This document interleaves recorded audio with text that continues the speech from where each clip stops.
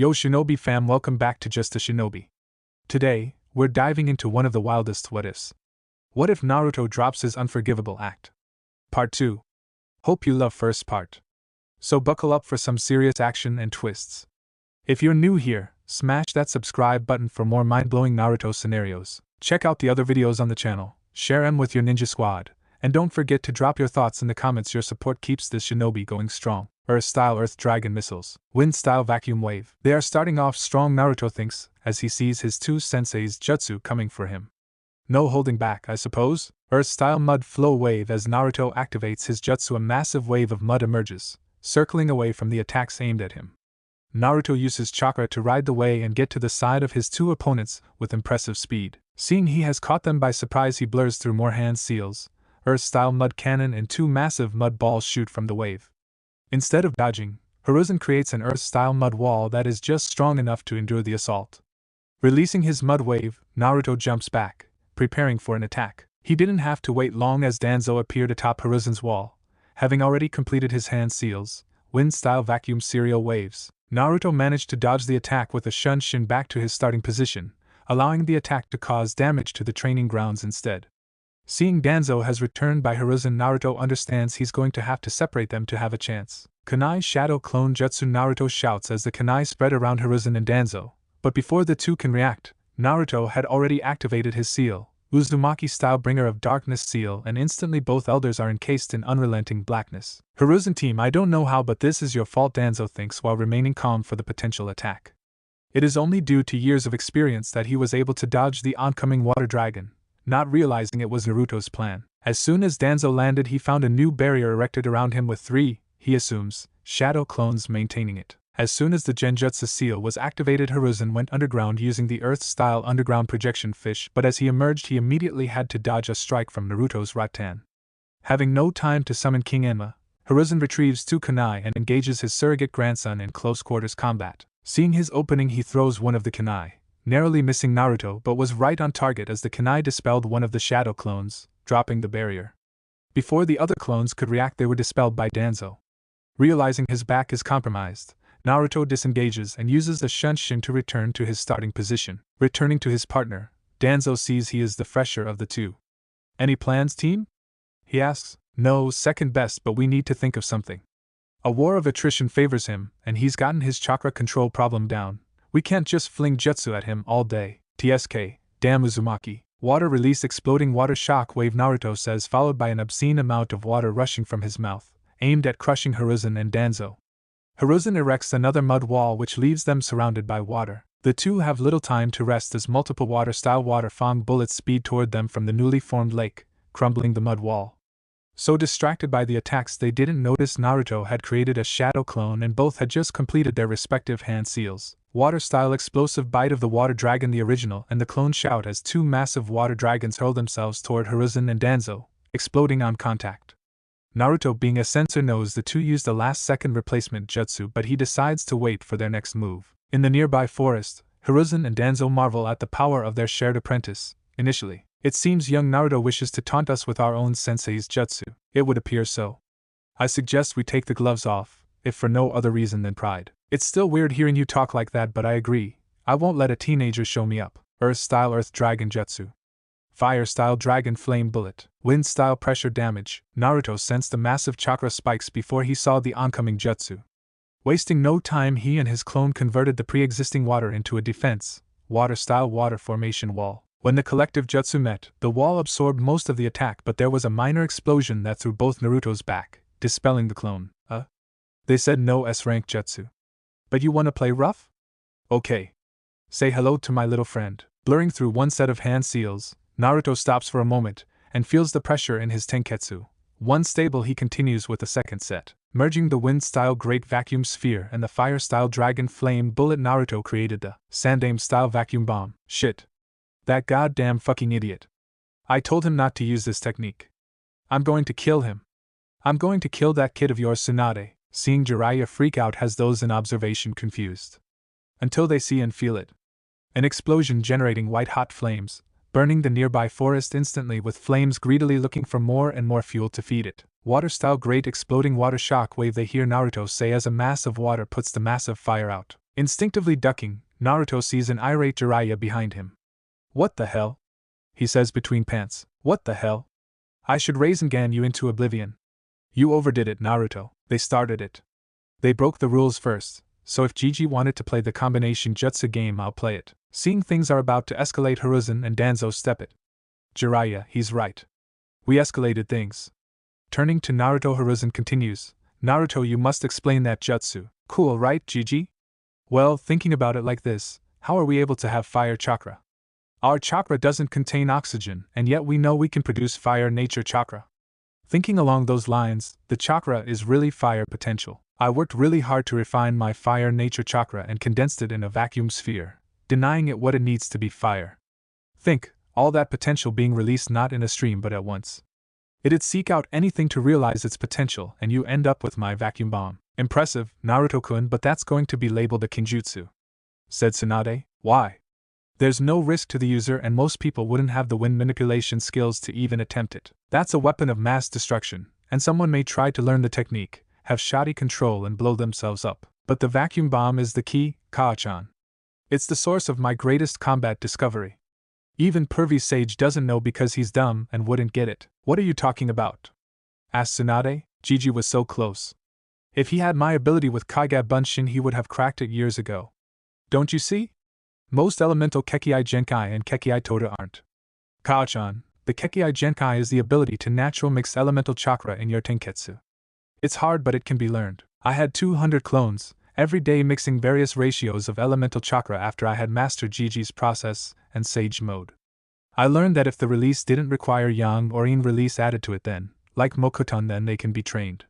Kaa-chan, people will no longer have to breed or steal bloodlines. Naruto, I'd like to believe you, but this goes against everything we understand about Kekii Genkai. You don't have to believe me, watch. Shadow Clone Jutsu, he said, creating 5 shadow clones, and the others watched patiently. Then it happened. Ice-style certain ice-killing spears, storm-style laser circus, crystal-style growing crystal thorns, boil-release skilled mist jutsu, lava-release quicklime jutsu. After the demonstration, each clone dispelled, leaving Naruto with an openly shocked audience, even Danzo. That's impossible, Kakashi said. If I hadn't seen it, I'd agree with you, said Jiraiya.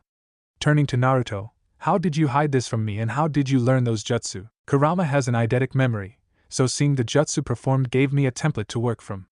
Why do you think I asked for those spars from Mei and Darui? Orochimaru or Kabuto kept detailed notes about their Shogun user, and I saw Haki use that technique in Nami. As for how I kept it a secret, I had my clones practice at night. It still isn't combat ready. It takes too long to mix the chakra natures to be viable for anyone else, and I'd prefer to not relay on my clones. It'd essentially leave my discovery unsuitable for anyone else but me. The next thing Naruto knew, he was engulfed in a hug. You're a genius, kiddo. This has the potential to change so much. This is indeed beyond impressive, Naruto-kun. I would love to help you refine it. Thanks, Gigi, I need it. I can do the chakra nature mixture, but creating or recreating jutsu is next to impossible without thorough knowledge of what hand seals do to mold chakra. Ah, yes, yes. Well, come by the compound. We have so much to discuss. To think, I've lived this long and got to see something new. You never cease to amaze, Naruto-kun. Getting embarrassed by the praise, he scratches the back of his head and thanks Hiruzen. All were taken by surprise when they heard what started as a chuckle before soon blooming into full-blown laughter. Danzo-sensei, are you okay? I'm fine, ha ha ha ha, Naruto. It's just, ha ha ha ha. In under 4 years you've taken the field of ninjutsu further than the god of shinobi has in the last 30. 4 years. Seeing Naruto was about to interrupt, he cuts him off. I don't care about your use of shadow clones.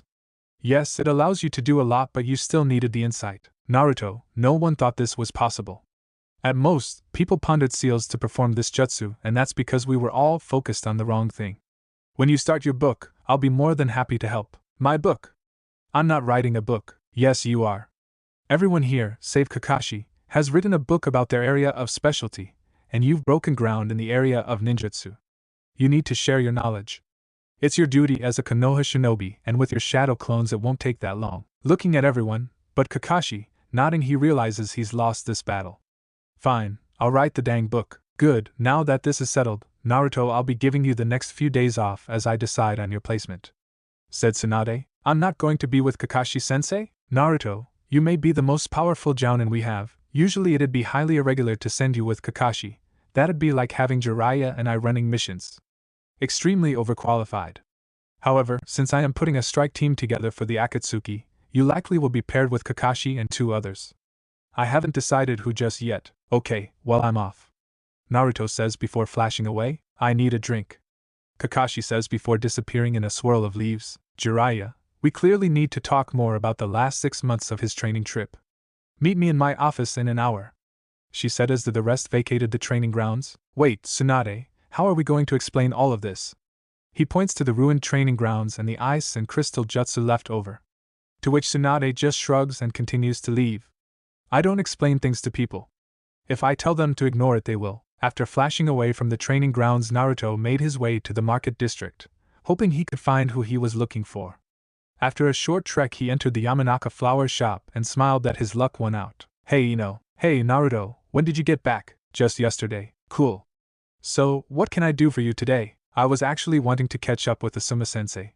I figured if you were here, not only could I stop by and say hi, but you'd likely know how I could reach him if he's not on a mission. You're just in luck. We were meeting over to Kurenai's for dinner. Those 2 got engaged while you were away and she's pregnant. Well, go smokestack. If you guys had plans, I can just talk to him later. No, don't be silly, it's informal, just our 2 teams. Hinata is going to be there, you know. I'm just saying, troublesome. Shut up, Naruto. I get enough of that from Shika, she said as they both laugh. Well, what time was dinner? 8. Okay, I can meet you back here and we go over together? Also, if you wouldn't mind picking out a flower arrangement for me, I'd appreciate it. Yeah, that's fine. Wait, I thought you garden. Why would you need my help? Because I know how to make things grow. I don't know about the language of flowers. Just my luck, I express my undying love to Kurenai, and she swoons because I've been upgraded from cute to smoking hottie. Then Asuma will want to fight me. Kurenai will take this as a duel for her favor. I'll beat Asuma because I'm just that good, and Kurenai will be torn between her loyalty to Asuma and the possibilities of being with a superior male.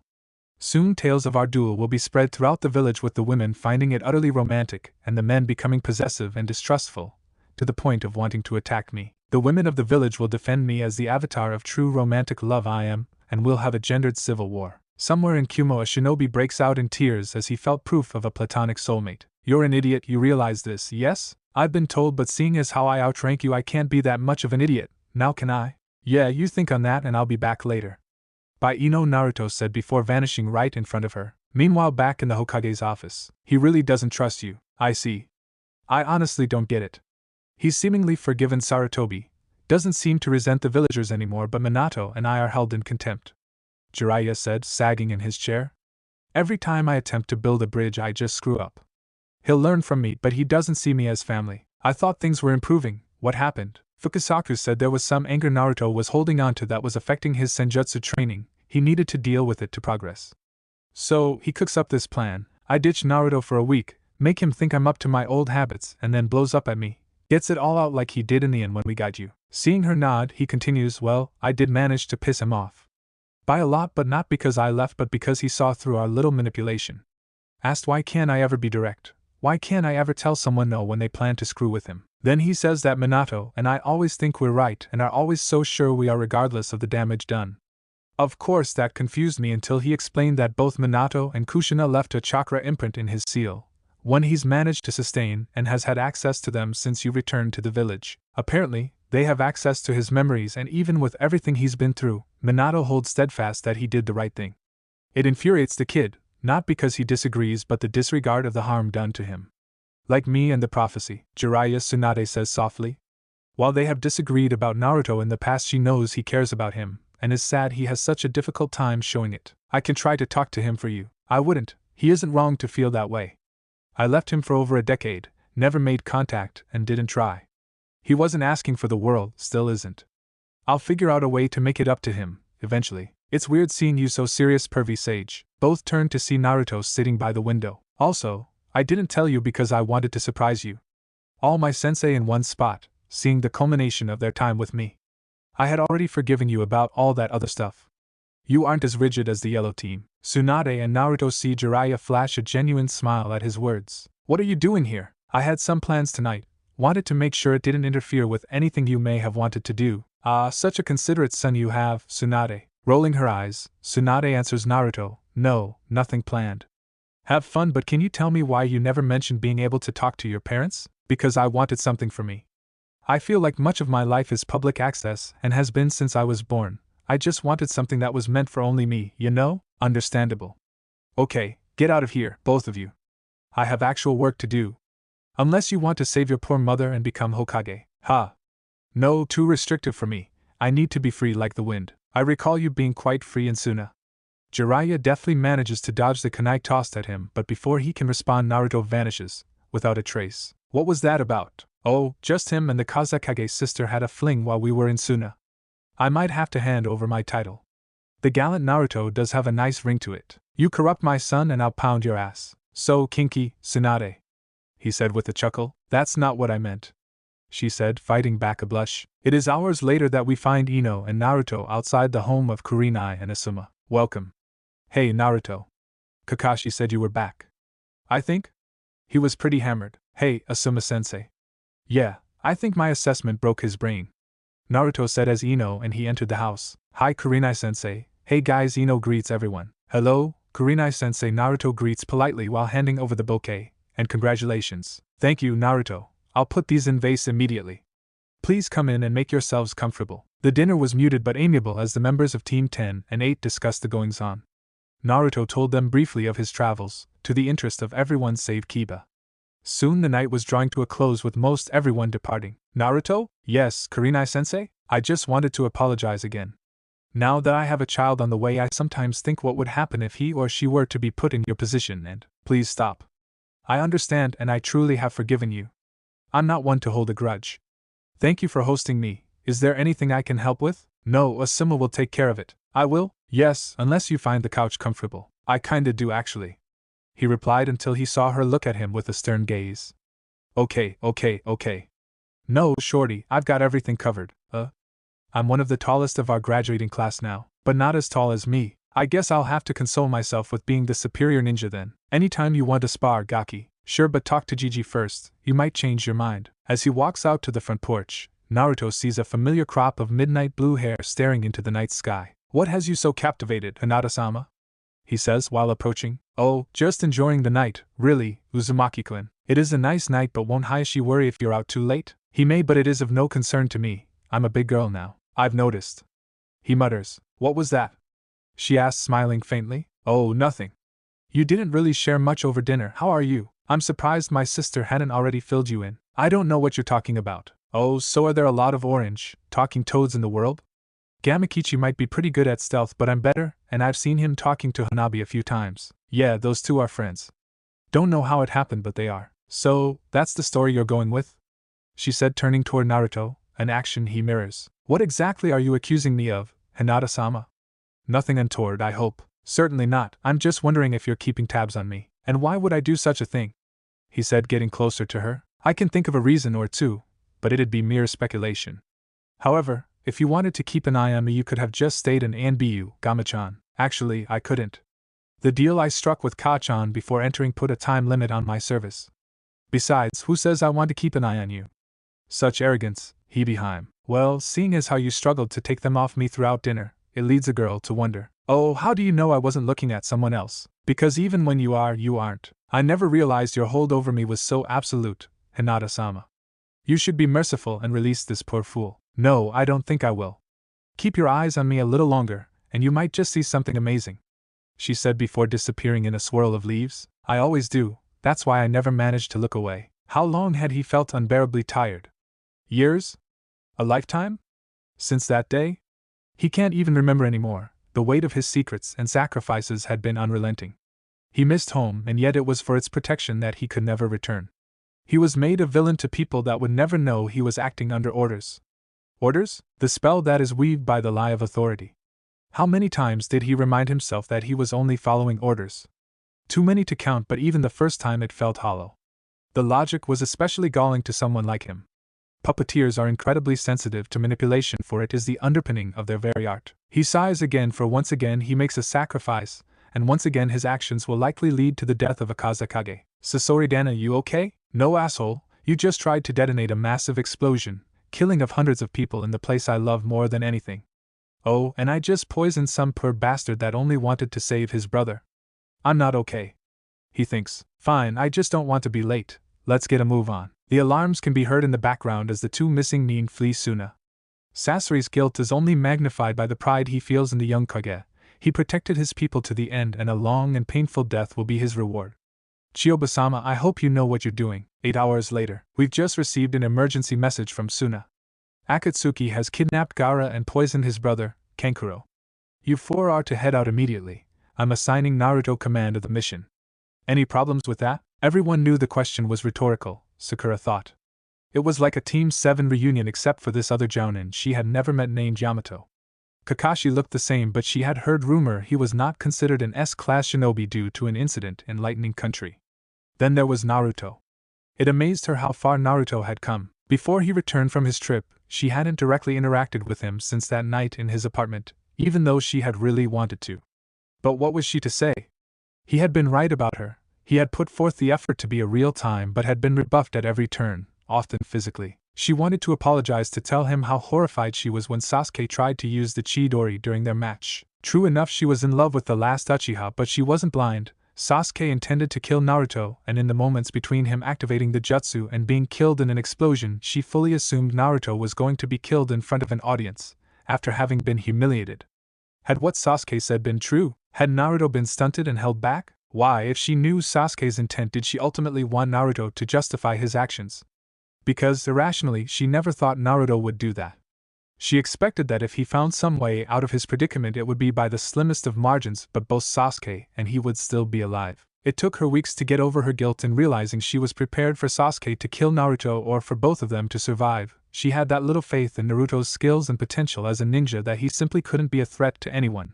So when he demonstrated he could, it felt like a betrayal, a rejection of his role. Over the years training with Shizen and Tsunade, Sakura had a lot of time to reflect on her teammates from the academy to the first Chunin exams.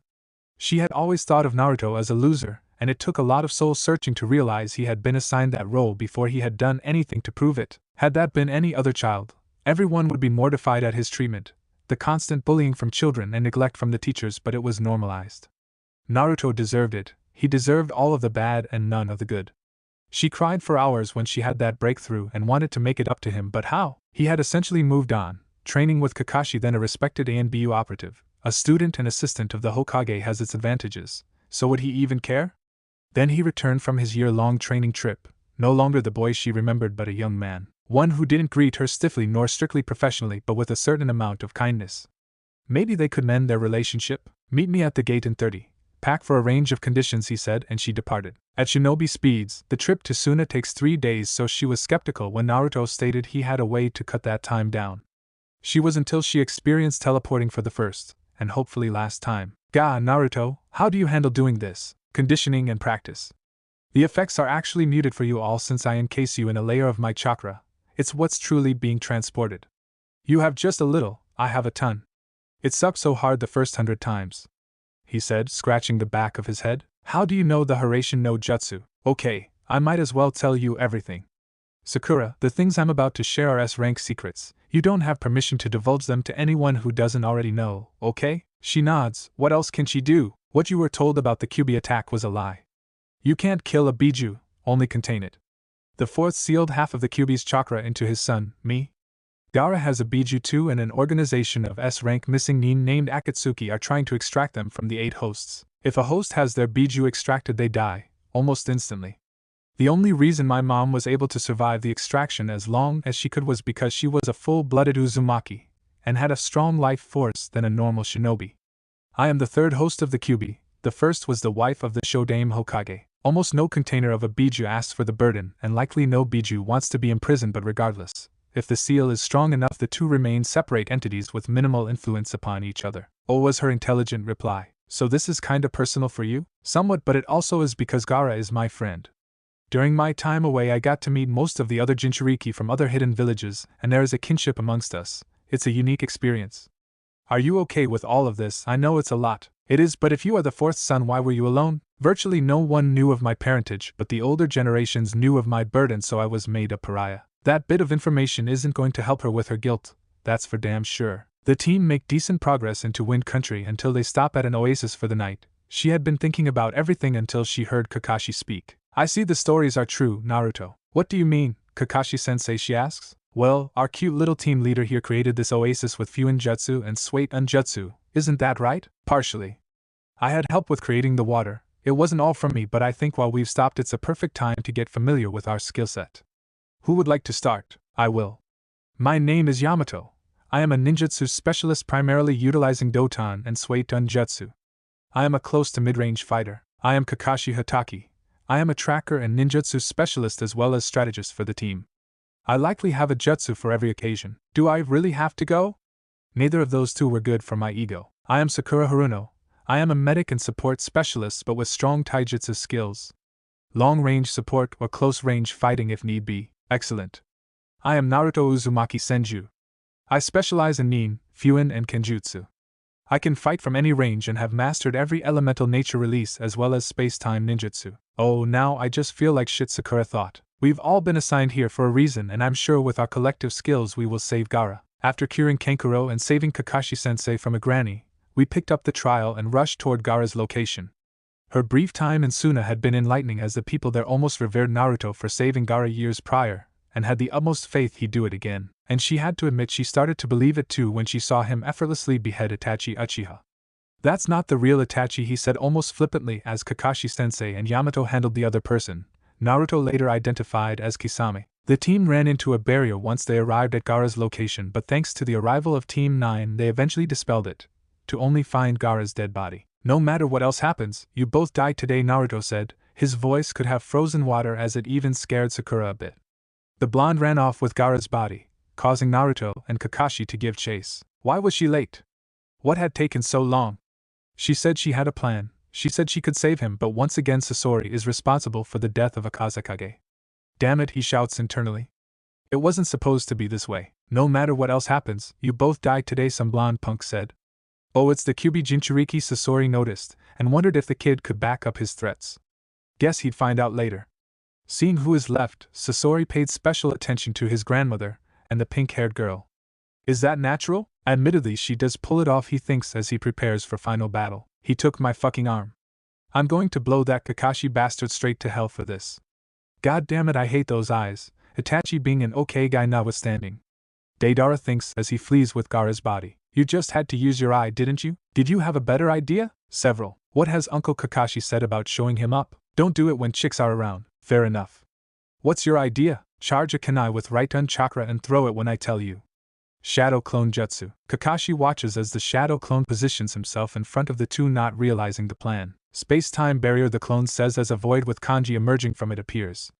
Now aim to the lower right, Naruto says as he throws two kunai through the barrier. Deidara didn't have time to react. The futon-powered kunai ripped through his heart. The Raitun kunai deactivated his dragon, and his last image was a blue-eyed blonde appear in front of him out of nowhere, grabbing the Kazekage and then disappearing just as fast. Why didn't I think of that? You rely on that eye too much. It's going to get you in trouble one day.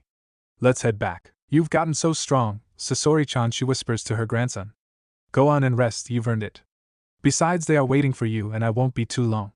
The reassurance of his beloved grandmother is how Sasori of the Red Sands leaves the impure world. If she hadn't been feeling completely insecure about her abilities before, the battle with Sasori sure did the trick. Without Yamato's Mokuton defenses and Lady Chiyo's abilities with chakra string, Sakura knows she'd had been of little use. Fortunately, those two were there and she was able to utilize her chakra-enhanced strength to break his puppets. Now she watches as Lady Chiyo performs some jutsu to revive the Kazekage, at the cost of her own life, Sakura assumes. She sees Naruto look so solemn.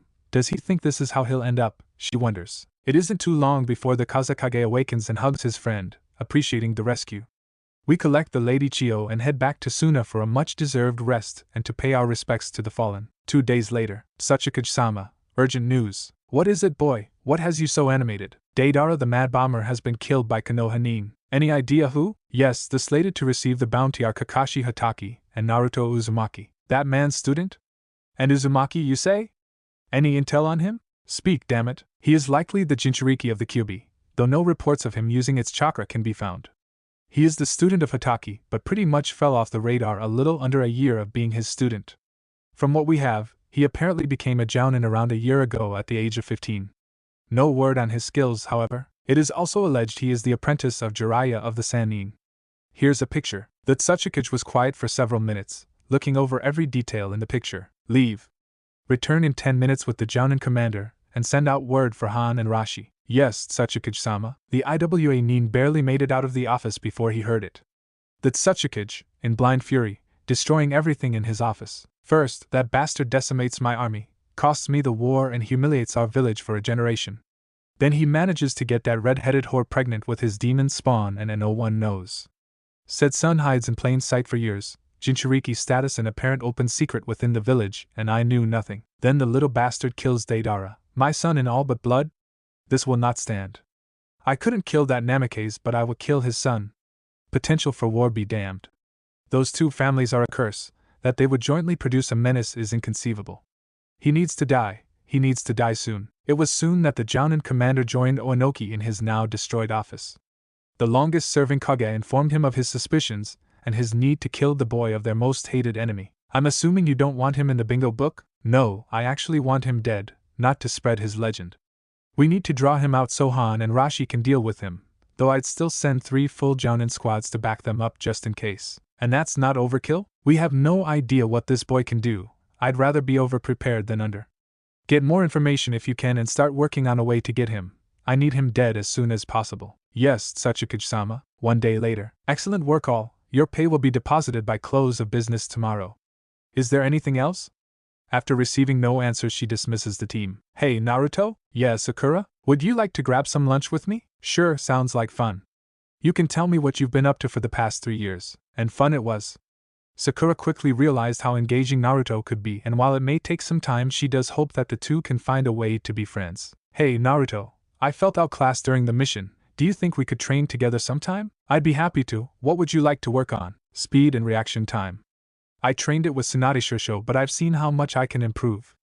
I know I'm not a frontline fighter, but I'd like it to be out of choice, not necessitate. Yes, I understand completely. I'll certainly help where I can. I have a few ideas that cool. Naruto, what's wrong? ANBU. And as soon as he said it, an ANBU agent with a mouse mask appeared.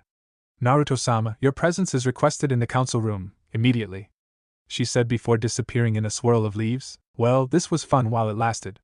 I'll see you later, Sakura. Bye, Naruto. Extending his senses, Naruto feels a Hiraishin marker already in the council room and instantly teleports there. Upon appearing, he startles the clan heads in attendance, including his adoptive mother. Hokage-sama, I was summoned. Yes, Naruto, please sit down.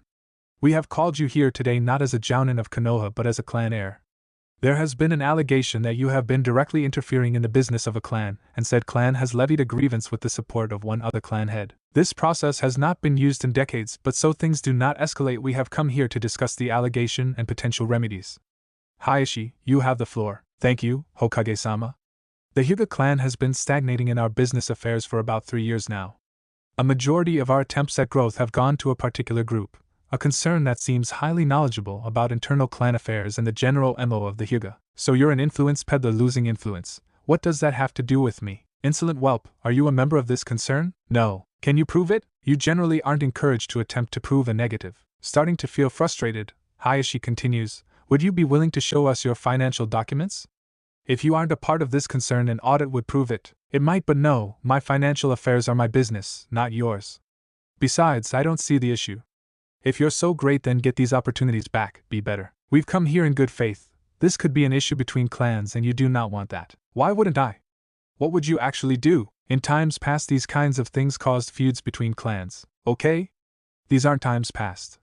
Be a man, make a proper threat, or shut up and let me leave. Sim had remained quiet for most of this, but seeing Hayashi's smug-ass smackdown proved too amusing and she couldn't help but laugh boisterously at his current predicament. You think I'm bluffing? Yes, I do.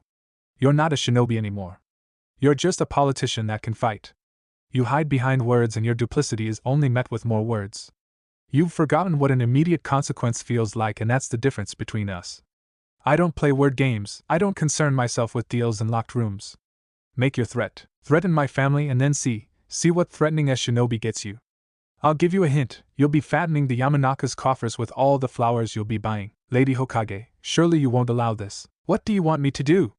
This is the process. You've made it an issue between clans. Since I'm the Hokage, he is acting clan head. If he doesn't want to aid you or offer evidence to counter your allegation, what you do about it is your choice. But we know he interferes. He did it with my Ino. The smug prick's damage has yet to be fully healed. I didn't tell Ino anything specific, so your problems are your own, Inoichi, but my general position applies to you as well. If you have an issue, do something about it. But understand, the next time you burn down something of mine, I won't care how drunk you were or how accidental it was. I'll be coming to see about you. Inoichi looks at Tsunade, shocked at what Naruto just said. I only withheld it from him until I was sure he wouldn't try to harm you. Clearly he hasn't, so I made the right decision. While she had initially lied to Naruto, she had revealed the truth of the fire in the letter she gave him when he left the village. She didn't want there to be any secrets between them. When Naruto read the official report and Inoichi's confession, he shrugged. Losing the apartment hurt because of what it represented, but she wasn't wrong to delay telling him. His hard-won maturity allowed him to reach that conclusion fast enough. Troublesome, this is getting out of hand. Let's take a few steps back. Naruto, no one is threatening you. While no law says you can't, we generally stay out of the way of each other's affairs, and while that can get a bit tricky with how widespread the Hyuga dealings can be, we are hoping to come to an accord. But I'm not part of any concern. If I had a reason to undermine Hayashi, I'd just break him in front of his fellow clansmen. I prefer to be straightforward in my personal affairs. Leave all that cloak and dagger shit for the job, Databale. You forget yourself, boy. The Hyuga is the strongest clan of Konoha, and I stand atop its members. You. Hayashi couldn't finish his statement as the snickering, turned to full-on laughter, stopped him. Tsunade, Hiruzen and Danzo could be forgiven due to what they witnessed during his assessment a week ago. Hayashi, please just stop. We are all people of action here. Bluster does not become us. Hiruzen said. Sandaime-sama, what do you mean? I mean, you may see a cocky 16-year-old talking out of turn. I'm trying to assure you, if anything, he's being modest. Naruto has claimed innocence. You really haven't provided proof he's involved, and intimidation tactics won't work. You either have to accept he's telling the truth, search for more evidence, or declare yourself in conflict with the Senju. Taken aback by the Sandaime's words and realizing he has trapped himself, Hayashi withdraws the complaint. If that's all, this meeting is dismissed, said Tsunade. In the park, 15 minutes later, three figures meet to discuss the session with the clan heads. I am somewhat surprised it took him this long to levy an accusation. Are we prepared for the final step? Asked Danzo. I think he is sufficiently rattled. Goading Hayashi into making one final mistake shouldn't be too difficult, but once you do this, there is no turning back, stated Hiruzen. I knew that when I started this. Hayashi crossed the line, too used to screwing with people who can't strike back. He'll be humbled and stripped of his power. When I'm matriarch, the Hyuga will be a real family, and can finally grow again. I think you gentle for your efforts. I couldn't have done it without you, stated Hinata. I owed Naruto-kun that much, said Hiruzen. I just really don't like Hayashi, supplied Danzo. The last thing you generally want to do after finally being able to shower after a desert mission is run errands for your lazy-ass sister. Why Shizen couldn't do this, Naruto will never know, but he has learned that his life is just easier when he gives her what she wants. Only because Tsunade wouldn't be happy if he threw a raisin shuriken at her longtime apprentice/daughter figure. Hell, knowing Shizen, she'd still manage to be a pest. Luckily, the errands didn't last long and Naruto can finally relax. Or so he thought. So stuck in his head about the Gaara rescue mission and the council session, he didn't notice his visitor until she was on his bed, damn near in his lap. He didn't have to look up to identify the person. Her familiar lavender vanilla scent a dead giveaway. But why is she here, in a towel and nothing else? And why is she so close? He wonders as Hinata is so near that simply turning his head would cause his lips to brush past hers, and she waits. This is a special kind of torture. Why is she here? He wants to uphold his promise to do what he could to make her a clan head, and that involves staying away. He wants to keep to his word, it's his nindo, but her being this close. He almost has to touch her to confirm she's real. He closes his eyes as the last of his restraint leaves, only consumed by the smell of lavender and vanilla and the tightening muscles in his stomach. He can feel her smiling, as if her victory had been assured and only Naruto was the last to know. One quick kiss and that's it, Naruto reasons, and soon he does just that. Instead of it quenching his desire, it was the spark of an uncontrollable wildfire. That initial kiss, a peck, turned into a proper kiss, followed by a lip lock. Eventually his hands cradled her cheeks as she eased into a deep, soul-searched kiss where they both explored each other's mouths. The rest of the night was a blur of bodily movement. He remembers not removing her towel, only that it eventually led to his head between her legs. More time lost as now he's on top of her. A steady rhythm gradually increases as she moans his name. Then finally she's on top of him, riding with abandon until both were satisfied. He felt sleeping claiming him as he held his lover, his Hinata-chan, in his arms, managing to say one thing before drifting off. I love you, Hinata-chan. I sit on his lap, face mere inches from his. I wait, not moving any closer nor away. I can feel the internal debate and indecision well up within him, A struggle to keep a promise he made so many years ago to help me become clan head in whatever way he could. I could tell him a plan has been in the works for years, since Hayashi proposed that false choice, but I won't. I want him to give in. I don't know why, maybe it's because of Tenten.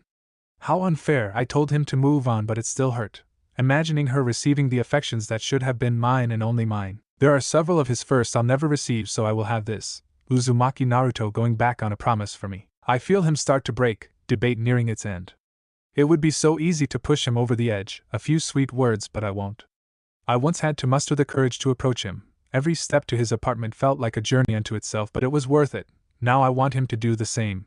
To chose me consequences be damned. And he did, a chaste kiss lasting only a fraction of a second, as if he's reached some grand bargain within himself. He won't hold on to that lie for long, I already feel it, and I know he does. He'll need more now. I wrap my arms around his neck and move just a little closer. I feel the heat on his face and grin. I've won and we both know it. Any delay is just ego. I'll allow it. I'll let him save face this time. You sacrifice for the ones you love, right? The second kiss is deeper and longer, and he wraps his arms around me. I struggle to fight back a smile. He's given up and I know I'm in control. What happened next got lost in a whirlwind of passion, lasting minutes or hours. I'll never know, but before we let sleep take us, I hear, "I love you, Hinata-chan," and I can only smile as he holds me against his chest. Morning greets us, and it's the mixture of emotions on his face is, frankly, adorable. I know he has questions, but I have some things to get in order before I can give them to him. I know you must be wondering what this meant. All I ask is you give me until tonight. No problem, but there is something I need to tell you. I was pulled into a meeting with the clan heads. Hayashi levied some accusations and I kinda lost my temper. You didn't hit him, did you? No, but that might have been better. I dared him to threaten me and then implied, lightly, I'd kill a lot of my clan if he did, kinda? I giggled. I know he's worked on it, but his temper is a flaw of his, and being screwed with by any authority figure sets him off. Hayashi is his natural enemy, so I can't even really be mad. I'd prefer if you didn't attack my clan members. How strong a preference. Fairly. Fine, Hinata-chan. I won't stand alone against the largest clan in the village. For you.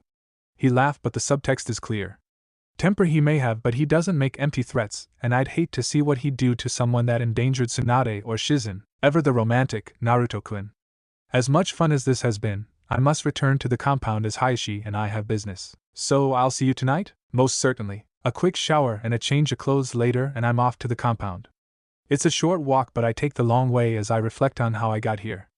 It likely started when I was 9 or 10, I don't remember when, but I know it was around that time I stopped caring what Hayashi thought of.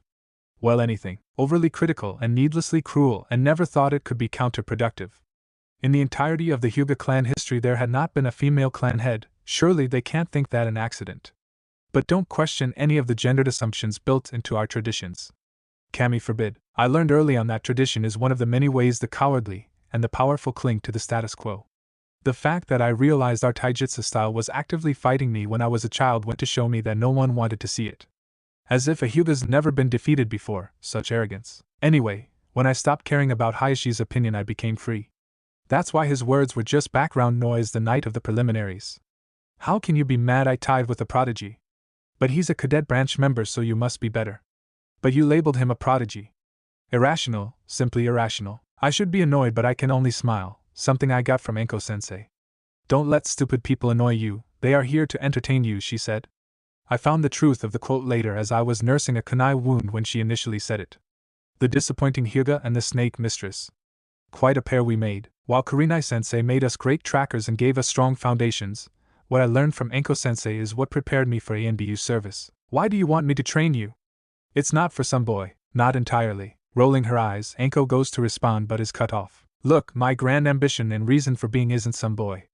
I want to be the head of my clan, but to do that my claim must be undeniable.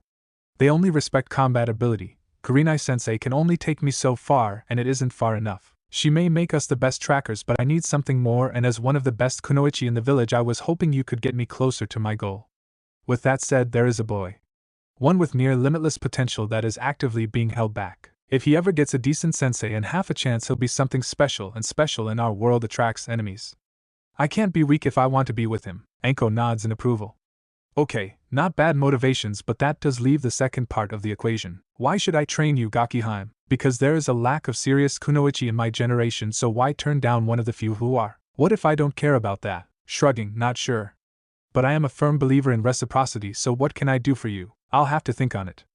Meet me at the Forest of Death tomorrow after your team training is done. Merciless but never cruel, every aspect of my skill set improved, and I'll be forever thankful to her. I'll have to treat her to lunch when this is over, maybe share a story or two. She did make me promise to tell her how good the fox Gaki was in the sack when I finally got him. I think it was initially to try and shock me, then it just became a source of curiosity. I wonder if he's still in bed. Damn, should have gotten one more ride in. I am doing a terrible job of focusing. Nothing underlined this point better than not noticing two of the largest chakra signatures in the village standing right by me. Are you ready to do this, Hinata-chan? Yes, Sandaime-sama. And where are you coming from? It is quite early. Danzo-sama seemed entirely too amused by his barb, and I try my best not to blush. I had a previous engagement. A ghost of a smile could be seen on his face. I'm sure you did. Good morning, Hinata-sama. A guard greets me. Hello, can you send word for my father and the elders to convene? We have honored guests and some issues to discuss. Of course. I lead my two co-conspirators to the courtyard. 3 years isn't a long time, but it can feel like it. I can't help but remember how it started. Hello, Danzo-sama. Thank you for meeting me. Of course, Hinata-san. What can I do for you? I have an issue and it involves your student. Naruto requested permission to court me, and Hayashi, in his infinite wisdom, made me choose between seeing Naruto and being clan head. I know not his reasons, nor do I care, but he's gone too far this time.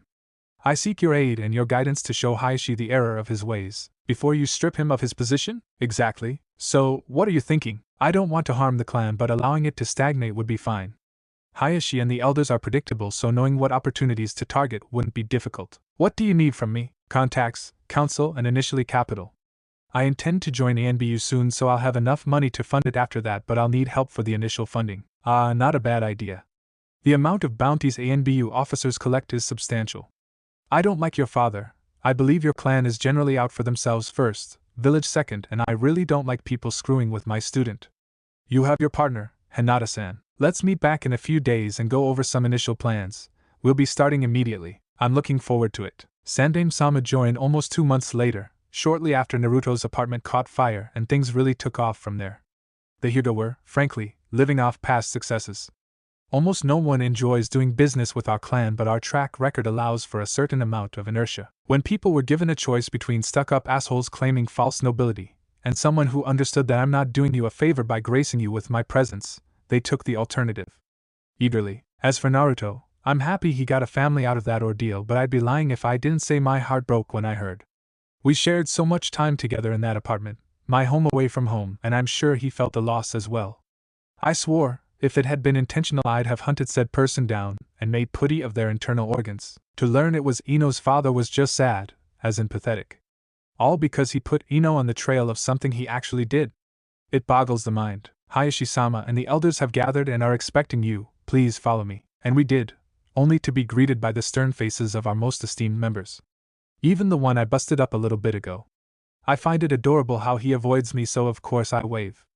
Yeah, you're my bitch forever and ever now, grandfather. Hinata, why have you called this meeting, and what are the Sandaime and Danzo-san doing here? I've come to discuss your failure in leadership as clan head, and how you have allowed the Hyuga to become stagnant. How dare you? How dare I not?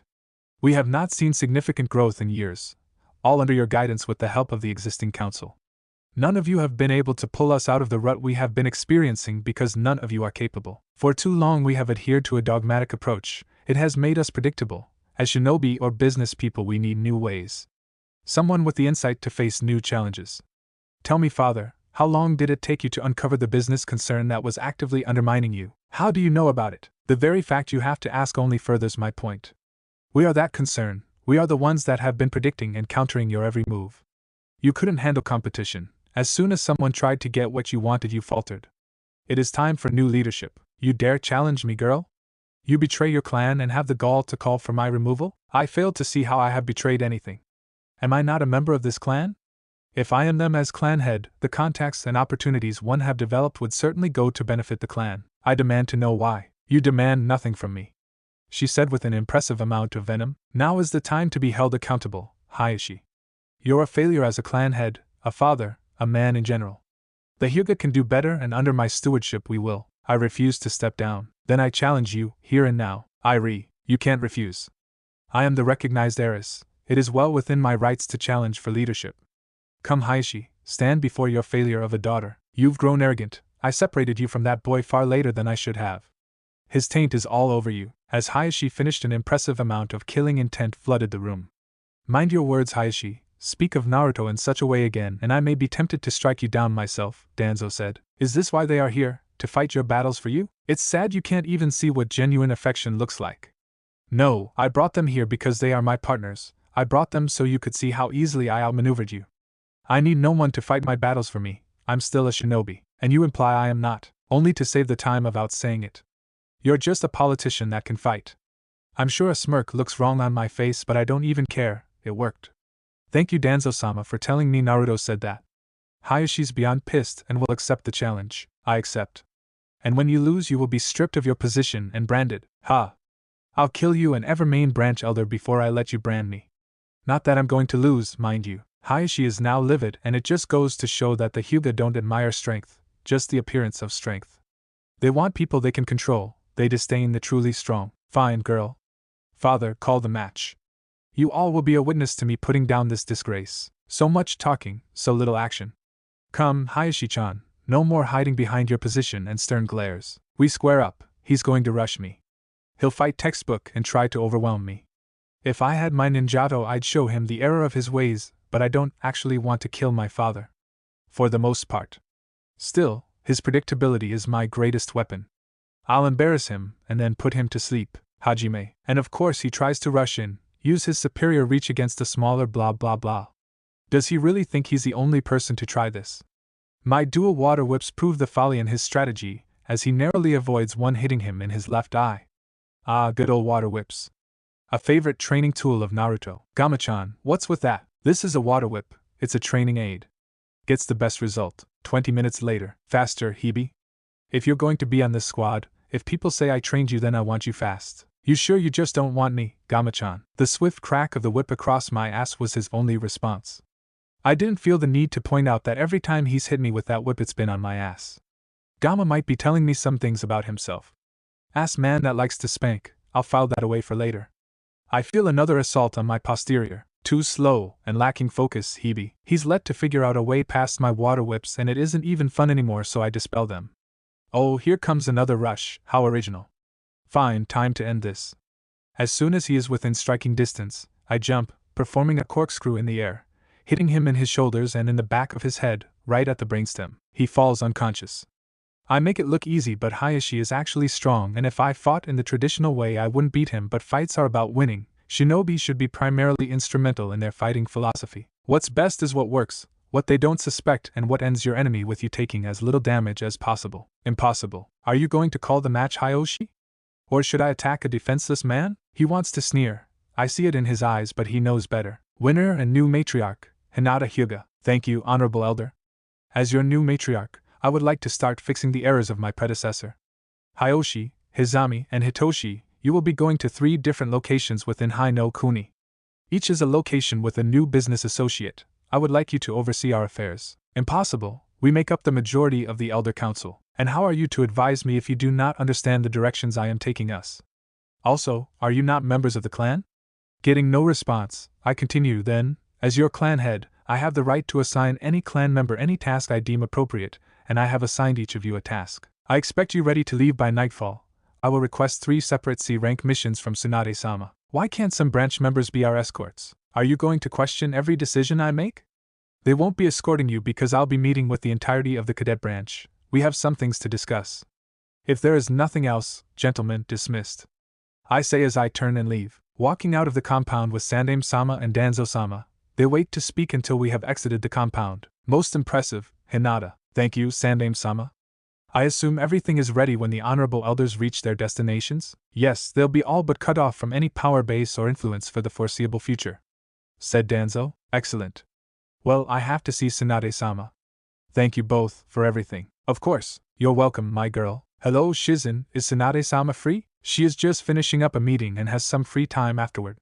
Plenty of time for us to chat, so how are things? Did you make a man of my little Naruto-chan? She said, smiling. We enjoyed ourselves.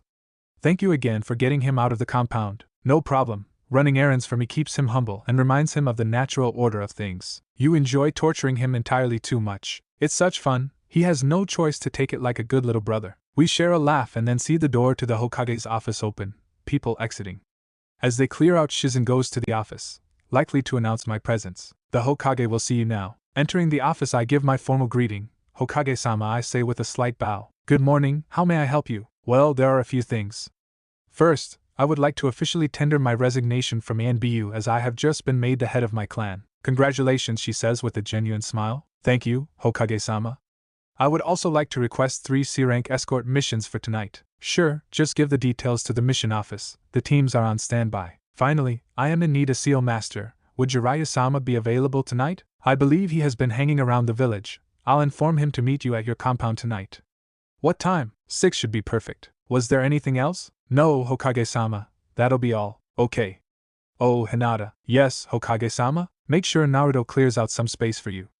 Lugging a bag back and forth is inefficient, and men never think about that sort of thing. Aye, good day, Hokage-sama, I say as I flee from her office, hearing her laugh in the background.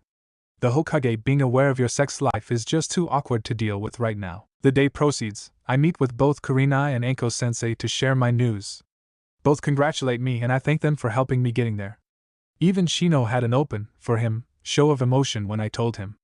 The elders having left an hour ago worked out for me as Jiraiya is not arriving. Fortunately, I had the entire cadet branch in a meeting area. Are you prepared for this, Jiraiya-sama? Yes, the documents you provided me made the seal removal an easy solve. Good. I won't delay on this. Walking into the meeting room, I begin. For too long there has been a division between main and cadet branch members. This has kept us from being a true family. I mean to see an end to that division starting today. Jiraiya-sama has found a method of removal, and we will begin this process today. You will be free from the bondage you have wrongfully had to endure. I only ask that you aid me in creating a new Hyuga clan. One free from the pervasive arrogance and fear of change that we were once known for. The transition to a new way will not be easy, but monumental change never is. I see the disbelief written on their faces, and I can't blame them. I'm sure most of them believed me to be a failure as well, having little interaction with me. Jiraiya stays for about 2 hours before his dwindling chakra reserves require he cease for the day. Now that it's no longer a secret, I'll teach Naruto the process and let that stamina freak handle the rest. Thank you for everything, Jiraiya-sama. I should be implementing plans for the transition. But it will hold until tomorrow. I owe someone a conversation. On the way to the Senju compound felt similar to the first I ever went to Naruto's apartment. I was so nervous that day. The walk from the academy to his apartment took twice as long as necessary as I kept considering turning around and going home. I remember walking up his stairs, my legs shaking uncontrollably, and when I knocked on his door, even I felt it was so light he wouldn't hear it. But he did and greeted me with a warm smile. Hi, Hinata. Ano, hi, Naruto-kun. Happy birthday, I said as I handed him his present. Thank you, Hinata. You didn't have to do this. Would you like to come in for some tea? I'd like that. He looked at that walrus nightcap like it was spun gold, and I never forgot how that small gesture impacted him. In my reminiscing, I didn't realize I was standing at the front door of the Senju main house.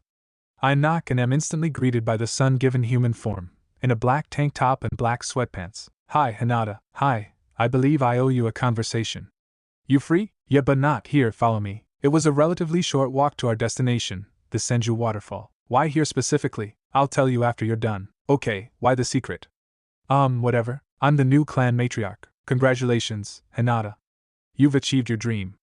I'm glad that business group of yours worked out. No, not yet. Wait, how did you know? Hanabi mentioned it when I came back, then I'm accused of being involved. That night you pay me a most welcome visit and now you're the clan head. Good deduction. Hinata, what's wrong? I don't know. I thought about this day for so long and now that it's here I don't know what to say. My clan is going to go through a massive upheaval with what I've done today. There will be so much to do and it's all on me now. Why?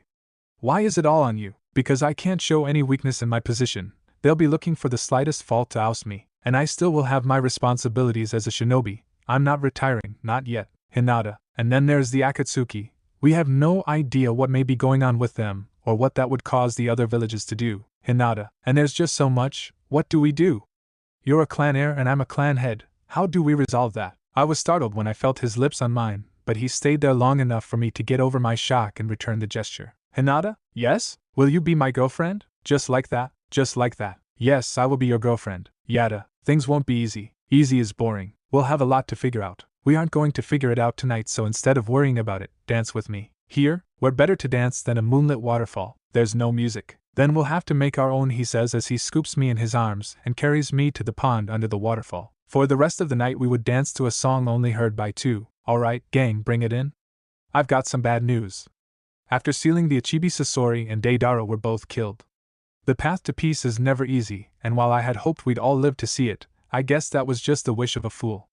I thought we could open it up, maybe say a few words before we continued with other business. Who'd like to go first? I would, Leader-sama. Haiden, you have the floor. Now, I know my beliefs can be a little difficult for some. Jashin's way is not for everyone, but neither Sasori nor Deidara judged me. Deidara even called me an artist. Sasori was always a calming influence, and Deidara was always fun. I'll miss them both. Hear, hear. Anyone else? No? Okay, as much as it hurts, we do need to move on, and I've made an executive decision. Itachi and Kisame, I want you to go after the Nanabai. Haiden and Kakuzu, Zetsu reports that the Tsuchikage will be sending the IWA Jinchuriki to kill the Kyubi Jinchuriki. Keep an eye on that confrontation and take whichever ones are too weak to fight back. With a little luck it'll be all three. Haiden, after what happened with the Yujutoni, I must remind you, we are not torturing these poor souls for the fun of it. We are not hunting them because they deserve it. Their collective sacrifice is the only path toward lasting peace. Hi, Leader-sama. It kinda got away from me. Mistakes happen, just don't let it happen again. If there is nothing else, you are all dismissed. Leaving their meeting room, Kisame and Itachi head toward their shared room in silence. Once they arrive, they enter the room and engage some silencing seals. The IWA Jinchuriki, can they defeat Naruto? From our little spar in Suna, I'd say on a purely skill level? No. But he may try to reason with them, invoke their shared status to avoid conflict, and that might get him hurt. HN, you still planning to face him? The die has been cast, Kisame, and there is no avoiding it. Bullshit, you are making a choice, Itachi. You know if you just... I will speak no more of this, Kisame. I'd appreciate you just dropping it. Fine, Itachi. In a grotto under Senju Waterfall lay Hinata and Naruto, slowly stirring to greet the day. Awaking to the familiar mop of indigo hair, Naruto can't help but smile. As much as I'd like to, we can't stay like this all day. I need to get back. You sure? Naruto said, stroking her hair. Unfortunately. She said, well, Hyuga, Hinata, liberator of the Hyuga clan, can I at least walk back with you? I would like that, Uzumaki, Naruto. That's all I got. You've accomplished nothing.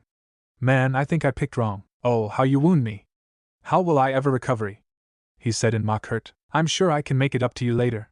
Now, no more stalling, she said as she jumps on his back. Forward, my faithful steed. If I had to put money on you riding me this morning, this is not how I'd imagine it, he said before flashing to the exit of the Senju compound. The two continue to talk, while Hinata is still on his back all the way to the Hyuga compound. This is where we must part, my good sir, she says while giving him a bow. My lady, it has been an honor and a privilege, he says, returning her gesture. The two cause the guards at the gates to chuckle, while they give each other a quick kiss and a hug and go their separate ways. As Hinata is entering her room, she is stopped by a glaring Hayashi. So this is why you betray your clan? For that boy? How have I betrayed the clan? You must establish that before you admonish my motivations for doing so, Hayashi-san. Bristling at how he was just addressed, he continues, you betray us by overturning and dismissing our traditions. Traditions older than this village. Traditions that allowed us to be the strongest clan in the village. Hinata can't help herself, she knows she shouldn't. What she is about to do is likely the very worst response she could have to this man, but it's simply too late. Hinata laughs. Hard. This man, this ridiculous, small man, when have we been the strongest clan? Surely not during the reign of the first and second Hokage? So, after the second Shinobi War, after villages stopped ruthlessly targeting every Senju they could? No, still had the Uchiha around then. Okay, so after the Uchiha massacre? Sure, I'll grant you that. So, that's been about 10 years ago, right? Hayashi curtly nods. Well, seeing as how we aren't the most powerful clan now, that means this tradition you're citing that's older than the village allowed us to be the strongest clan of Konoha for about a decade when such designation had nothing to do with us. What do you mean we aren't the strongest clan now? The Senju clan has 2 Kage-level shinobi, one of which could kill the majority of our clan if not the entirety. Surely you don't have that much faith in that boy. I'm talking about Tsunade-sama.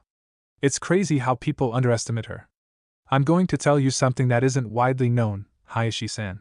Tsunade-sama has a weekly sparring session with a single A and BU squad, and every squad dreads when it's their turn. She smacks us around like we're children. No one has reportedly been able to land a clean blow on her since she started this practice 3 years ago. Our most elite ninja get handled by our leader, and you think a clan of one-trick ponies that specialize in her strongest discipline is going to touch her? You can't be that delusional. As for Naruto, I haven't seen him in action since his return, but Sandaime-sama and Danzo-sama told me about his assessment, and they were beyond impressed. So no, Hayashi, we are not the strongest clan. We've yet to produce a single S-rank ninja in our entire history. Our traditions hold us back. Now I need to get changed because I have business to attend to. Good day. She finishes before entering her room, leaving a speechless Hayashi in the hall. In IWA, the Sandaime Tsuchikage is sporting the largest grin on his face he's had since he learned of the death of the original Yellow Menace. Now confident that he'll kill the bastard's bastard of a son, he's almost gleeful. Yes, this may in fact spark a war, but given their Jinchuriki will be dead and he'll release the container's lineage just to drop their morale, Anoki is utterly confident in his plans. Initially Han and Rashi were reluctant to go along with this, either having actively participated in a mission in years nor caring that the Uzumaki was really a Namikaze. It still annoys him how much effort went into getting his weapons to just obey. He's supposed to point at a problem and they wipe it off the map. Either way, the plan is set and he couldn't be happier. This will change IWA, he thought. He'll curse himself for that thought one day in the future. 1 week later, Iwa's Jinchuriki are requesting asylum. Apparently they don't feel protected by Iwa's forces against the Akatsuki threat, but they said they'd only turn themselves over to our Jinchuriki. I'm not going to lie, I don't like this. It feels a bit too convenient, but realities being what they are, I simply can't ignore it. I believe we can handle it, Tsunade-sama. That's good, Kakashi. Because of who's involved, I'll let you have command on this one. Just be alert, and if this goes sideways, regardless of how Naruto feels, kill them both. Hi. It took 3 days to get to the agreed upon meeting spot. Naruto couldn't shake the feeling that something was off about this mission. While it happened, it was unusual to brief a single member of a squad when said squad had multiple jounin. Also, Jinchuriki just leaving their village didn't happen, most were conditioned to never consider it. Naruto met enough of his family and burden to be aware of that fact, and for 2 of the oldest containers to want to defect, it just didn't add up. However, he had wanted to meet these 2, hopefully he could establish a bond with them as well. Han-san, Rashi-san, I presume? Hi. Both replied. Hi, I'm Naruto Uzumaki Senju and I'll be your escort into Konoha. Are you guys ready to go? What's the rush, Naruto-san? We'd like to ask you a few questions first. Okay, go ahead. What is Konoha like? Asked Han. Hot summers, tolerable winters. People are people. How were you treated there? Asked Rashi. Well enough. Naruto says before looking down and pinching the bridge of his nose. May I ask a question? Of course, Naruto-san. Those 40 IWA shinobi, were they a just in case or will they be joining in? Both IWA Jinchuriki dash back when Naruto says that, with Rashi performing hand seals. Lave-style melting apparition jutsu, he says, and a stream of mud is released from his mouth, melting everything it touches on contact. Naruto manages to dodge but is instantly struck by Han, a powerful blow that sends him flying backward. Looking to press his luck, Han races toward the down Naruto, only to be struck long distance by storm-style laser circus from a Naruto clone masked by a genjutsu from Sakura, catching Han in the abdomen. Naruto instantly places a chakra suppression seal on Han. Rashi, realizing he can't perform a jutsu that close to Han without killing him, moves toward Naruto but is entrapped by wood, long enough for Kakashi to apply a chakra suppression seal as well. Sensei, we have a problem. There are 40 IWA shinobi speeding toward here, but that's the least of it. You ain't kidding, brat? Said Haiden. As the Konoha shinobi square up. Kakashi Hatake, I could get quite the bounty from your head, brat, but we aren't here for you nor the QB today. You have a choice, try to fight us and you'll either be killed by us or the IWA Nin. Allow us to leave, which gives you the opportunity to avoid fighting the IWA Nin as well. What's it going to be? To this, Naruto is shaking mad. Yes, they just tried to kill him, and if his team hadn't prepared for that likely outcome he may very well have been seriously injured, but can he let them suffer what they are about to? And what about Kurama's family? Go. He hears Kakashi says and he sees the smug satisfaction on the face of the one with the scythe. That smug, my victory was always assured face. How Naruto hates that face. Such a Sasuke face. A face in need of humbling. The Akatsuki have collected the down Jinchuriki, the IWA Nin were approaching. They should flee. The smart thing to do is flee. They are going to be tortured, the bijou will be sealed and God knows what, he thinks. It's unpleasant but my siblings will reform. Naruto, you know what you need to do.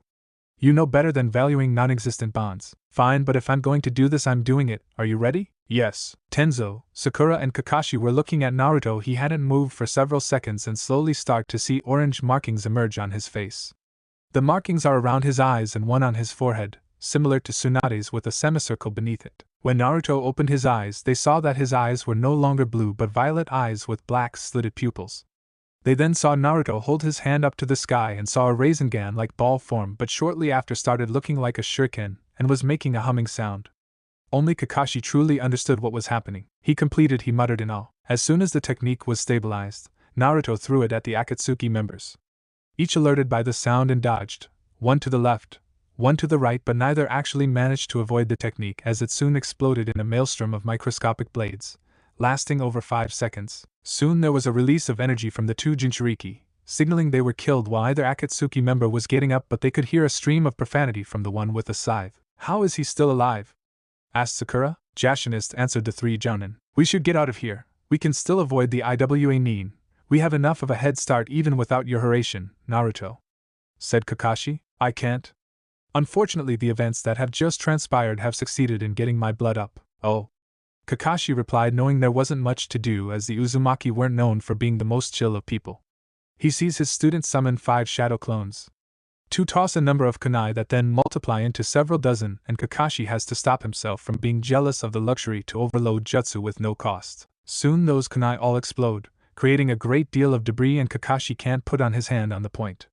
The other 3 run through hand seals for the Earth-style Earth Siege Jutsu as an earth wall with a series of spikes formed just at the edge of the debris field, and then dispelled themselves. With his Sharingan active, he watched as the original Naruto and the 2 remaining clones performed 63 hand seals before saying, "Sage art nature's fury," and soon Kakashi watched as 3 funnel clouds emerged from the sky headed, speedily, toward the ground. The Iwa Nin were caught unaware, and by the time they noticed the tornadoes headed toward the torn terrain, it was too late. The sound of flesh meeting rock and tree and bodies colliding with each other was sickening. Their muffled screams of pure agony was even worse. 1 minute, 14 seconds is how long Naruto held the jutsu, and once it stopped, no Iwa Nin was moving. Naruto stated he could sense some still existing chakra signatures but not many, and after sealing Haiden in a prisoner scroll, the team started to return home. "Hey Naruto, what was that? Could you be more specific, Sakura?" "I don't think I can." "Okay, the markings were a result of me entering Sage mode, which happens when you can absorb and utilize nature chakra and allows me to perform senjutsu.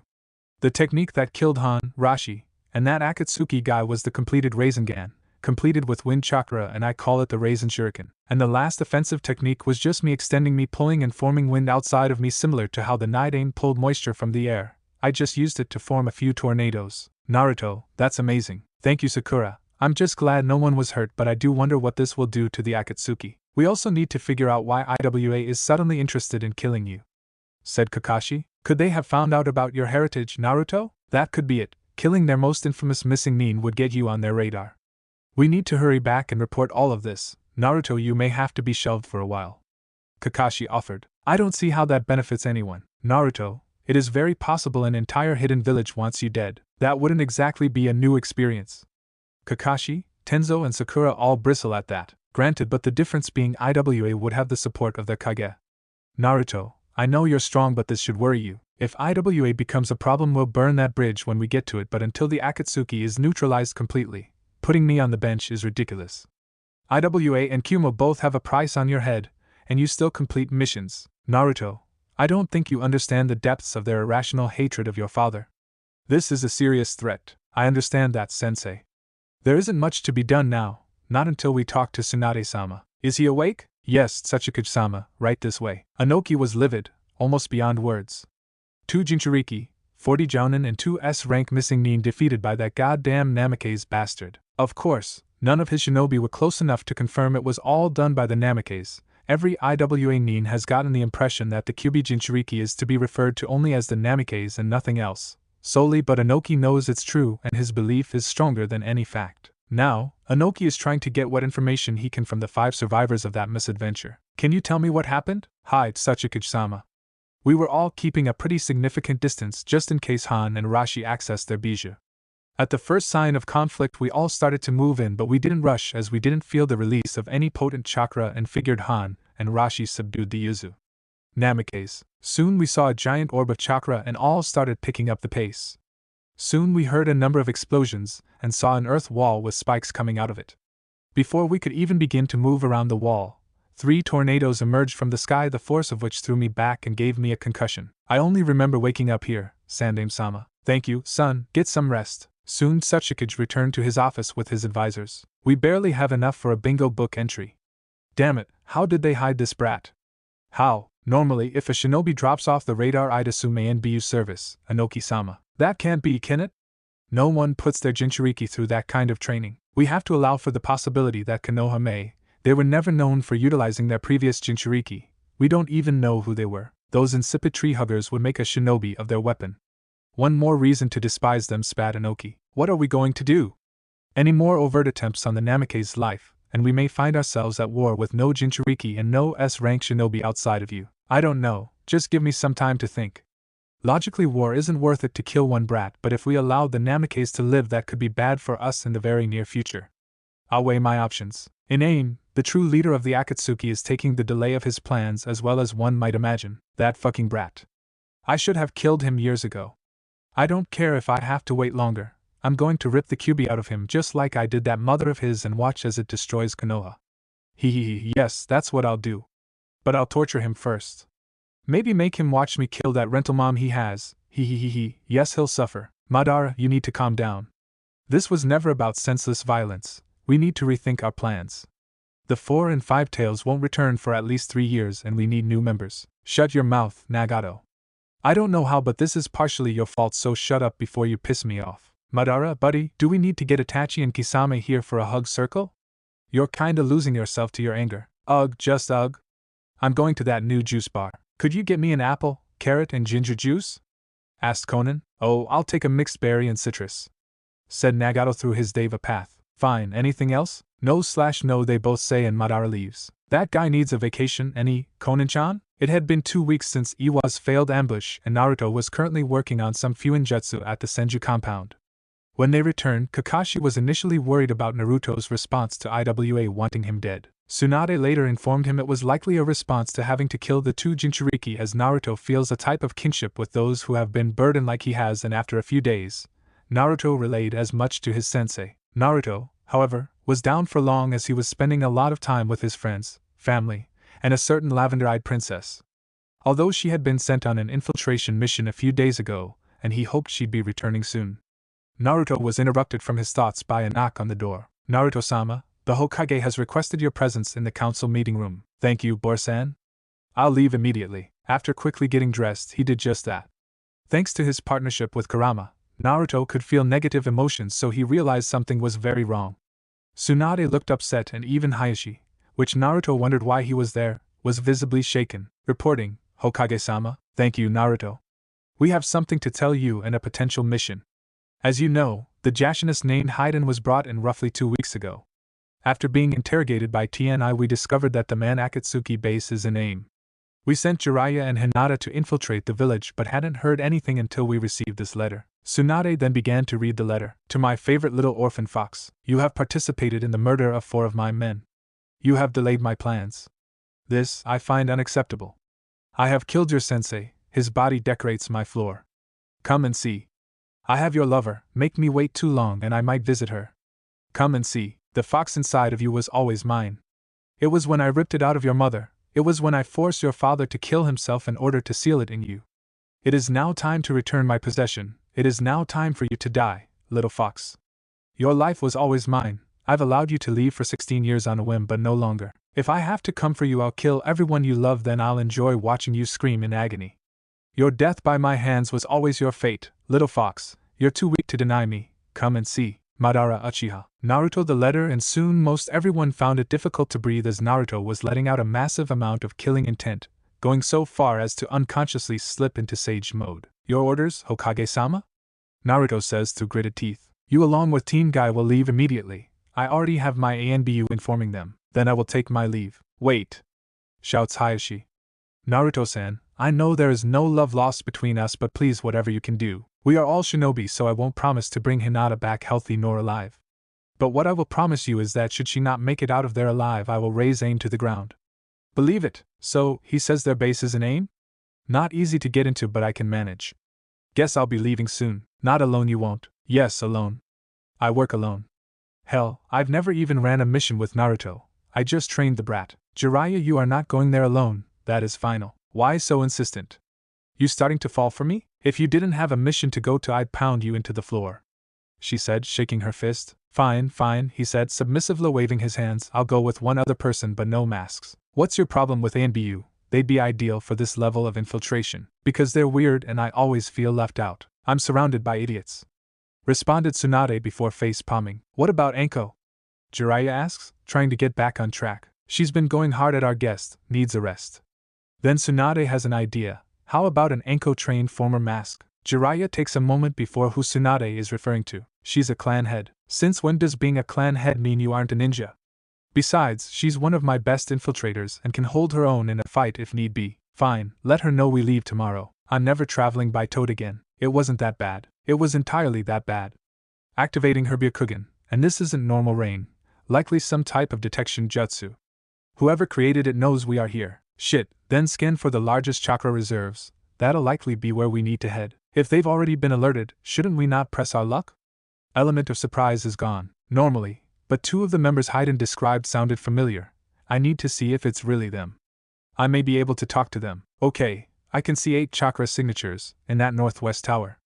7 of them are weird, but I don't know how to explain it. Guess we'll just have to figure it out once we get there. Yay, she said, not bothering to hide the sarcasm. The battle was fierce, doing a significant amount of damage to the tower.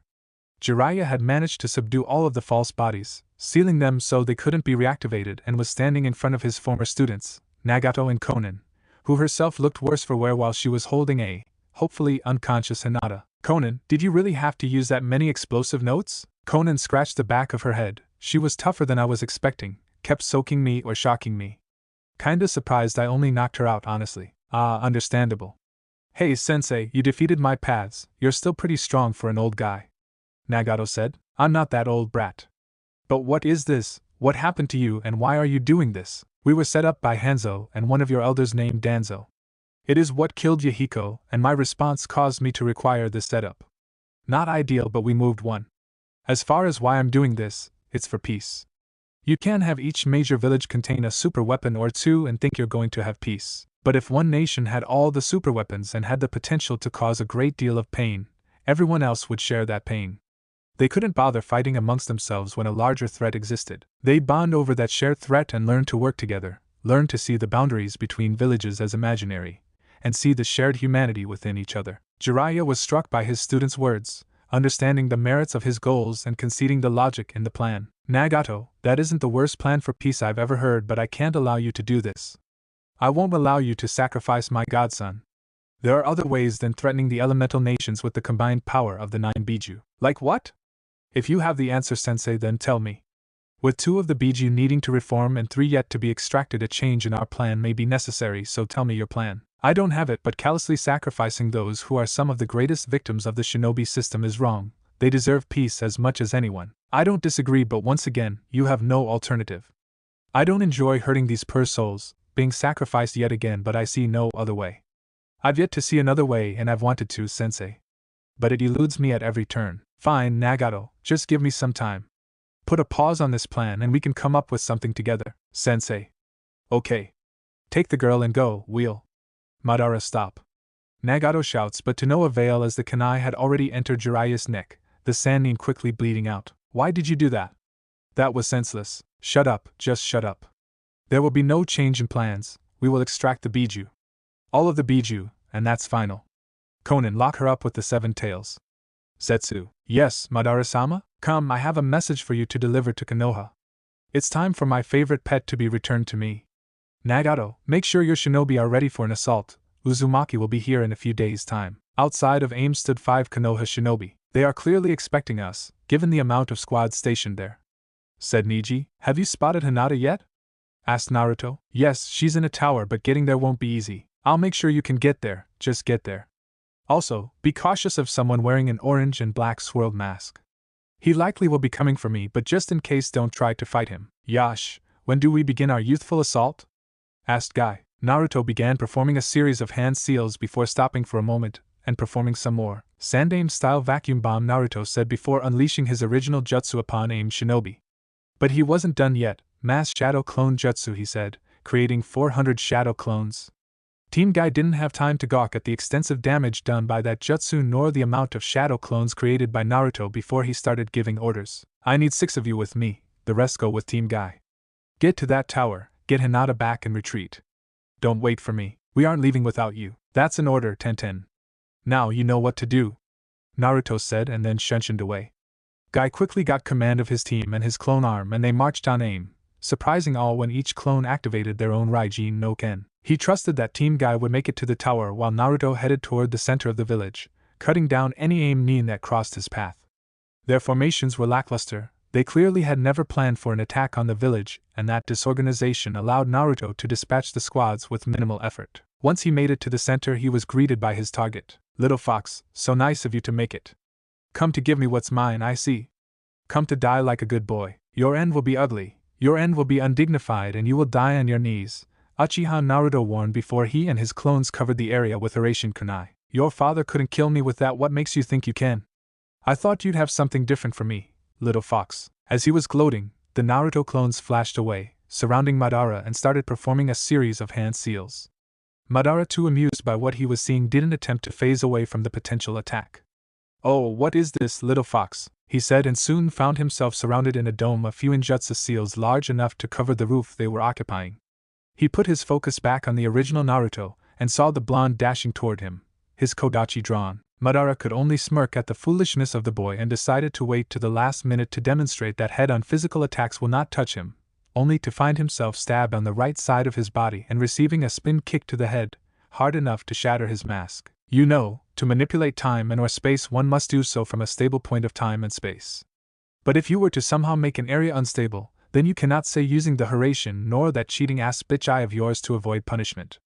I know where I stabbed you didn't do much damage, it was a warning. I could have ended this in one shot. Curious why I didn't? Because you're stupid, Madara said before removing the kodachi and throwing it away. No, Obito and I, it isn't that at all.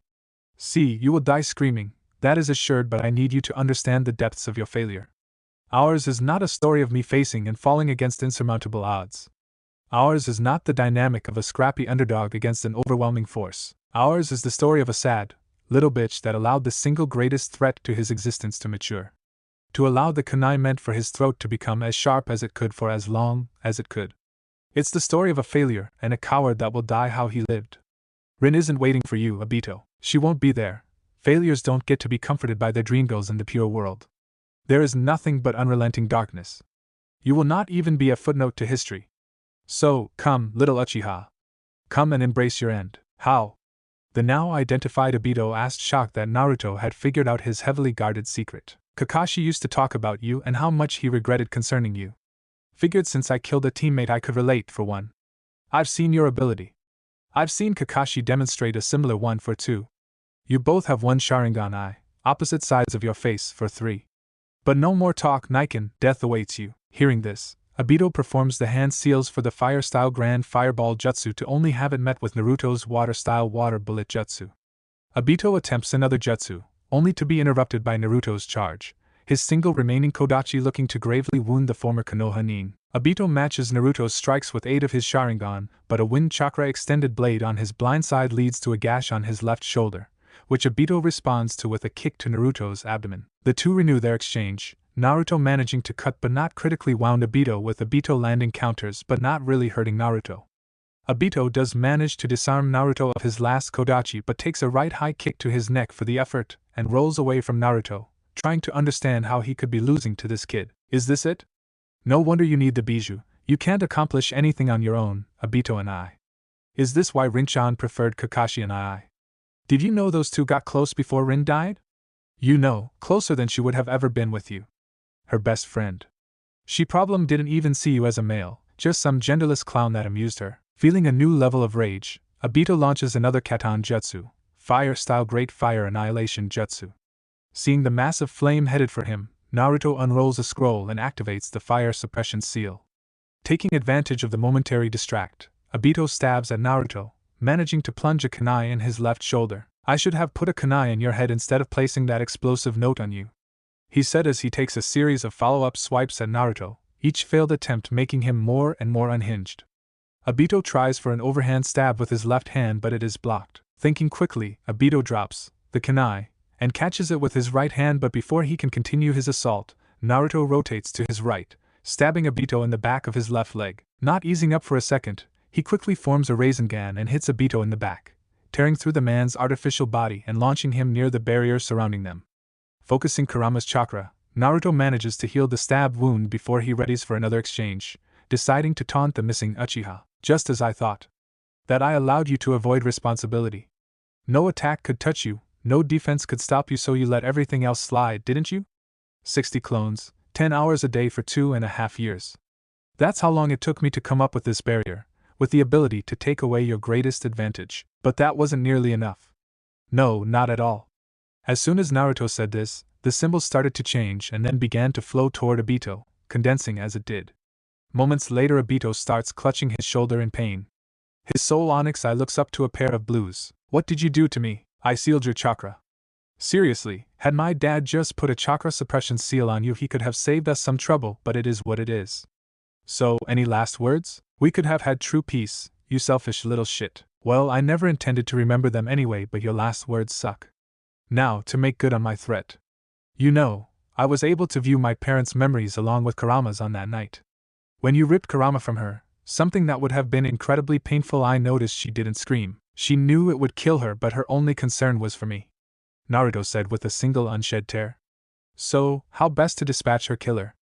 To show him he wasn't half the ninja she was, to give away that final lie. Naruto starts to walk behind Obito, and kneeling Obito, your life is defined by your failures, as an Uchiha, as a shinobi, as a friend, and now as a man. You were never going to succeed, you were always going to fail. So, you believe in fate now? The neutralized Uchiha asks. Ha, no, asshole. A failure can be more if they have the guts to face themselves and never give up. You turned away from the world, ran from your pain instead of living through it.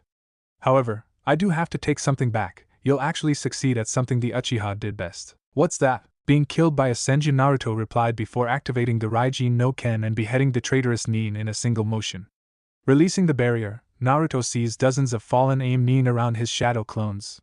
Seeing the massacre surrounding them, he can only quirk an eyebrow as if to ask, are you for real? Seeing the unasked question, one clone responds, they just kept coming, boss. We didn't have much choice, granted, but 3 of you did all that. We're you, how are you surprised? Another clone shot back, fair enough.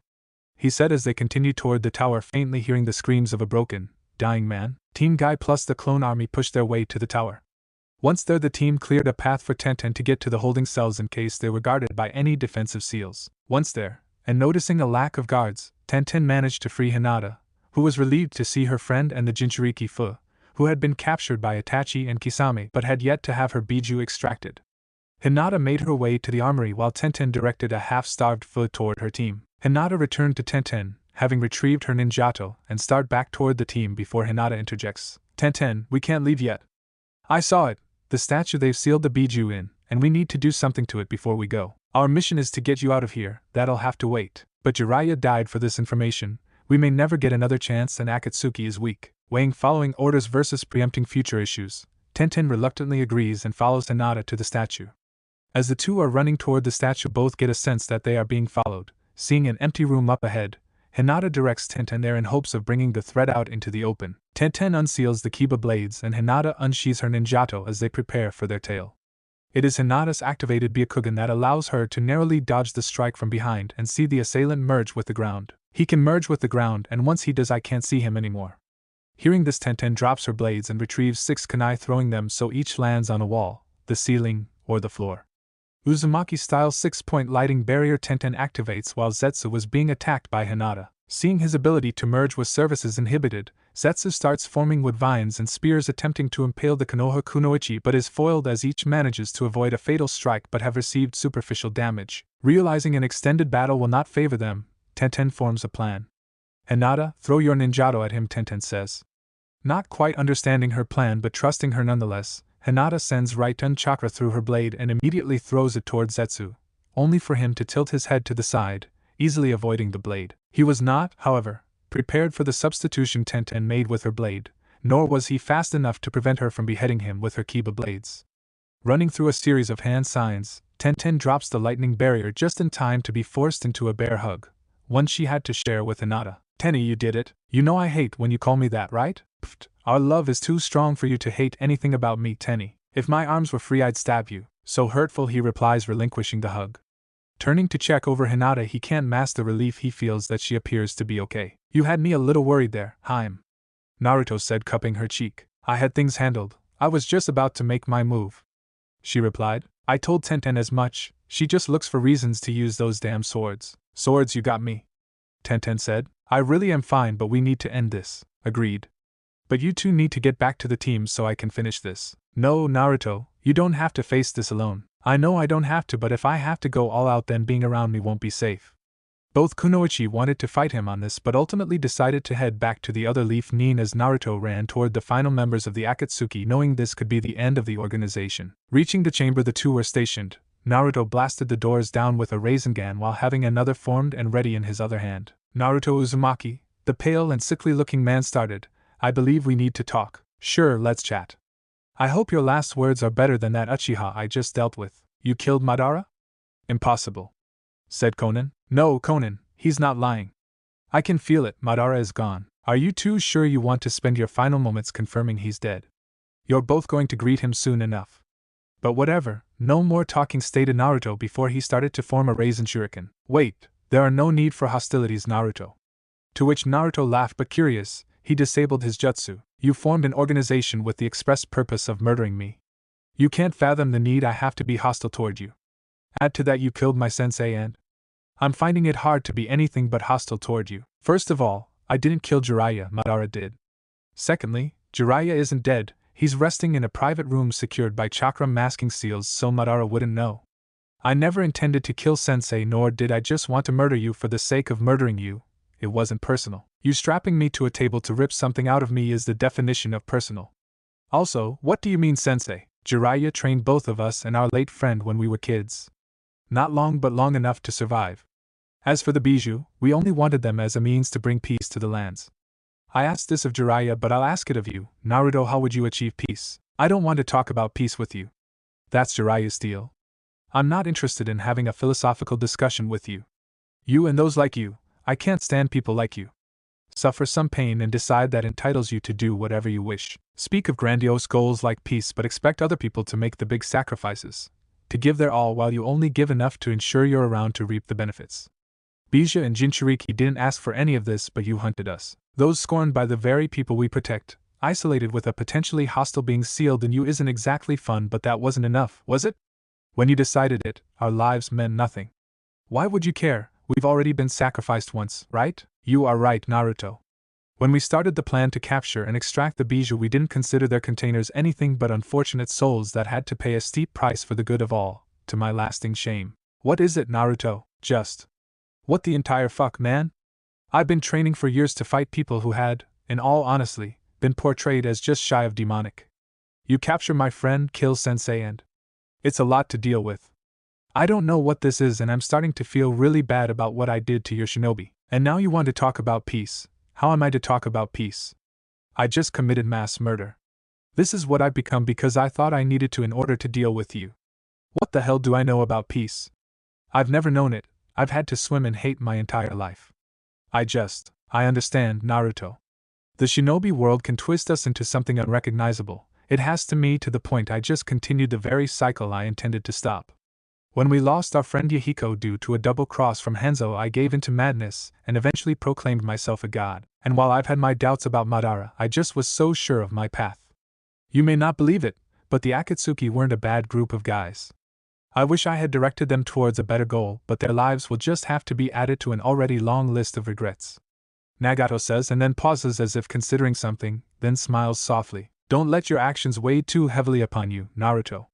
At least allow me to make amends. I don't want to be the thing that forms you into something unrecognizable, said Nagato, much to Konan's dismay. Nagato, you can't, it's too taxing. But I have to. We haven't been very good protectors of AIM, Konan. If we want peace, we should have started here, and you still can. This is the least I can do, Nagato said before turning toward Naruto. Naruto, you are blessed with great power, and I can feel you have room to grow. Just don't become arrogant like I did and believe yourself a god. Mercy is harder than wrath. Forgiveness is riskier than hatred, but I request you do what I could not. Find that which can bring us together, Nagato said with a smile before performing outer path samsara of heavenly life and was enrobed in a bright light. Moments later, the light died down, and what was left was a dead yet smiling Nagato and a teary Konan. What did he do? He erased your sin. Every shinobi killed today, Nagato attempted to bring them back to life so you no longer have their deaths on your conscience. If you excuse me, I need to see toward my friend, Konan said, preparing to remove Nagato's body. Naruto gave a slight nod, still out of sorts regarding the events of the day. So deep in thought, Naruto didn't notice Konan was gone as he aimlessly wandered around the large room that contained Nagato. Naruto eventually turned to look at the Geto Mizo, feeling strangely drawn to it. Naruto, go to that statue and channel some of my chakra into it while touching it, said Kurama. Naruto, trusting his friend and partner, did just that and immediately blacked out. Moments later it awoke in a dark room with only illuminated by a few candles at the opposite end. It was faint, but Naruto could sense a presence, or multiple presences. He was startled when he heard a voice beckoning him forward. Sensing Kurama wanted him to follow, Naruto approached the voice cautiously until he could see an older man with eyes like Nagato. There is no need to be wary of me. Besides, it's been too long since we've last seen each other. After the man said that, the dark room became fully illuminated and Naruto saw Shikaku, Matabi, Isabu and Saiken, and Naruto found himself on top of Kurama. Old man, is this really him? Asked Kurama. Yes, it is, he said with a kind smile. It's nice to see you again, Azura. 1 month later. It had been 1 month since Naruto had entered the Geto Mazo, and it has been a trying month with the new information and abilities he has. He was heading back to the village with Jiraiya, but between the two were 2 cloaked figures. Naruto, Jiraiya, and an army of clones spent their time in aim doing something that might upset the balance of the 5 great shinobi villages. After speaking with Hagoromo, or as Naruto called him, Super Gramps, Naruto knew he had to discover a way to stop the bijou from being sealed again. The obvious answer were seals, but design said seals would not be easy. After consulting with a hesitant Jiraiya and even seeking advice from Kushina and Minato, the 4 Fuinjutsu users came to the conclusion that if the tailed beasts were connected to an area or realm like animal summons, then they couldn't be sealed in someone. They could always just return to their realm. Creating the seals to make their preferred roaming grounds in the elemental nations and artificial realm was a masterwork of time/space Fuinjutsu. Since being acknowledged as the reincarnation of his son, and the son they all preferred, the bijou selected the Senju compound to be the place they'd return to if they were ever at risk of being summoned, and because they can actually control their sizes, it won't cause a panic if they should. Welcome back, Jiraiya-sama, Naruto-sama. Who are your guests? The guard asked. That is currently classified, but no, they are under our care until Tsunade says otherwise, stated Jiraiya. Not willing to question the sage, the guard waves the 4 on and they head to Tsunade's office. When the 4 arrive in her office, Tsunade was in the middle of a meeting with Hiruzen. A customary shout at Jiraiya to use the door only distracts Tsunade briefly before she asks about the 2 cloaked individuals. The 2 reveal themselves to the shock of the current and former Hokage. How is this possible? Asked Tsunade. It's thanks to Naruto, replied Minato, which causes Tsunade to look at her son with a mixture of emotions. I didn't use the Edo Tensei if that's what you're wondering. Ka-chan, we have a lot to talk about, it's been an eventful month. Before he could continue, all in the room felt Kushina's unrestrained killing intent, directed toward Hiruzen. Minato tried placing a calming hand on her shoulder, but it did little to quell her output. How could you? I left my family for the sake of this village. We sacrificed our lives and our son, and you dishonor us with mistrust and cowardly put mind-altering seals on us. You actively violate your own laws along with the laws of the Fire Daimyo and disgrace our only child. He may have forgiven you, but I never will, and that goes for the rest of the trash in this village. Minato should have taken Naruto and run, leaving this place to its fate. Kushina, shut up, Minato. Just because you feel they were worth it doesn't mean I have to. Even your own sensei couldn't be bothered with your son. He flung him off a cliff. Thank Kami, Naruto and Tsunade found each other, and he managed to have the few friends he did. Hiruzen, you allowed this village to torture my son, I'll never not hate you for that, she says and then shins away. Minato, I'm sorry, I've thought a lot about what I'd say to Kushina and you should we ever meet again, but I have no explanation nor any excuses. I could have done more for Naruto, I know, and I didn't. I'm ashamed at my past actions against him, you'll never know. Hiruzen, you've made mistakes, and while I was angered by them, you've attempted to make amends. Sometimes being Hokage leads you to do things you never otherwise consider. Kushina may never forgive you, but I do. Minato replied to Naruto's scoff, causing Jiraiya to narrow his eyes at his last apprentice. Naruto, now is not the time. I didn't say anything, sensei, so I'd appreciate not being admonished like some child. You didn't, but you were going to, said Jiraiya. So we're back to judging me on things I might do in the future? Don't worry, teach me a jutsu and I'm sure Yandame-sama will pardon you. Naruto replied. We're getting off track. Naruto, please just provide your report, said Tsunade, while Naruto explained everything that happened in AIM, including being able to bring his parents back partially due to them sealing a chakra imprint inside of him and also due to his yin-yang release. Kushina had gone to catch up with her longtime friend, Tsum. The two spoke for hours after Tsum stopped apologizing for not being there for Naruto, which Kushina informed her wasn't her fault. Kushina stayed until late before heading to the Senju compound as her and Minato's home needed a thorough cleaning before it'd be inhabitable again. Since they would have to announce the return of the Yellow Flash and the Red Death, Hiruzen had suggested telling everyone they faked their deaths to prepare for the threat of the man that attacked Kushina. Seeing it a better option then, my son has godlike abilities. Minato agreed and would inform Kushina later that night. They had also agreed to make the announcement in 3 days' time, which Naruto instantly asked to be assigned a mission out of the village, which was promptly denied. Once his debrief was completed, Naruto went to spend some time with Hinata, informing her of the return of his parents and all that entailed. The 3 days came and went, though there was a constant feeling of tension within the Senju compound, but nothing came to a head.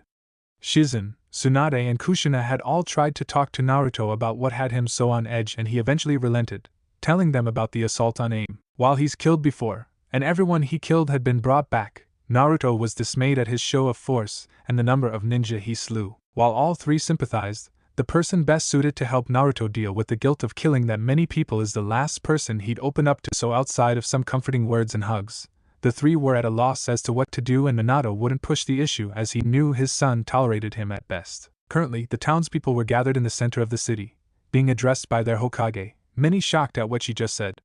Before words of doubt could be raised, Minato revealed himself to a wave of cheers, the sound enveloping the village. Thank you, Minato said using a voice projection jutsu. Roughly 16 years ago, a tragedy befell our village as the Kyuubi was unleashed upon us, claiming many and changing the lives of others forever. That day was one of compounding tragedies, as it was to be the day my son was born.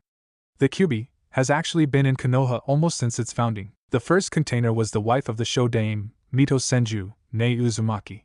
The second container was my wife Kushina Uzumaki, but during the birthing of our son, a masked man attacked us and freed the Kyuubi from her seal. While I also able to fight the man off, I unfortunately had to seal the Kyuubi and my son to save the village. Kushina and I were ushered to a secure location where we recovered slowly in a medically induced coma, in secret, and have spent that last few years recovering our physical strength. As happy as I am to be back, I must express my shame that what was to be my final wish was ignored by you, that instead of a hero you made my son a pariah. Yes, Naruto Uzumaki Senju is my son, and for those of you that still hold antipathy toward him, I hope you can heed my words this time. Naruto was the real hero of that day, as he never allowed the Kyuubi to escape, and kept you all safe from it since the day of his birth. Thank you, Minato said before flashing away to a stunned silent audience, many disgusted at how they treated the son of their great hero, others wishing his words to be false. 2 days had passed since the announcement of Minato's return, and Naruto was fighting a growing sense of annoyance. When Minato outed Naruto as his son, anytime Naruto was out in public he'd be mobbed by villagers seeking to apologize or get in good with him. They had also taken to calling him Namikaze-sama, which multiplied his annoyance with them. He'd normally talk to his friends about this, but they were all on missions, even his former ANBU squad.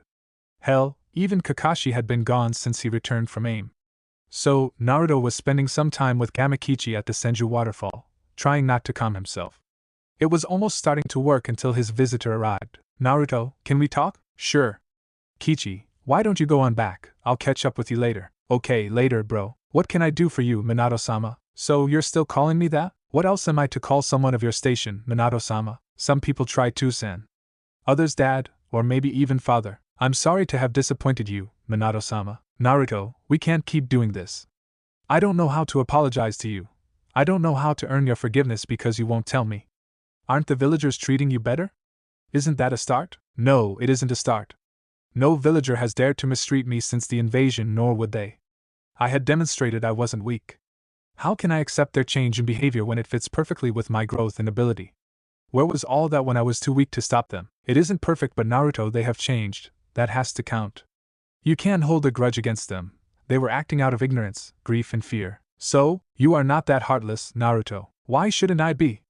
I was an orphan. I essentially had no one until I met my friends, and even that couldn't offset the village leader plotting against me. Why is this so important to you? Why do you care? If I haven't attacked them yet, it's highly unlikely I'm going to now. I'm a loyal Konoha shinobi, and now that you've requested it, they claim to see me as a hero. You've gotten everything you want, Minato-sama, except your love and forgiveness. Pfft, you have the love of every villager here, and since they are what really matters, that should be enough. Naruto, I know you don't believe me and I know why, but son, I truly am sorry. Minato said and then flashed away. Aren't you being a bit unreasonable? And keep in mind I'm a being of pure malice. Oni-chan, do that again in transmigrant or not, I'll kill you. You're no fun, Kurama. But no, I am not being unreasonable. He wants to apologize for the consequence but not his action, which he'd do again. He wanted to sacrifice his son for his village, so fine, he gets his village but not his son. He doesn't get to have it both ways, he doesn't get to win, in a manner of speaking, yes. You know, I really didn't give him much of a choice. Once he severed the contract between Obito and me, I could have ran but I was pissed and lashed out. Naruto, I wasn't going to stop, and no matter how justified I felt at the time, that doesn't negate their right to defend their existence, even if they are in the wrong on some cosmic scale, granted. Still, I can't. He gambled with my life. He didn't know you'd be cooperative. Hell, he didn't know the process of Bijou becoming partners with their Jinchuriki, but he had faith I'd figure it out. How? That's just bullshit. He did what a Kage would do, not what a father would do, and left me to figure it out. His decision, and I become scorned while my mother was forgotten, like he just squared up and fist fought you all on his own. It all just pisses me off, I can tell. And here I thought you had gotten a handle on that temper of yours. I did, but that flashy bastard just fucking infuriates me to no end. Especially his, I'm so reasonable tone of voice. He doesn't even have the decency to look all that masculine, fucking femboy looking bastard. Okay, you're spinning out right now and it isn't a good look.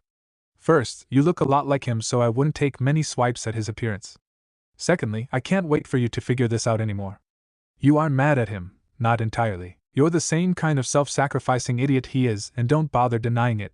Put in his position, you do the same and hate yourself for doing it.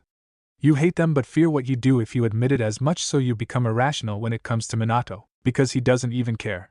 He's so willing to forgive them, to justify their actions. He doesn't give a damn about me? What parent could forgive people that treated their child like trash for years? He just acts like it was a big misunderstanding. Oh, forgive them, Naruto. Forgive them? I used to drown here. They all wanted to pretend I didn't exist. They tortured me and he doesn't even care. So, since he sided with them, once again, I'll never forgive him. If that's your decision, but you being agitated will only cause problems, so at least meditate until you calm down. I knew you cared, Oni-chan. I'm going to kill you, brat. He didn't know how long he had been meditating when he felt the disturbance of unknown chakra signatures, but he was up and prepared. Thanks to Kurama, he felt their negative emotions. Whoever these 8 people were, they intended to cause harm. He quickly flashed to inside the compound, his mind instantly operating like an ANBU. He knew Tsunade was home, and while she could more than handle herself, his first priority was to protect his Hokage. Finding her in the kitchen, he created a shadow clone and immediately had her flashed away to a secret command location. His clone would explain everything for him. He ran to his room and grabbed his kunai holster. Seeing Shizen, he informs her, 8 hostiles on the ground, I'm going to confront. She nods and follows him. The night was ideal for an ambush. There was a new moon and low visibility. The 8 members moved slowly but purposefully through the wooded areas of the compound.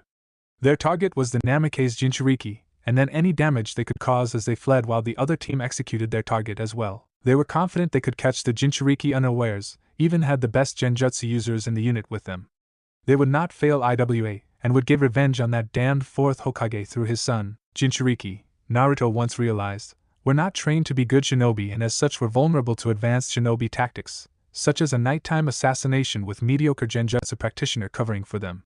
He, however, was an excellent shinobi, even if he had been tasked with being more superweapon as of late. But these fools would learn. Naruto Uzumaki thrives in the shadows. Shizen and he made it to the entrance of the wooded area. He felt the chakra signatures. Flashing a few signs lets her know his general plan. He'd be going high in the trees, flushing them out, and she could pick off those fleeing. Inevitably some would stay to fight, but that's fine. They'd realize the mistake when it was too late. He took off in the trees, not making a sound, masking his presence.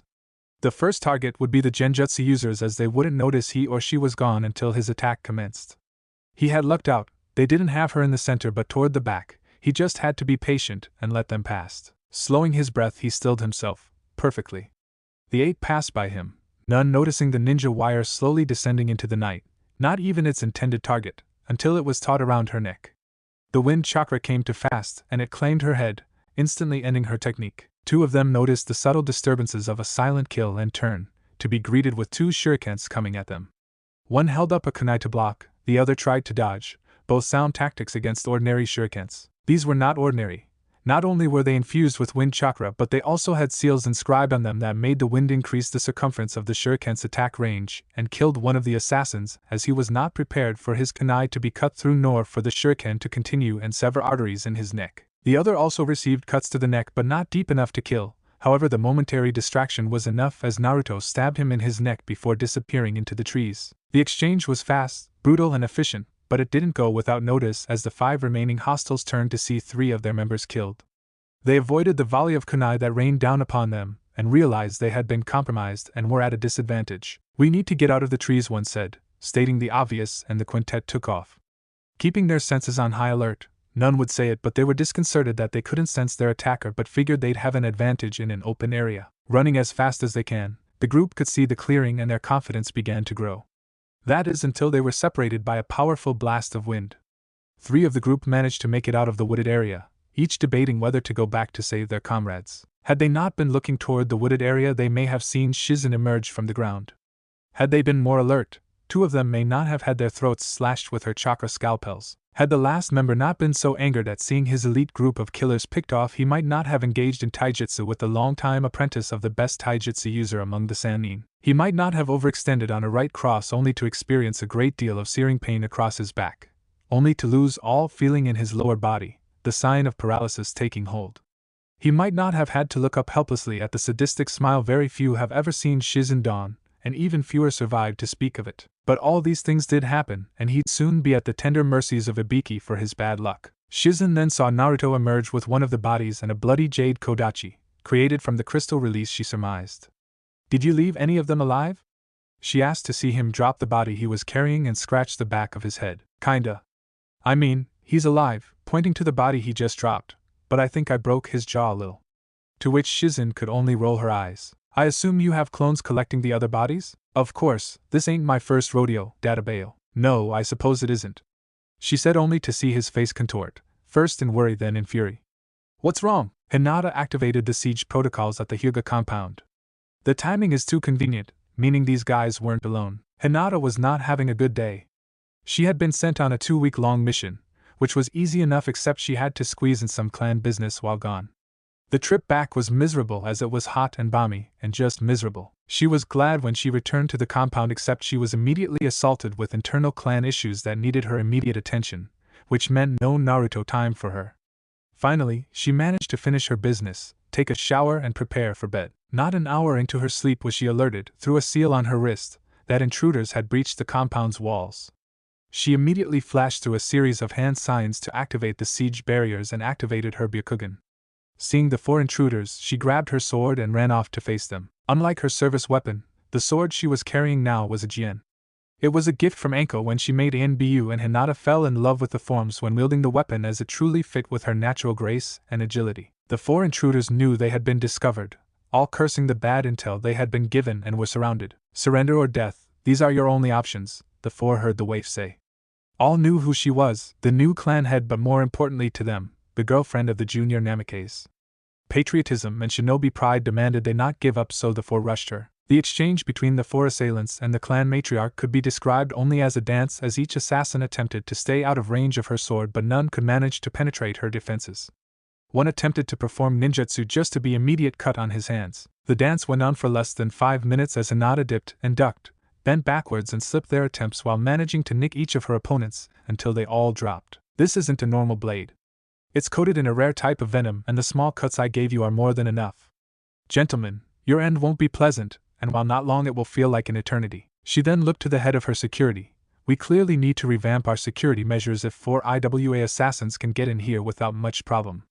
Dropping the siege barriers, Hinata made her way to the Hokage Tower to inform Tsunade of the intrusion, or her Anbu on duty if she was not in. Tsunade couldn't help the headache she was feeling.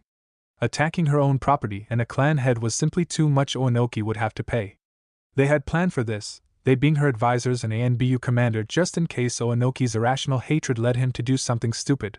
It had. She knows he'll remain professional and is perfect for the job, but a part of her is reluctant to give the mission to Naruto. She takes a long look at her son, seeing he is remaining professional, but there is something in his eyes. Not rage, but something beyond anger. She sighs, knowing what she has to do. Onoki went too far this time. Naruto, I'm assigning you a 3-pronged mission in response. I expect you to have it completed in no longer than 6 weeks. She throws him an Anbu mask. Welcome back, Gamma. Normally she would groan at the reality of having to complete work in her bed. Truly, being Hokage allows for very little rest even if she has revolutionized the administrative aspects of the job. However, she won't bemoan the work as it allows her not to think she just sent her son on a mission to either avoid or start a war with IWA. She's not worried about him getting hurt. While no ninja is invulnerable, she has Jiraiya's report from his time in AIM. Naruto currently has no equal in terms of combat, especially after integrating the Yin portion of Kurama into his seal. The issue is Naruto knows he's powerful. He no longer can hide behind his status as an underdog. He is not. Given that and the best-case scenario of this operation costing hundreds of lives, she worries about how he handles it. It's one thing to kill someone in a hard-fought battle. It's another to erase people from existence with just the wave of a hand. She is no stranger to lording over a battlefield. In her prime she could wipe out platoons with the best of them, but true army killers. No matter what anyone says, almost no S-rank shinobi can actually do that. If it were a common feature of the rank, Minato would have been feared, but not the pathology-inducing panic he causes IWA and Onoki. Fucking Onoki, she thinks. If that old asshole had just retired or had the good sense to die, this could have been avoided. Now he'll lose his village, of this Tsunade is sure. Naruto was a gifted saboteur. She assumed it was due to his facility with pranks. She just hopes he can handle the aftermath, that those that love him are enough to get him through. You're thinking entirely too loud and are blowing a hole in my masculine pride. When I bed a lovely lady, she generally stays asleep. Lot of experience? She said, almost dangerously. All in preparation to be worthy of you, Haim. You've gotten smarter. Death will do that to a man. So yes, she and Jiraiya are finally giving it a chance. What is it? She doesn't really know, but what she does know is that she cares about the old pervert and finally saw that he had changed. It seems Naruto wasn't the only one that had to come to terms with himself while they were away, as Jiraiya too had to move past the lovable screw-up he often thought of himself as. That also meant those around him had to stop treating him as such. Things between them had been progressing slowly since they originally returned, but after AIM, she realized they didn't have time for slow. So here they both are, doing whatever it is they are doing. You shouldn't worry so much about him. I helped pull Minato through his time during the war, and I can help Naruto, too. Besides, he has 2 mothers and a sister he's strangely afraid of. Tsunade had to laugh. She never thought of that. If things get too bad, she could just tell him to cheer up, or else she'll sick shizen on him. He'd likely be too frightened to bother being depressed. You may have a point, but we'll see. He's only been gone a week. He'll be fine. Believe it, Jiraiya said with a laugh. I hate you so much right now. Minato woke up to a familiar sound. Familiar, but one he hadn't heard since the war, and his body went cold. He tried to convince himself he was dreaming, that he wasn't hearing what he thought he was. What reason would there be? He pinched himself, and the pain assured him he was awake. The ever-calm former Hokage was in a near panic and cursed his luck. He had only ever won a single argument against Kushina, and given the fallout of that, he wasn't liking his odds. But he was no coward, so he knew the best way to handle it was the direct approach. He finds himself wishing Naruto was not on assignment, as he feels his son would have a better chance at this.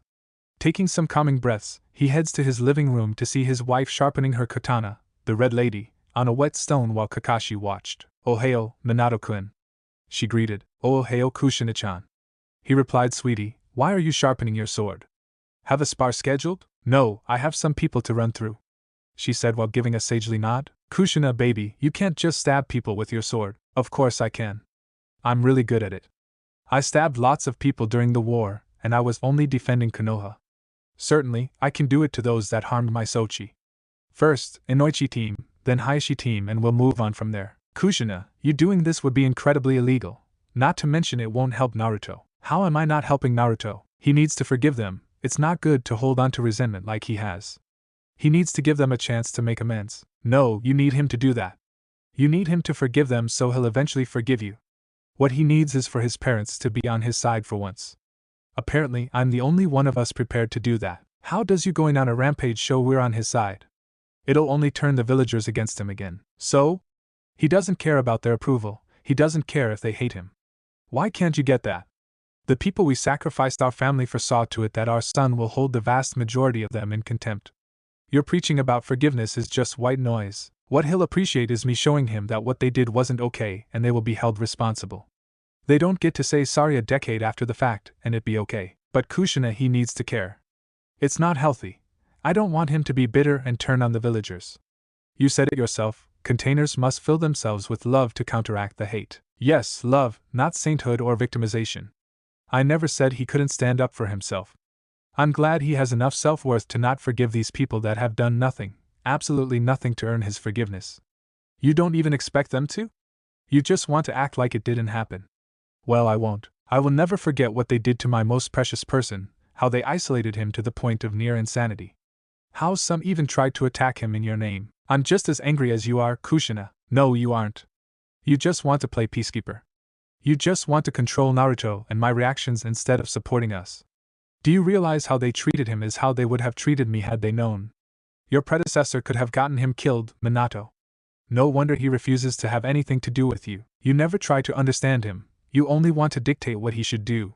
Until you can understand and accept his side of things, Minato, your son will always be lost to you. So what? I just resort to violence.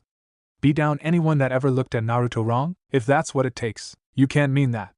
Kushina, despite their failure, these are essentially good people. No, they aren't. They psychologically tortured a child. Good people don't do that. A loving father would understand. It breaks my heart that you can't seem to. Kakashi, a little help? Well, I would be all for running through Inoichi except Naruto already handled him. You have been absolutely no help, student mine. Wait, what did he do to Inoichi? Minato said with some concern, to which Kakashi shrugs. Let's just say that for a small window of time, Inoichi wasn't the only one Ino called daddy. Now, that's proper revenge. Shut up, Minato. And Kakashi, if you turn my Sochi into a pervert, I'll kick your ass, Databang. Moving on, Kushina, what about our family? We're back, we could have more kids. This would make it harder on them, and I doubt Naruto would want that. I'm not having more kids, Kushina said with a laugh. How would that work? Hey, Naruto, you know everything we didn't give you? Yeah, here's how that would look. Cool, ain't it? No, Minato. I won't do that to him, nor would I ever want to be in a position to have to leave another small child by themselves. I don't trust these villagers with my family. Kushina, you can't just kill people. You'd be arrested, no matter how much Tsunade agreed with you. You'd be taken from Naruto, again. I realized now that it seemed like I didn't hold them responsible, that I didn't care about what they had done. But that isn't true. I'm disappointed in them, that they disregarded my final wish and hurt my son, but I have to believe they can do better, are better than their darkest hours. Why? Because if given the choice, I'd do it all over again. I'd seal Kurama in Naruto to protect the village as it was my duty. So, I have to believe they are worth it, that they are basically good but lost their way. Then you won't have a relationship with Naruto. Because they aren't good, they are petty and vile cowards. Being Hokage meant more to you than being a father, clearly. No, that isn't true. Minato said, visibly hurt by Kushina's words. Yes, it is. You'd seal Kurama in Naruto again. I'd fight with everything I have to prevent it. They weren't worth it. You need to believe they were, but they weren't. So, you'd let thousands die, even those too young to have been guilty of anything? Yes. You seem to think Naruto was created with the purpose of suffering for others. He was not. His innocence isn't any less valuable than theirs. His happiness isn't trivial. At least, not to me. So, for those that scorned him and taught their little bastards to do the same, I'd rather he had been relocated than made to serve the people that cursed his existence. I don't think that about Naruto. He's my son too, damn it. Then act like it. Stop telling him how to feel, Minato. He isn't being unreasonable. He has every reason to not trust these people you hold so dear. You know, you've taken all the fun out of this. I'm going out. Kushina said before exiting the room without her sword. It seems some of you are unhappy with the new direction of the clan. Unhappy enough to give our security protocols to IWA assassins with the hope they'd kill me. Your assassins failed, gentlemen. Your coup has failed, said Hinata, addressing her elder council. You have no proof. Silence. Have no proof? I had Anko-sensei do a thorough investigation. Your co-conspirators gave you up within hours. It was so fun, too. I never got to crack a Hyuga, and then I had 3 all trussed up for me like it was my birthday. You were quite welcome, sensei. Was the change I brought so scary that you'd rather be traitors than adapt? She shook her head in disbelief. Don't answer it. I don't even care. Sensei, please take them away and do as you please. Don't even bother sending the bodies back. They can be fed to wild animals for all I care. It has been 4 weeks since the assassination attempt, and Hinata Hyuga, current matriarch of the Hyuga clan, was not happy. While she expected some pushback against her being the clan head, to attempt to murder her and to work with another shinobi village to do so has left her disgusted. Rooting out the inside men had been easy enough, getting the elders back also wasn't a problem. Her issue is now having to be suspicious of the rest of her family, not knowing who she can trust outside of Hanabi. It's taxing wondering where the threats are, and Hinata often wonders if this is how Naruto felt when he was younger. If that weren't enough, Hinata has another engagement she must see too that has been long overdue, and she isn't looking forward to it in the least. Hinata-sama, Tenten-san is awaiting you in your office. Thank you, I'll be right there. This conversation had been a long time coming. The two had been putting it off for years, both willing to just pretend it wasn't necessary. But their interactions had been increasingly chilly when they weren't completely non-existent. Hinata can, intellectually, recognize the pettiness of it all, as she was the initial cause of their fraying friendship and had done little to fix it. Maybe this could be their way forward. Hopefully it could be. Tenten, thank you for seeing me today. When one is summoned by the head of the Hyuga clan, they make sure to answer it. Tenten said snarkily. I guess I deserve that. Tenten, I know much of our issues is my fault and I'm sorry. I should have handled the change in yours and Naruto's relationship better. I shouldn't have grown distant toward you.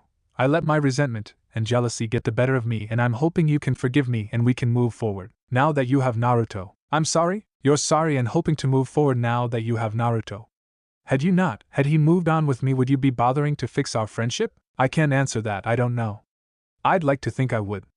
Besides, you two were never together, it was always casual between you. That is the story, isn't it? Are you saying you two were more than that? I'm saying we never got the chance. That idiot couldn't move on from you and assumed I was having a similar issue with Niji. I wasn't. I'm practical and won't pine over someone that won't be with me, but I also didn't have my emotional dependency manipulated by my first love, so I could see why he'd struggled to move on. I didn't manipulate him. I told him not to wait for me. I told him to be happy, and then acted pissy toward the first woman he got close to. Be honest, you didn't want him to move on. Your words were empty. Just something you knew you were supposed to say, not how you truly felt. What do you want me to say? I had to let him go. I had to free my family and save my clan. No one else was going to do it, and I had to risk my future with Naruto. Do you think it was easy? Since you didn't actually risk anything, just put him on a shelf, I wouldn't know. So, all this heat from you is because I'm with Naruto? Tenten just shrugs. I'm happy with Niji. I was happy with Naruto, but he felt guilty. I'd see it in his eyes. If he felt anything more than physical attraction, it was like he was cheating on you. And you did nothing to disabuse him of that notion.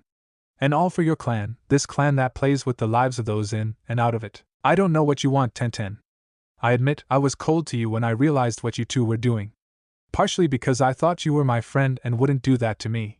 Even if we had to end things before they had even begun, I loved him and you knew that. So if you can't have him, no one else is supposed to either? It isn't that simple, and you know it isn't. I know he needed something more than a friend and I wanted more. We weren't wrong for what we did, but you sure judged us anyway. You're right, I did. I just always imagined we'd be each other's first in everything, and knowing that wouldn't be the case, that he might actually move unhurt. I really am sorry. I forgive you. Besides, who knew the Hyuga princess could be jealous of a mere commoner? Tenten offered with a smile. Who indeed? Oanoki had gone from venerated leader to disgraced traitor in just a few weeks. Things tend to move fast for shinobi, but this was ridiculous. Oanoki knows this was caused by Tsunade, a response for the assassination attempts on the Hyuga clan head and her pet Jinchuriki, the goddamn Namikaze. When he sent his platoon of killers, he didn't know the real Namikaze was back, or else he'd have sent more. Oanoki had mulled over his fall and as best he could tried to understand how he had been ousted. To think it all hinged on Hiro Saito, a name he hadn't much thought about. The man was a greedy bastard that greatly overestimated his intelligence and value, but he did have his uses as a go-between, especially for black op or mercenary work. He had concluded, given the evidence, that the man's assassination had been a power play by the Akatsuki or an attempt to cover their tracks before they made a move on IWA.L. He was wrong, he realized. It was a job by Konoha and he never suspected it. Maybe that was why he didn't pay attention to the buyout proposal of the Mishima Collective, a corporation that the government of IWA held a minority but still significant interest in, as did the daimyo.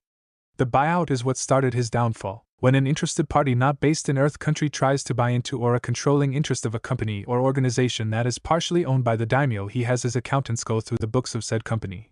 One is to gauge how a sale would affect the daimyo and the nation, but also to make sure nothing illegal has or could occur. The accountants found money being siphoned from Mishima to Saito, and the amounts roughly equaled the illegal activities and black ops Saito had financed on behalf of Oanoki, including hiring the Akatsuki. as this implicated the daimyo as being involved with a group of terrorists. He was, of course, irate that Oenoki had been so sloppy and had stolen from him. Oenoki had done himself no favors by insisting it was a setup, b, not that important, and c, the focus should be on killing the Konoha Jinchuriki, who was the son of Minato Namikaze. Oenoki's singular focus on his archenemy, to the point of obsession, along with how his actions could cause issues with the other daimyo of the elemental nations, left Oenoki with the demand he retire and appoint a successor immediately. Oenoki felt he was boxed in and left little choice, as his council had agreed with the daimyo and would not support their current kage any longer.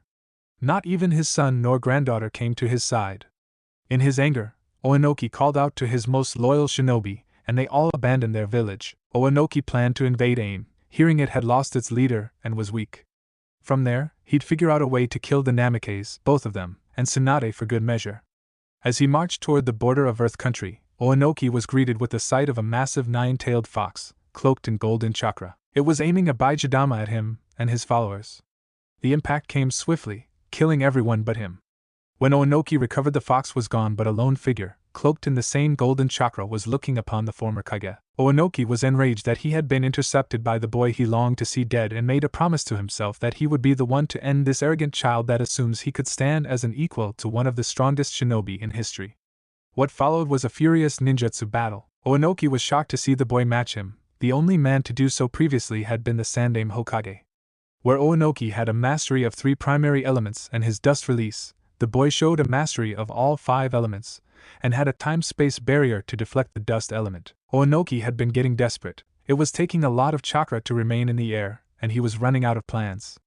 It was clear the boy had the superior reserves and must have had decent chakra control to not even be breathing heavily. So lost in thought, Oenoki almost missed the jutsu aimed at him, something he faintly heard the boy call scorch-style champagne supernova. Not allowing himself to be shocked that the boy has a Kekkei Genkai on top of everything else, Oenoki dodges the jutsu, but felt how superheated the air got and the force of the shockwave the jutsu produced, which sent him toward the ground. Oenoki barely managed to dodge 3 water dragons, although he would swear 2 of them looked like ice during his descent.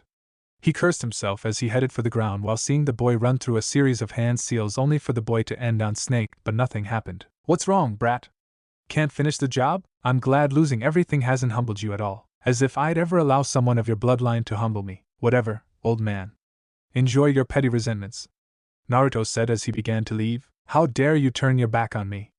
Oenoki yelled. His reserves spent and the force he hit the ground, making a mounting an offense an impossibility, but he wouldn't be disrespected by this boy. "Funny weather we're having," Naruto said before he vanished from in front of Oenoki, who took that as a cue to look up and saw the oncoming snowflakes. Thinking nothing of it, Oenoki tried to get up but was having difficulty, as his body was hit with a wave of pain with every move.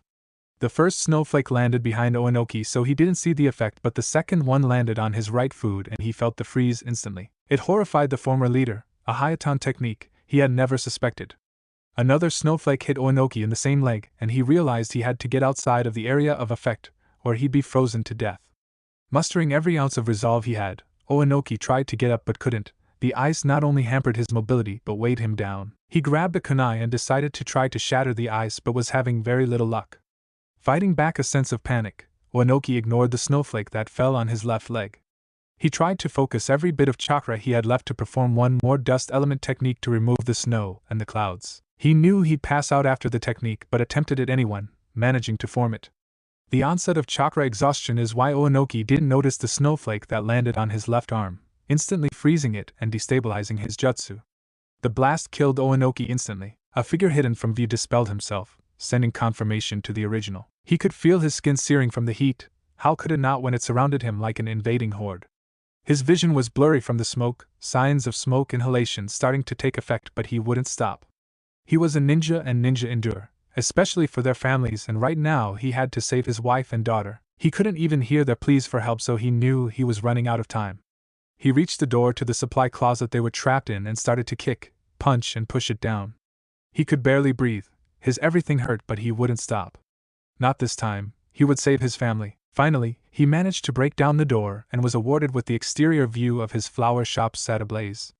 For the 20th time he had tried to save his family, only to have to relive the nightmare of hearing their screams and failing to save them. This time, it was too much. Inoichi's will was broken. He couldn't mount another rescue attempt. It broke his heart to know that he had died and gone to hell, but the will to continue just didn't exist anymore. For his decision, he was assaulted with the most desperate, pain-filled screams he had ever heard. Ino's calls for her daddy to save her causing Inoichi physical pain. Eventually the screams stopped, and the shop was rendered as nothing more than ash. He broke down and cried like he never has before. Everything hurt until he entered shock. His screams of agony replaced with eerie quiet, letting unconsciousness take him. Sometime later, Inoichi opened his eyes and was greeted with the sight of one Kushina Uzumaki. "Oh hail, Inoichi. See, you finally managed to beat my seal. Congratulations, it only took 3 days. What did you do to me?" Inoichi asked, though his voice was hoarse. "I put a seal on you. Makoto once told me about this Sharingan genjutsu that would play on a loop until the person inflicted accepted their fate. Cool, right? So I figured, why not make it a seal and test it on you? Are you crazy?" Inoichi asked, still reeling from the routine deaths of his family and a little disoriented from the effects of the seal. "Probably," she said with a shrug. "But you got off entirely too lightly for what you did to my son. Some could argue that screwing with his mind is forgivable as you were ordered to do it, and clearly didn't have the spine to tell Hiruzen no. But you also burned his apartment down. Twice you wronged my son, Inoichi, and you need to be held accountable. Tsunade-sama gave you a slap in the wrist. Her position restrained what she could feasibly do to you for an accident, and Kakashi's warning clearly didn't work, so Kushina pauses to grab Inoichi by his jaw while adding a significant amount of pressure. Consider everything they did a preamble. Next time, Inoichi, accident or not, your position or not, I'm going to murder you. Not disappear you nor make you pay, but straight out murder you wherever I should find you." Kushina released Inoichi when she finished and left his hospital room. "You feel better? I'd have to do that to a significant amount of the village to feel better, but I can accept it." "Good. I really don't need you going on a bloody, revenge-fueled rampage." "I don't need the paperwork," said Tsunade. "Well, I'd never want to increase the workload of my co-mother, now would I?" said Kushina, "and may Kami bless you for it. So, have you seen Naruto? He's been MIA since Oenoki." "Yeah, he got in last night, so he'll probably be out and about today." "What makes you think that?" "Because he has to spend the day with Tantan," Tsunade said through laughs. "Naruto was fairly certain that if you killed a Kage in single combat, your reward for doing so wouldn't be trying to make amends to a pampered pig, and yet, here he is. Why is Naruto having to make amends to Tsunade's pet?" "Well, he violated the rules. After living with Tsunade and Shizen for a few months, Naruto noticed Tantan would be cold towards him when he came back from missions. Not knowing how he had offended the little pig, he asked Tsunade, to which she, in all sincerity, stated Tantan was a worrier, and when he doesn't check in before he departs she gets really concerned. He would have laughed if he couldn't tell she was being serious. So, as best he could, Naruto would inform his little friend when he was leaving so she wouldn't worry so much. This last mission didn't allow him time to do that, and Naruto, being awakened by a slap of her pig hooves, let him know how he'd be spending his day. So, a few hours later found Naruto in Konoha's market district. Along with him were Tantan riding atop Gamatsu. Why Gamatsu? She likes him. No one knows why, but she does, and his life is easier if the pig is happy. Also with him are Shino and Kakashi, either being shy and taking pleasure in the village's most powerful shinobi catering to his mother's pet. Shino, Kakashi is a well-known dick. Kakashi merely shrugs in response. "But never did I think my best friend would find amusement in my suffering." This earned him a glare from Tantan. "Not that I'm not happy to be here, Tantan-chan, it was just a difficult mission is all." Hearing her oink in delight let him assume she bought it. "Well, Naruto, it isn't every day one sees a battle summons called upon to assist in such unique matters.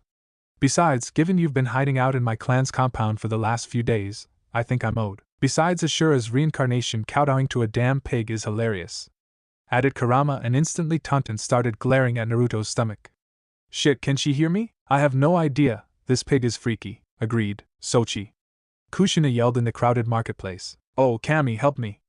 It's the tomato." Shut it, Oni-chan. I hate you." "Hey, Sochi." Kushina chirped. "Hi, Mom. This is Shino." "Shino, this is my mom. Shibi's boy?" "Nice to meet one of Naruto's friends," she said, shaking his hand. "Nice to meet you as well, Kushina-sama." "Pfft, not need for that sama crap. You seem awfully excited. What happened?" "I tortured Inoichi a little bit, so I'm keyed up." "Hey, are you free today?" "Well, after I finished up with Tantan I was going to see Hinata for a bit." "Okay, come to dinner tonight. You can bring Hinata along if you like, and after dinner we're going to spar." "Doesn't that sound fun, Databane?" Chuckling, Naruto replies, "Sure, Mom, I'll be there, and ask Hinata if she'd like to join." "Excellent," Kushina chirped. "Well, I have to get some things for tonight, see ya later, Sochi." "Bye, Mom," Naruto called out to a retreating Kushina. Naruto? Yes, Shino. Did your mother just admit to torturing a clan head? Asked Shino. I believe she did. At least she didn't go with her initial plan to stab him with her sword, offered Kakashi. The three exchanged looks as they silently decided to not inquire into Kushina's actions. After spending a small fortune on acorns and various other treats for the most spoiled pig in the elemental nations, Naruto parted ways with the group and made his way to see Hinata. They hadn't seen much of each other since becoming an official couple, and that was not sitting well with the blonde. Deciding it'd be best not to just sneak in, Naruto actually went to the front gate so he could be shown in and announced, much to the surprise of the security guards. Escorted through the ornate halls, at what Naruto feels is a snail's pace, the group finally arrives at Hinata's office and the guards promptly leave as Naruto enters. You look familiar, stranger. What can the matriarch of the Hyuga clan do for you? Hinata says. I highly doubt that. I'm uncommonly handsome, Hyuga-sama. If you say so, but you didn't answer my question. I'm sorry, I was distracted. What was the question again? I think I know who you remind me of. I had a boyfriend that was easily distracted and a bit of a baka. Maybe he just found you distracting. My, so forward, stranger, and I don't even have a name. I've been called lots of names in various contexts. For now, Naruto will do. We can build from there. Hinata mock gasps before continuing. My boyfriend was named Naruto, too. But you couldn't be him. My boyfriend wouldn't hide out at the Aburame compound for a few days after killing Akage, leaving me to worry. Oh is right, team. What the hell, Naruto-kun? I felt overwhelmed. I needed some time to decompress, that's all. And you couldn't do that with me? No, I wasn't going to let you see me like that. No, you aren't doing that again.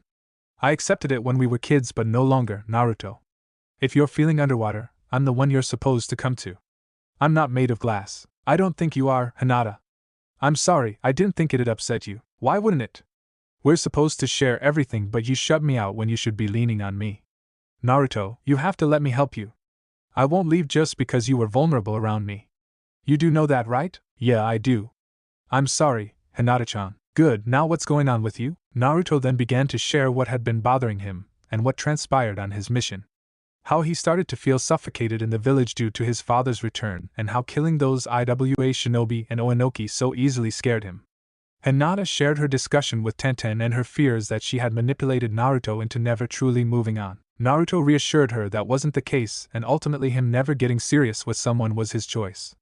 The two sat in silence for a long while after that, just enjoying each other's presence, both silently resolving to make more time for each other. Soon, the realities of being a clan head intruded on their moment, and Hinata had to get back to work. Before he left, Naruto extended the invite to dinner, which Hinata gladly accepted. The two parted ways with a passionate kiss, and Naruto decided to track down one of his oldest friends, and do something he should have done some time ago. It hadn't been an easy day for Tenten as she has been training for her Jounin exams. While she doesn't necessarily feel she is ready, Gai-sensei has convinced her she should at least try, as she has all the qualities, especially now that she has branched out to elemental manipulation to better utilize her Kiba blades. A shower and a nap is all she wanted, but it seemed that was not going to be possible in the immediate future. You enjoy breaking into places entirely too much, Whiskers. I have to keep my skills sharp however I can, Tenchan. So, you've spoken to Hinata, I take it. Tenten said, taking a seat by Naruto on her sofa. I have, but I hope you aren't implying that's the only reason I would have come to see you. I'm not, Shrimp. I'm taller than you. Doesn't matter. Fine, Tenny. Fine, but enough stalling. I think I owe you a conversation. Coming to defend her? No, she can defend herself. I've come to apologize. I hadn't been honest, not with you and not with myself. Oh, finally going to admit we were more than just some casual hookup. Sighing, Naruto replies, yeah. You were more than that to me. I don't paint the Horatian array on everybody's naked back, you know. I remember that day, you were quite proud of yourself. That I was, and you were the first person I told about it. I'm sorry, Tenchan. Don't be sorry, just explain it to me. Could you really not see yourself with anyone but Hinata? Was that the problem? Yes and no. I felt I could move on with you if that's what you wanted, but if she were ever able to get around Hayashi's edict, I just didn't know how I'd deal with that, and if I knew there was a chance I couldn't commit to you fully, I didn't want to give the impression I could. You're an idiot. You always have been, even when you were that shrimp that couldn't throw a kunai. But Princess Panda-chan saved me. Damn right. She said with a laugh. I'm sorry, Tenchan, if I ever made you feel like I didn't care about you or about us. That wasn't my issue and I don't need to rehash it. Fine. Well, I need to get going, besides you have a gentleman caller approaching, Naruto said before pulling Tenten into a hug. Tenten hears a knock on the door, but by the time she answers it and invites in Niji, Naruto is already gone. Walking toward his parents' house, and what should have been his house, Naruto was nervous. He didn't know why he was nervous, but he was. Oh wait, I hate my dad, but I have to spend the evening with him. Yes, that'd do it. He sighed for the 10th time, wishing he didn't have to do this, that he could spend a quiet night with his lady. Hinata and he arrived to an expectant Kushina who gushed about how cute a coupe the two made. The foursome shared dinner, and it wasn't as awkward as Naruto feared it was going to be. He thinks it was because the food was so good so he had something to distract him, but the night moved along. It wasn't until he was getting ready for his spar with Kushina that things went left. First, an ANBU arrived requesting Minato and himself go to the Hokage's office. Given the time, that signaled a likely emergency, and Naruto cursed his luck. When they entered Tsunade's office, her grim visage didn't give much room for optimism. The fact that the Sandaime, Danzo and Jiraiya were there only made Naruto certain something bad had or was going to happen. IWA has called a Gakage summit, and is threatening war if I don't attend. On what grounds? Minato asked. They are accusing us of tampering with their village's administrative functions and having an operative active within their borders. They are also trying to get the other villages to support them given we have stolen their biju. I'd say this is a low percentage shot, but if Kiri and Kumo believe we're hoarding biju, they might do something rash, replied Minato. That's the conclusion we've come to, but if IWA does declare war, that'll change things. It's one thing to sign on to a hypothetical conflict, another thing entirely to not take a chance to get some boons from an existing one, said Tsunade. She turned to Naruto to see him being uncommonly quiet. What do you think? I think this is absurd and I'm getting a little tired of IWA. If you go to the summit we can explain away some things. They can't prove anything, so these feels like a setup. Get you out of the village while they have a large force lying in wait. But if they did that, the other Kage would turn on them. It'd be suicide. If IWA declares war, it's suicide because I'll leave it a smoking crater, and I'm quickly regretting not just doing that to start with. Calm down, kid, said Jiraiya. None of us want that much death on our hands, so let's just think our way out of it. I believe my student has. IWA can't be allowed to dictate the pace of this. If they crave their own destruction, I see no reason not to give it to them. If they don't have the good sense to go quiet after they lose their only true Kage-level ninja when we have enough to feel the cell of them, then can we help them, because being stupid is no way to live. No, I will not have this put on Naruto, said Minato. Now, Minato. You did seal the QB in Naruto, you facilitated him having the ability to do this, to protect and defend Konoha. As of yet, we don't have to do that. How many people can you bring with you, Tsunade? 3. 1 advisor, 2 bodyguards. Yes, this doesn't remotely sound like a setup. I say we skip the summit, and just attack IWA directly, said Danzo. Do that and we will bring people to their side. I suggest you take Minato, Jiraiya and Naruto with you. If IWA has planned something, extraction won't be an issue for shinobi that can teleport. We then give IWA no quarter, and show them no mercy. Naruto-kun, if the worst does come to pass, could you actually go through with it? Asked the Sandaime, to stem off even more dire consequences? Yes. I wouldn't like it, but yes, I would, replied Naruto. Okay, we leave in 2 days. Naruto, you may leave. Minato, what's wrong? Asked Tsunade. When I sealed the QB into Naruto, I wanted him to have the power to defeat Madara and protect the village. I sacrificed his childhood for, and now by either necessity or convenience he'll be treated as a super weapon instead of the guiding light I hoped for. It's just difficult to accept. It's just not what I wanted. 20 of the most powerful shinobi currently in existence reside in a room with one of the most powerful samurai, and all eyes seem to gravitate toward one person. It's amazing, Minato thinks, that the attention seems to direct to his son. Not a Kage, nor an advisor, and yet everyone is aware of where he is, of his every mannerism. Having trained under Jiraiya for so long, there are only a few things Minato never mastered. One was senjutsu, but that was more a timing issue. Wars and being Hokage just don't allow one to commune with nature. Another was Jiraiya's ability to not to appear to give a shit when in the presence of S-class shinobi. It was that reason that made the disciple question if he could ever truly defeat his master, even when Jiraiya would openly claim Minato as the better shinobi. The man had a way of undermining confidence, and that he didn't bother to acknowledge it only worsened the effects. Naruto had seemingly mastered this subtle art to perfection. If Minato didn't know of his son's talents and abilities, he'd think the boy an unobservant fool. No 16-year-old should be this free from preoccupation in a room of seasoned Kage, and yet Naruto didn't appear to have a single fuck to give. It was impressive and maddening, but maybe that lack of worry and deference is what allowed him to befriend so many people in this room. It's obvious the Kazekage held his son in high regard and the two had an easy rapport. He also seemed to be on good terms with the Raikage and the Mizukage as well. Minato can't help but think how close to real peace they all are, if his son's budding friendship with these village leaders is any indication, but notes how fragile it all is. If these talks go south, a war is almost guaranteed, and if Naruto reveals his abilities, then peace talks are impossible. No village would feel comfortable with anything but the chance to increase their military power and preparation. I call this meeting to order, spoke Mifune. As requested by the Tsuchikage, the leaders of the 5 great shinobi villages have convened. Tsuchikage Dano, please tell us why you have called this meeting. Thank you, Mifune Dano, Kitsuchi replies. We are here to list and hopefully curb the aggressive actions of Konoha not only against us but the other major villages as well. We hope to address these issues now so as to avoid another war. And what exactly are you accusing Konoha of? I asked, who had attended with Darui, Shure and Karabi as his advisor. For one, conducting illegal operations within the borders of Earth Country, including killing my predecessor. Secondly, the hoarding of the bijou. Their actions seek to undermine all of us here, and make no mistake, that's exactly what they tend to do. Hokage Dano, would you like to answer to these charges? Thank you, Mifune Dano, Tsunade started. I have very little to say about the charges levied by the new Tsuchikage.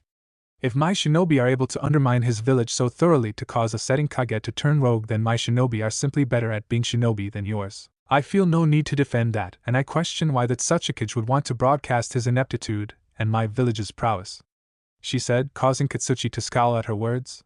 As for the charge of hoarding the bijou, we have not. The bijou that are not reforming and not currently sealed are free. Where they are I have no idea, but they are not in Konoha, nor are they controlled by Konoha. You lie. Kitsuchi nearly yells, only to receive a scoff from Tsunade. The Hokage lies, spins a false tale. Could we all really miss such large beasts? They bijou are sentient masses of chakra. Do you really believe they can't change their size or shape? Everyone in this room can perform a henge, and we aren't comprised primarily of chakra. I am starting to think this has been a waste of time. I would have to agree with the Hokage, said Gaara. In fact, I have spoke with Shikaku, the Ichibi, as he currently resides in the deserts outside of Suna. Do you have any proof of this? Asked the Mizukage. I'm not entirely sure how one would prove this beyond you simply seeing it, but the Tsuchikage offers no more proof to the contrary when it is his burden to do so, stated Gaara. Minato watched as Karabi whispered something to I, which caused I to stare at his brother, as if seeking confirmation. Once received he spoke, I believe both the Hokage and the Kazekage. Then it is a simple matter of finding and resealing them, replied Mei. No, none of the bijou that are currently free will be sealed again, stated Tsunade. That's not for you to decide, Hokage Dano. The Mizukage replied back. It isn't my decision, it isn't that I'm going to stop you, they can't be resealed. Attempting to do so will only enrage them and cost you lives in the process. Tsunade shot back. How is that possible? Questioned I. Tsunade then waved to Naruto to approach the table to speak. When I released the bijou from the Geto Mazo in aim, I applied a seal so none of them bijou would be resealed. They are intelligent beings that don't wish to harm any of us and deserve to be more than weapons of war. They deserve a peaceful existence like the rest of us. Are you foolish, boy? Your very Shodaime handed out the bijou to prevent war, and you unilaterally undo that, shouted Katsuchi. While not as vehement, I have to agree with him, kid, replied I. Since the hidden villages started creating Jinchuriki, there have been 3 shinobi wars. Had Konoha not defeated Akatsuki, with minimal help from the rest of you, there would have been a 4th, but instead of a fight over land, it would have been one for the survival of humanity. The Shodaime was a great man, but he was not infallible, and he made a mistake. If you want the power of the bijou, then find them and befriend them. Respect them and they may become guardians of your lands, but if they choose not to get involved, then leave them be and let them enjoy their freedom. Naruto, are you sure they mean us no harm? Asked Mei. Absolutely. They may be skittish around humans, but given the years of imprisonment, that's understandable, but if you should happen across them, just talk to them. I'll withhold judgment for now, stated Mei. Are you all foolish? You take the word of this boy? You believe a child could apply seals to the bijou? If you cannot disprove the claims of my shinobi, then it is best if we move this alone, Kitsuchi, Tsunade said, starting to lose her patience with the brash man. Fine, what will happen when the Yambi and the Gobi return? I'll free them as well if that's what they want, replied Naruto. You have no right, they belong to IWA. Can you not all see this? Konoha weakens us, but they keep their Jinchuriki so as to have a trump card against us. Is that why your agents were in Taki, looking for the container of the Nanabai? Asked Tsunade, which surprised Katsuchi. Didn't think I knew about that? Guess it was lucky the leader of Taki decided to relocate Foot to keep her safe from you. Irony of ironies, given your accusations of our activities within your borders, which you have yet to deny. Spat back Katsuchi. Even if I did have an agent where you claimed I did, Hundreds of missing nin were headed to the borders of AIM, our ally, and we have every right to defend an ally from an occupying force. Maybe you should have controlled your shinobi forces better so as to not experience a mass defection. A defection you caused. Proof? Asked Tsunade. I don't need proof, I know you did it. Everything was just too neat, the evidence was just hard enough to find and just clear enough to paint a connection. You did that, and if she could do it to IWA, what is to stop her from doing it to everyone in this room? No one else in this room has sent assassins to my front doorstep with the intention to kill my family, and me along with the clan head. This is getting us nowhere. Let's please stay focused on the issues at hand. Stated Mifune. Konoha is the issue. They work against IWA. How long before they start in on the rest of you? If you're smart, you'll side with us. They have not only gotten a daimyo to act against the sitting Kage, they've unilaterally have taken away Bijou. Surely you all see the threat Konoha poses. If they go unchecked, how long before we are flying a Konoha flag over our villages? Said the Tsuchikage. The Tsuchikage would lead you to believe the sky is falling and his only proof is the lack of clouds in the sky. See, it's so clear. It'll happen at any moment. Konoha has never initiated a war, this is a fact. Why we'd start now is beyond me. Kitsuchi-san states we've acted unilaterally, and we have. We defeated the Akatsuki with minimal involvement from any of the other villages. Now some of this was just happenstance, but I did request assistance, and the sharing of intel. Except for Suna, my call went unheeded. I understand why, but there was a threat to us all and a mess to clean up. Don't look at the clean floor and bitch about the mop I used, damn it. If any of you would have been in my position, would you have simply set the bijou free or hoarded them for your own benefit? But I'm a power-crazed imperialist looking to squash the other villages? The accusation is absurd. The evidence is non-existent, and frankly I am beyond offended that the Tsuchikage called us here to scold me as if I were a child. Replied a visibly annoyed Tsunade. Tsuchikage Dano, what ultimately would you like to achieve here? Asked Mifune. It's very simple. I want Konoha to agree to pay restitution for their actions, and if not, I seek alliances as IWA will go to war. Surely Tsuchikage Dano, we can come to an accord without resorting to hostilities. Said Mifune. No, we cannot. We will not bend the knee to Konoha. Oenoki saw the Namikaze's bastard as a threat, and it took him dying to prove as much. Either Konoha admits they killed him, names the agent, and turns him over along with a cash transfer, or it is war. There can be no alternative. The only question is, what will you all do, save your villages or not? We will need time to confer with our advisors on this matter. Stated Gaara. Mifune nods and the 5 groups separate. IWA. Dad, are you sure we haven't overplayed your hand? Asked Kuratsuchi. I had to, Kuro-chan. Too many vested interests back home are pulling for this. If I present my strongest case and nothing happens, we can move on and I can start cleaning house. I'm just lucky that it appears Konoha is on better terms with the other villages. This gives us cover to finally free IWA of its lust for war and revenge. All of that was an act? Of course it was. IWA has been too focused on its past. I was never meant to be a Kage, but I'll do everything I can to make sure it is strong and steady for when you are prepared to lead. But I have to break those factions that are either obsessed with the Namikaze or the faction that simply values war and conquest. Both facets stand in the way of progress, but Grandpa wouldn't have been fixated on Konoha if it weren't a threat. That's not true. Deidara wasn't really a traitor, he infiltrated Akatsuki for your grandfather. When Oenoki learned he was killed by Naruto and saw the obvious resemblance to Minato, something in him snapped. He wanted Deidara to be his successor, but his decisions caused it to not happen. That broke him, Kuro-chan, and he couldn't let go. Oh is all she could say in response. Kumo, what do you think, B? Going to war with Konoha would be a mistake. Gyuki says Naruto feels different. It reminds him of something very old and very powerful. Konoha could manage a 2-front war with the powerhouses they have. Replied Kurabi, and I knew he was serious by his lack of rhyming. If you fought him alone, could you beat Naruto? I hate to ask it. I like the kid, but Kumo comes first. No. I don't. He has a lot of tricks in his bag before he gets to his bijou cloak, which I have yet to see, but a Fuinjutsu-wielding sage isn't something to take lightly, and he's gotten stronger since then. He likely knows the Hiraishin as well. But Naruto by himself is only one of many problems. Minato is back, Kushina is back, Tsunade, Jiraiya, Hiruzen and Danzo. The last 2 may be old, but they still have a great deal of power and wisdom, potentially 7 Kage-level shinobi, 4 Fuinjutsu masters. Each likely has the ability to restrain bijou chakra. 2 of them can match your speed, Jiraiya can make it irrelevant. 3 toad summoners, 1 slug summoner. That's just the tip of the poisoned kunai.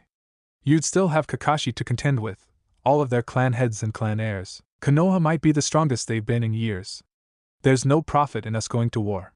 If Kitsuchi pushes this, it will end poorly for IWA. I could only grunt in response. Kiri, the Tsuchikage has overplayed his hand. I see no benefit to joining him. I agree, Maesama. There's not a single reason to get involved over old grudges. They'll have to do this all on their lonesome, replied Ao. The Mizukage hears, single, old, lonesome, and replies, shut up, Ao, or I'll kill you. Suna, when we get home, we will have to fortify our border with IWA.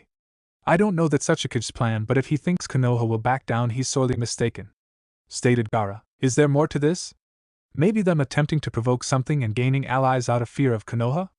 Asked Temari. I don't know the new Tsuchikage, but he seems prideful, too prideful for that kind of play. Especially with how hard he's been in his position, no one will come to his defense when he's asking for it. Konoha, the Tsuchikage is faking it. Naruto stated simply. His emotions are all wrong, he's acting. He likely wants war no more than you do. Being able to sense emotions comes in handy. I'll see if I can talk with him after this, get a real measure of him. Replied Tsunade while Minato and Jiraiya nodded in agreement. Mifune soon called the Kage back to the table so the meeting could commence. You have had time to confer with your delegation, so let us please continue. The Tsuchikage has put forth a call to arms if certain conditions are not met. What do you three unaffected Kage say? Asked Mifune. Kumo votes no to hostilities. Losing the Bijou is a blow, but there is no proof Konoha is doing anything more than being their tree-hugging idealistic selves. Responded I. Kiri also votes no. I've seen enough war for the time being and can't pledge my forces to conjecture. However, I will state that Konoha has decided to free on the Bijou without any input or consideration from any of the major villages is distressing. I don't believe this was a power grab, and you may feel it hypocritical to be admonished given how you came upon them, but isn't demonstrating the ability to prevent future sealings a demonstration of your power? How are the others supposed to respond to that? What could you do next? What your shinobi have done may ultimately be for the best, Lady Hokage. But if you want to achieve that long-sought-after peace you always speak of, then please remember the other villages exist as well. Mei stated. Tsunade just managed not to roll her eyes. It should go without saying, but Suna also votes no for hostilities. I need not criticize nor admonish Konoha for its actions, Gaara said, receiving a head nod from Tsunade. It appears we have a consensus. Tsuchikage Dano, I hope you can heed the words of your fellow Kage and avoid unnecessary strife. If there is nothing else, I call this Gakage summit to a close. All Kushina coming, is what could be heard by various voices in the clan district as the streets quickly cleared from the red-headed menace. Currently wearing a blue jounin uniform covered by a red trench coat with her katana sticking out the bottom, she has one last stop for the day. During the Gakage summit, Kushina decided to exact some revenge for her Sochikun. As of yet, nothing major beyond vandalism or extreme intimidation has been suffered, but it has become understood that if Kushina is coming for you, she will find you. This leads us to now, as our Crimson Avenger is now in front of the Hyuga compound, which has enacted their siege protocols. Hey, y'all need to open these gates and let me see Hayashi before I huff and puff. Come on now, by the hairs of your chinny chin chin. Kushina said. Kushina-sama, it'd be best if you leave. Our foremost gentle fist users are here. Oh, I think's not, Guard-san, I think's not. Y'all might need to think this through and stop wasting my time. Because Kushina can come back tomorrow. And the next day. And the next day. Oh, and I will put you to the blade behind what happened today. She spoke calmly. Soon the defensive barriers were dropped, and she was granted access, but informed her audience with Eiichi would be brief. She simply stated it was fair enough as she entered the compound. It was a short walk to where Hayashi was currently. He had claimed another room as his study when he was retired as clan head. When she entered the room, her escorts left immediately, and she simply stared into Hayashi's eyes, waiting for something that even Hayashi didn't know. After a moment, apparently seeing what she desired, she took her seat and placed her katana on her lap. I understand you wanted to see me. Even threatened my guards to do so, Hayashi said sternly, making Kushina roll her eyes. They were being extra about all this. It's not like I'm here to murder you. Do I have your word on that? No, she said, making Hayashi's sweat drop. Shouldn't we at least exchange pleasantries before we get into what I want? I'd rather forego the pretense, especially since I'm not entirely sure you won't run me through with your blade. This blade? Kushina asks, withdrawing it from its sheath. Oh man, I have some stories about this blade, dearie, let me tell you. Oh. Fuck, was Hayashi's thoughts. While Hayashi and the Red Menace were never close, his late wife and her were extremely close. Hayashi, being a proper Hyuga, was sometimes cold and insensitive, and kunoichi or not, Hitomi didn't always take that well and would commensurate with Kushina. Inevitably, Kushina would pay Hayashi a visit and instruct him on how he should change his ways. She always called him dearie then in such a deceptively sweet tone that one could almost ignore the implicit threat of violence. Hayashi doesn't know why she called him that, and from his understanding she never did that with anyone else. It was creepy and he hated it. "Are you still with me, dearie?" Kushina asked, seeing the man not paying attention. "Yes, of course." "Good. Like I was saying, this little lady is my favorite blade. Been with me for years, survived undamaged through most of the war. Did I ever tell you I'm partially the reason Kiri went from widespread kenjutsu use to reserving it for the 7 swordsmen and their apprentices? Apparently they decided I was a punishment from the gods for their hubris. I always found that funny. Anyway, so it made it through most of the war until I ran into this big, burly bastard. Not much of a swordsman, if I'm being honest, but he tried. On a diagonal swing, my blade chipped on his collarbone. I was quite upset, I tell you, so upset I proceeded to literally beat his face in. Can you imagine that? Getting that upset over just a sword? Have we reached the moral of your story and the reason behind your visit? That depends. Do you understand the moral of the story? If you were that angered over minor damage to a sword, the anger you must feel over Naruto-san's treatment must be astronomical. Oh, you always were a smart one, dearie. Yes, that's exactly it. Astronomical is so apartment. It's like when I died everyone decided the rules didn't apply anymore, decided that old Kushina was beyond your reach. Decided you could use my son and throw him away at your convenience because nothing would happen to you. And now look where we are, dearie, in a small room, with you wondering if I have designs on your life. If everyone had just acted correctly this wouldn't be necessary, but it appears I need to make examples out of people so they truly understand. Be I dead, comatose, trapped in the moon, it doesn't matter. I will always swear things with those that wrong me, in this life or the next. I butchered Kiri, Kumo and IWA Ninja in retaliation for destroying my family, my home, and you all thought mistreating my Sochi would receive no response. No, dearie, that's not how I'm made. Kushina, I didn't have a problem with Naruto, but I did doubt his chances of a long life. You know the enemies that were after him, one strong enough to kill you and Minato. I didn't want my little girl to become hard and bitter and vacant like I was, and if I had to be a bastard to Naruto to achieve that goal, then my choice was clear. Kushina leaned over the desk and placed her hand on Hayashi's neck. Dearie, I know why you did it, and that's why you won't taste my steel today. Kushina leaned back, sheathed her sword, and started to leave as she saw her seal began to take effect. Don't worry, when you wake up things will be square between us. Unless you don't want that, but remember, I can find you and yours and lot easier than you can find me. As Kushina was leaving Hayashi's study, she ran across a visibly concerned Hinata who was almost startled to see Kushina. Hello, Kushina-sama. I'm sorry I wasn't here to greet you. The compound's security activated the siege protocols and I've yet to find out why. Pfft. No need for that sama crap. Kushina is fine. And I think I spooked your guards when I dropped by to see Hayashi.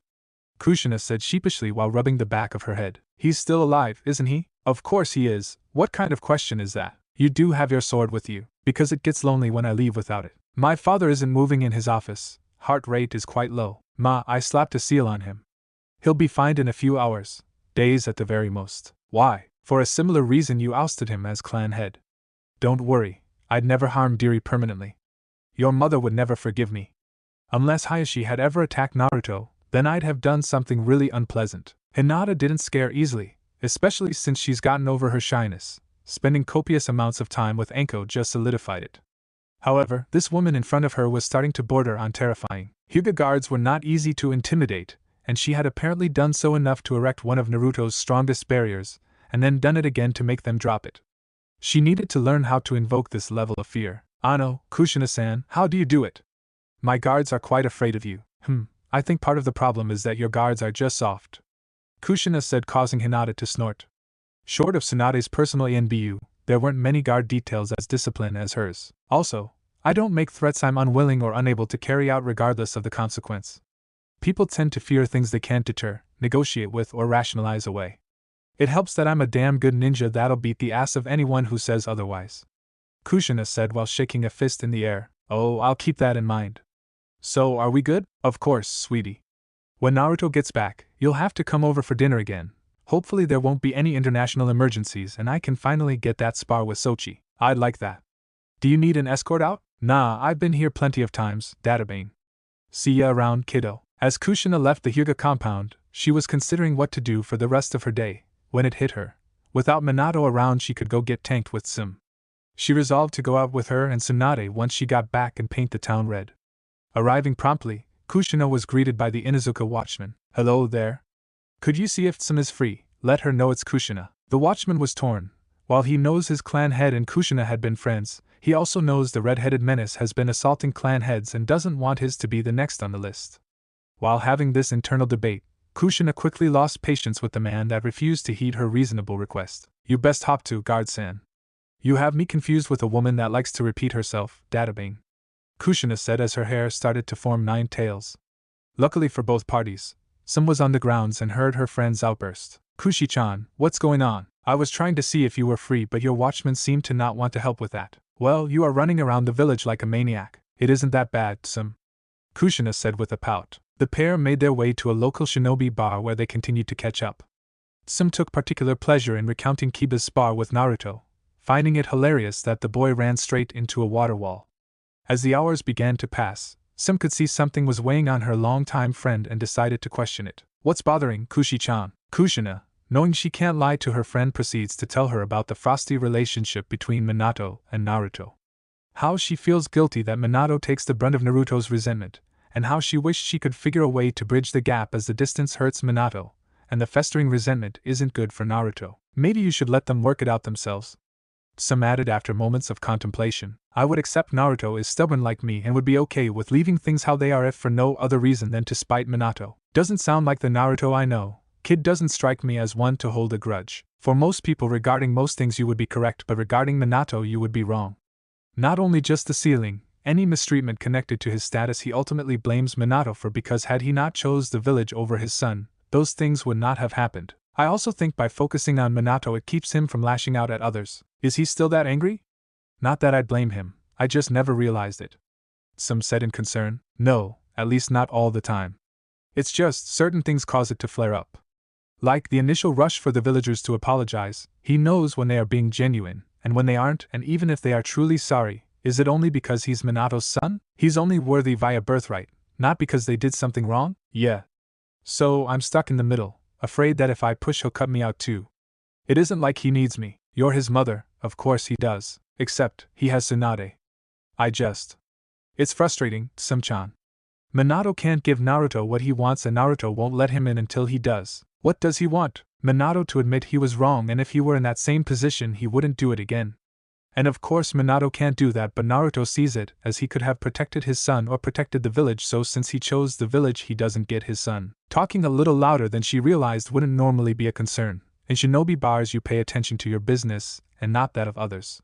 However, this is a special case. Little known to many of the elites in the village is that many in the shinobi forces hold a certain amount of resentment for Naruto. Not because he contains the Kyuubi, but because they feel his progress has been exaggerated and gifted to him instead of earned through merit. Most of his achievements had been witnessed by very few or so highly classified as to never see the light of day. So, for one bitter, drunken jounin to hear that the brat resented the sacrifice of his father, it angered him, enough to interrupt Kushina. You know, that brat's childhood wasn't that bad. It isn't like he was beat every day, and I'm sick of feeling guilty about it. He's had opportunities many of us couldn't imagine, and he has the nerve to resent us. The brat has been gifted his rank, he didn't earn it like the rest of us, only because he was favored. You tell that little asshole anytime he wants to find out what a real jounin is about he can come find me. Throughout the man's little tirade, Kushina's urge to break this idiot had reached an unimaginable level, followed closely by Tsum. Both ladies were snapped of their bloodlust by 2 words. Why wait? The bar got quiet, even more so than when the man, Toshi Kara, started ranting. No one had sensed his arrival, so they don't know how long he had been there, but standing behind Toshi was Naruto. That wasn't a rhetorical question, friend. The well of courage the man contained just moments prior all but vanished. Only his need to save face allowed him to turn toward the Kyuubi Jinchuriki. The container didn't look massive, though a little taller than Toshi himself. His eyes focused, but not only cold. He looked bored to the intoxicated patron. Finally, finding his nerve, Toshi spoke. What was that? Subtle stalling tactic, Toshi thought. Don't stall, friend, I asked you why wait. Or are you reconsidering your invitation? I'm not your friend. Not with that attitude you're not, Naruto said with a chuckle. Before the man replied in turn, Naruto cut him off. Well, since it appears you didn't mean your words, I'll forgive you this time. And proceeded to escort Kushina and Tsum out of the bar. Wow, Toshi, you really showed him, one patron said to a round of laughs. The embarrassed man couldn't even reply back. When'd you get back, Sochi? Just got back and felt both of your negative emotions. Figured you might be in trouble. Breaking up a potential bar fight is not what I had in mind. Kushina sheepishly rubbed the back of her head while Tsum blushed in embarrassment.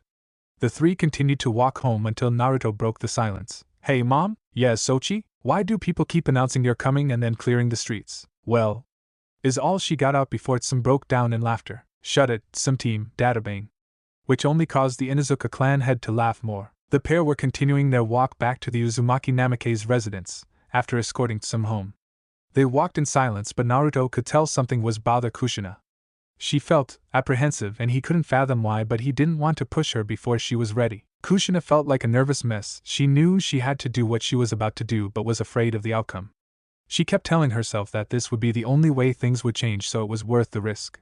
Gathering her nerve, she finally spoke what was on her mind. So Sahai? Yeah, Mom? I need you to forgive your father. Naruto was taken aback. He really hadn't expected her to say that, as she had been content with just leaving the relationship between Minato and him as theirs to solve.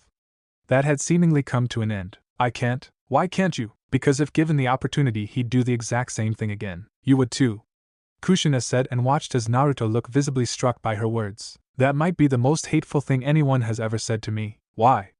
You wouldn't give your all to save people in need, even sacrificing what was most important to you to do so? Not my child, no, and not for the trash of this village. You're lying. I'm not.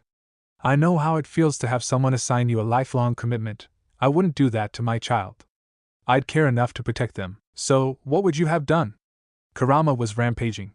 No, it wasn't his fault, but it was happening, so what would you have done? Left, and let all those innocent people die. I don't believe you, only because you see them as innocent. I, however, know differently. Almost none of them were worth it. No, they weren't always like that. The attack changed the village for the worse, but the people your father and I knew were worth it. Oh, they were worth abandoning me for? I'm glad you value them so highly. That's not fair. So? Most of my childhood was utter hell. Every night I'd wish for someone, anyone, to just give a damn, to take me out of this place, and it never happened. He could have chosen another kid, one with an actual family that could have protected them. It didn't have to be me. His honor wouldn't allow him to do that. The village is more important than me. His honor is more important than me. Shit, had Kurama not been extracted from you, would Minato have left me at a grocery store because he was too distracted by a sale on ice cream? No, he hates ice cream. Ha! Why are you pushing this? Because I want us to be a real family. Not you tolerating his presence and him walking on eggshells around you. He made his choice. If Minato or you are upset that I won't forgive him, then blame the people you sacrificed our family for. So, you won't forgive him because you hate the villagers. Yes. He had blind faith in scum of the village, the irresponsible Jiraiya, and left me to the devices of a reactionary old man. He just trusted everyone to do right. And while Jiraiya and Gigi have both attempted to make amends with me, they at least admit they were wrong. If the villagers are so bad, if you wouldn't sacrifice anything for them, then why did you work so hard during the invasion? I was keyed up and looking for a fight. Bullshit. These people you claim to hate, when push came to shove, you fought for them. Knowing he was caught, Naruto didn't respond. Kushina took this time to demonstrate her maturity by skipping around her son in victory. Mom, please stop. You're embarrassing me. That's the right of a mother, you should respect it. But fine, I'll stop as soon as you start being honest. Why do you try so hard to stay angry at them and Minato? Because they enjoyed it. They'll say they were afraid or unsure or in pain, but it's all complete and total bullshit. As long as I was here, I was the them, the they, not one of the chosen that got to bask in the shade of the great tree. They continued to ostracize me for no other reason than they could. People bonded over it and passed that bias down to their kids. But I get outed as Minato's son, because apparently being related to you and therefore one of the last members of a long-time ally they fucking failed, by the way, didn't mean shit. Being Minato's son has anointed me as worthy in their eyes. Pfft. I haven't desired their acknowledgement since I was 9. And oh, his decision made me a marked man for a group of S-class nuke neen led by a man he couldn't kill. I won't forgive him because I don't matter to him, and nothing he's done has demonstrated otherwise. I won't forgive the village because they're a bunch of two-faced cowards that will praise their great hero while actively ignoring his final wish. They only respect strength, and those that can impose it upon them. I don't respect people who have disdain for the weakest among them. Fine, I won't defend the villagers because I think you're right about a lot of them, but you can't believe Minato doesn't love you. What evidence do I have to show he does?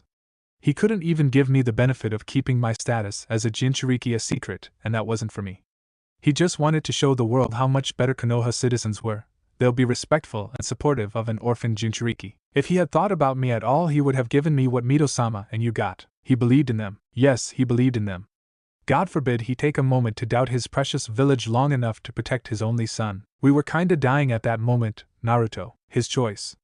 You offered to have Kurama sealed in you again. He could have taken that time to research a different seal or any number of things while preparing countermeasures for Madara. He chose to give the village a weapon instead. If he hadn't done the sealing like he did, I wouldn't be here and I wouldn't have gotten to ever meet you. While likely, we don't know that for certain, and your presence in my mindscape being extended was Kurama's doing. You being brought back was such a run of unlikely events that no one deserves credit for it, especially not Minato for being damn lucky. So, he gets all of the blame and none of the credit? No, I could get over his poor decision making if he were actually sorry, but he's not. He said he'd do the sealing again, he'd damn me to my personal hell again. Have me be that same kid, desperately hoping someone would save him from drowning in loneliness. Naruto finished with a bitter edge to his voice. Kushina looked at Naruto. It is so easy to see Naruto as the competent shinobi he is now and not really consider the depths of the affects his childhood has on him. Kushina remembers some of the memories of Naruto watching families and how their primary actions were protecting their children from him, the monster which in turn made the villagers become monstrous in Naruto's mind. It also left a deep impression on him as he defines parental love as protecting your child, Rin, from harm. Kushina recalls Minato telling her about a conversation between Kurama and him regarding Naruto.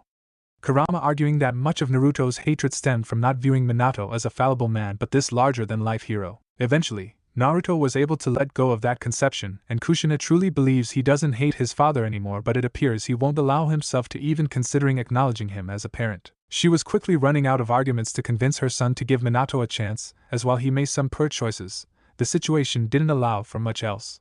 It was just a cruel reality. No choice was perfect, and it ultimately became an issue of what could Minato live with, chancing that he could stop Kurama again by alternative means and maybe allow another rampage or choose a permanent solution. Granted, misplaced faith in the wrong parties tilted the calculus, but there simply were no good options. The question is how to convince Naruto. If he were being wholly unreasonable, this would likely be easier. Just pester him with inconsistencies until he folded, but while the root of his problem is in an idealization of parenthood, one both she and Minato failed to adhere to, Naruto has a right to not be okay with being made a sacrifice. He wasn't afforded the protection she was, and while she was still a child, she at least knew of a time when her life wasn't defined by being a Jinchuriki. But her stubborn insistence on having a real family won't allow her to accept this. It is unlikely that amiable indifference would last, especially when it's masking a well of disdain. Kushina's thoughts were cut off by Naruto. So, is this like an ultimatum? I forgive Minato or you're done with me? Why would you think that? Kushina asked, shocked at his question. Because I thought we were fine, but you're defending Minato, saying how you want your family to be, but what if I can't give you that? Are you just going to cast me aside if I don't do what you want? Do you really think so little of me? I don't know what to think. I certainly didn't think you'd pressure me to change how I feel. It's not that simple, Naruto. Minato wants to make it up to you, but you have to be willing to give him that chance. I did. He doesn't think he did anything wrong. Tsunade's done more for me than he ever will. She had no desire to come back here. I even tried to talk her out of it, but she did, and my life dramatically improved. A stranger, someone who had every right not to give a damn about me, thought I was worthy of protecting to the point she even adopted me. He wouldn't even hypothetically change things. If I ever have children, how could I ever trust their safety to him? He doesn't care about me, not like a parent should. When my parents first sent me here, I resented them. I didn't want to leave my home. I didn't want a strange thing sealed in me. It hurt that they were allowing it, saying it was a really important duty for me and only I could do it. No child wants to think there is a scenario where their safety and comfort becomes a secondary priority to their parents. That doesn't mean we didn't love you enough, Naruto. There was no magical best choice. Whatever, I don't want to talk about this anymore, but you need to. Naruto, how long do you think you can resent Minato and essentially everyone around you before you snap? It isn't healthy. Eventually the walls are going to close in and you're going to do something you regret. If for no other reason than your own peace of mind, Sochi, try to let go of your anger. No. I can't. If I do, then it'll be forgotten. They'll pretend like it never happened. That they didn't make me feel like my very existence was a mistake. Make me terrified to be seen in public with the few friends I had. It'll all get swept away, and if it is ever mentioned, it'll be so general and vague as to be meaningless. These are the people he chose over me, and I'll never forgive him for saying he'd do it again, whatever his reason. He doesn't love me. He's not on my side. How could he say he'd leave me alone again? How is that alright after he saw what I went through? How can you defend him? Naruto said, each statement coming out faster than the last as he appeared to be short of breath. Naruto, calm down. Take some deep breaths, it's okay, Kushina said, trying to console her son. It may have even worked had Minato not appeared suddenly. Kushina, what's wrong with Naruto? Minato asked while closing the distance between them. Naruto instantly recognized the voice, and before Kushina could warn Minato to not come closer, he had been grabbed by Naruto and teleported away. Kushina created 3 shadow clones, each going to find either Tsunade, Jiraiya, or Hiruzen while she tried to locate her family, hoping irreparable harm won't be caused tonight. Minato was slightly disoriented, never having been teleported at someone else's volition, though not so disoriented to override his well-honed instincts, as he parried the straight right coming toward his face. Minato instantly created more distance as he tried to understand what had gotten into his son. Naruto, what's wrong? Why are you attacking me? Because you couldn't leave well enough alone. So what if I never forgive you? That's my right, I have every reason not to. Mom understood, and yet now she's on your side. They all are. I'm always the unreasonable one. They always make how they treat me my fault, and it started with you. For all I know, you wanted people to treat me like they did. You wanted me broken, and that's why you wouldn't change a thing. You can't possibly believe that. Why can't I? No other Konoha Jinchuriki had ever been outed, and if you wanted them to be seen as heroes, you would have revealed Mom's status. You didn't though, did you? Only me. I'm the only one that didn't get the privilege of anonymity. You never gave me a chance to be anything but a whipping boy, but when I wouldn't just smile and take it, the Sandaime turned on me, too. All of my problems start with you. No more, you won't take anything else from me. Naruto, you need to stop. You aren't well. Son, I've made mistakes. I'm sorry I wasn't sensitive to how you felt. When I said I wouldn't change anything, it was because of how proud I was of the man you were becoming, and I wouldn't want to risk that. I promise, that's all. Minato replied with a hint of desperation in his voice. You're lying, but I don't care. I'm not an idiot, Minato, and I haven't just been ranting to your father. I'll be solving my problems at the source. I just needed time to make sure you couldn't flash away. At his pronouncement, Minato went wide-eyed and did attempt to access one of his Horatian markers, just to find he couldn't, as if they were constantly in flux. Fire-style dragon flame missile, Naruto called out, sending the white-colored dragon toward Minato, who formed an earth-style mud wall to counter the attack. The wall upheld, but Naruto wasn't expecting his opening attack to be anything more than a distract, something to put Minato on the defensive, because as soon as he had finished the hand seals for his first jutsu, he was already preparing the next. A combination jutsu of earth-style earth division jutsu, which created a series of fissures within the ground, and paired it with the fire-style wrath of the subterranean dragon, which causes a pillar or multiple pillars of fire to emerge from underground but will be focused through the fissures. Minato shunshined away from the jutsu, managing to escape with nothing but a singed coat. His instincts alerted again. Naruto, coming from what appeared to be a mirror of ice, attempted to attack Minato from behind. The attacks were relentless but not sloppy. Minato had hoped that in his rage Naruto wouldn't fight like an S-rank shinobi but a drunken brawler. However, Naruto was too good to play around with and realized he was going to have to fight him seriously until he could incapacitate his son or help arrive to calm him down. Minato started aiming for the joints of his son, utilizing quick jabs, and while he would land, Naruto would often roll with the blows and they would lose most of their effectiveness. However, he had also managed to avoid any serious damage to himself as well. Minato knew that he had an edge in taijutsu, as his ninjutsu arsenal and chakra reserves couldn't match to Naruto's.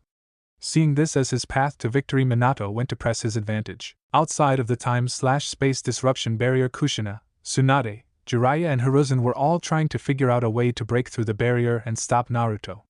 This was made all the more difficult by the 5 shadow clones trying to convince the party to leave. Naruto, please, remove the barrier, Sochi. You don't have to do this, pleaded Kushina. Boss disagrees, this has been a long time coming. Just let him take care of Minato, and everything will be okay. Why does he need to take care of Minato? Asked Jiraiya. Because it was all his plan. He intended the villagers to ostracize Boss, to make him into some broken weapon, and when he didn't do what Minato wanted, he started turning you all against the boss. Sochi, he didn't turn me against you. I just want us to be a real family, that's all, but more importantly I want you to be well, and the boss will just as sue. The clone never got to finish as it was forced to dispel by Hiruzen's negation jutsu, which left him panting. That is much harder to do on shadow clones than elemental ninjutsu. If Naruto left the shadow clones to guard the barrier, it must be susceptible to direct assault. I guess I'm up. Rasengan, Jiraiya roared as he shoved the sphere into the barrier, only for nothing to happen outside of a small crack. Well, that was something of a bust. Not necessarily. Kushina, aim several of your chakra chains dead center into the crack Jiraiya created. Maybe it'll act as a shatter point. Kushina nodded and summoned her chains, hoping this would be enough to get to her husband and son. Minato, as he predicted, was getting the better of Naruto in taijutsu, but Naruto's durability was making the advantage negligible. However, Minato had discovered a hole in Naruto's defense that would allow him to end this without hurting Naruto. The two blondes began another exchange, Minato waiting patiently for his opening. Naruto went for a combination of left hook, right straight, left cross. Minato managed to block the hook, slip the straight and turn into the cross with just enough time for his palm to make contact with Naruto's chest and place a sealing array there, causing Naruto to instantly drop to the ground. "Son, please talk to me." "What happened?" Minato said, standing over Naruto. Seeing his son attempt to get up, Minato spoke again. "Don't bother getting up, you can't, the gravity seal won't allow that."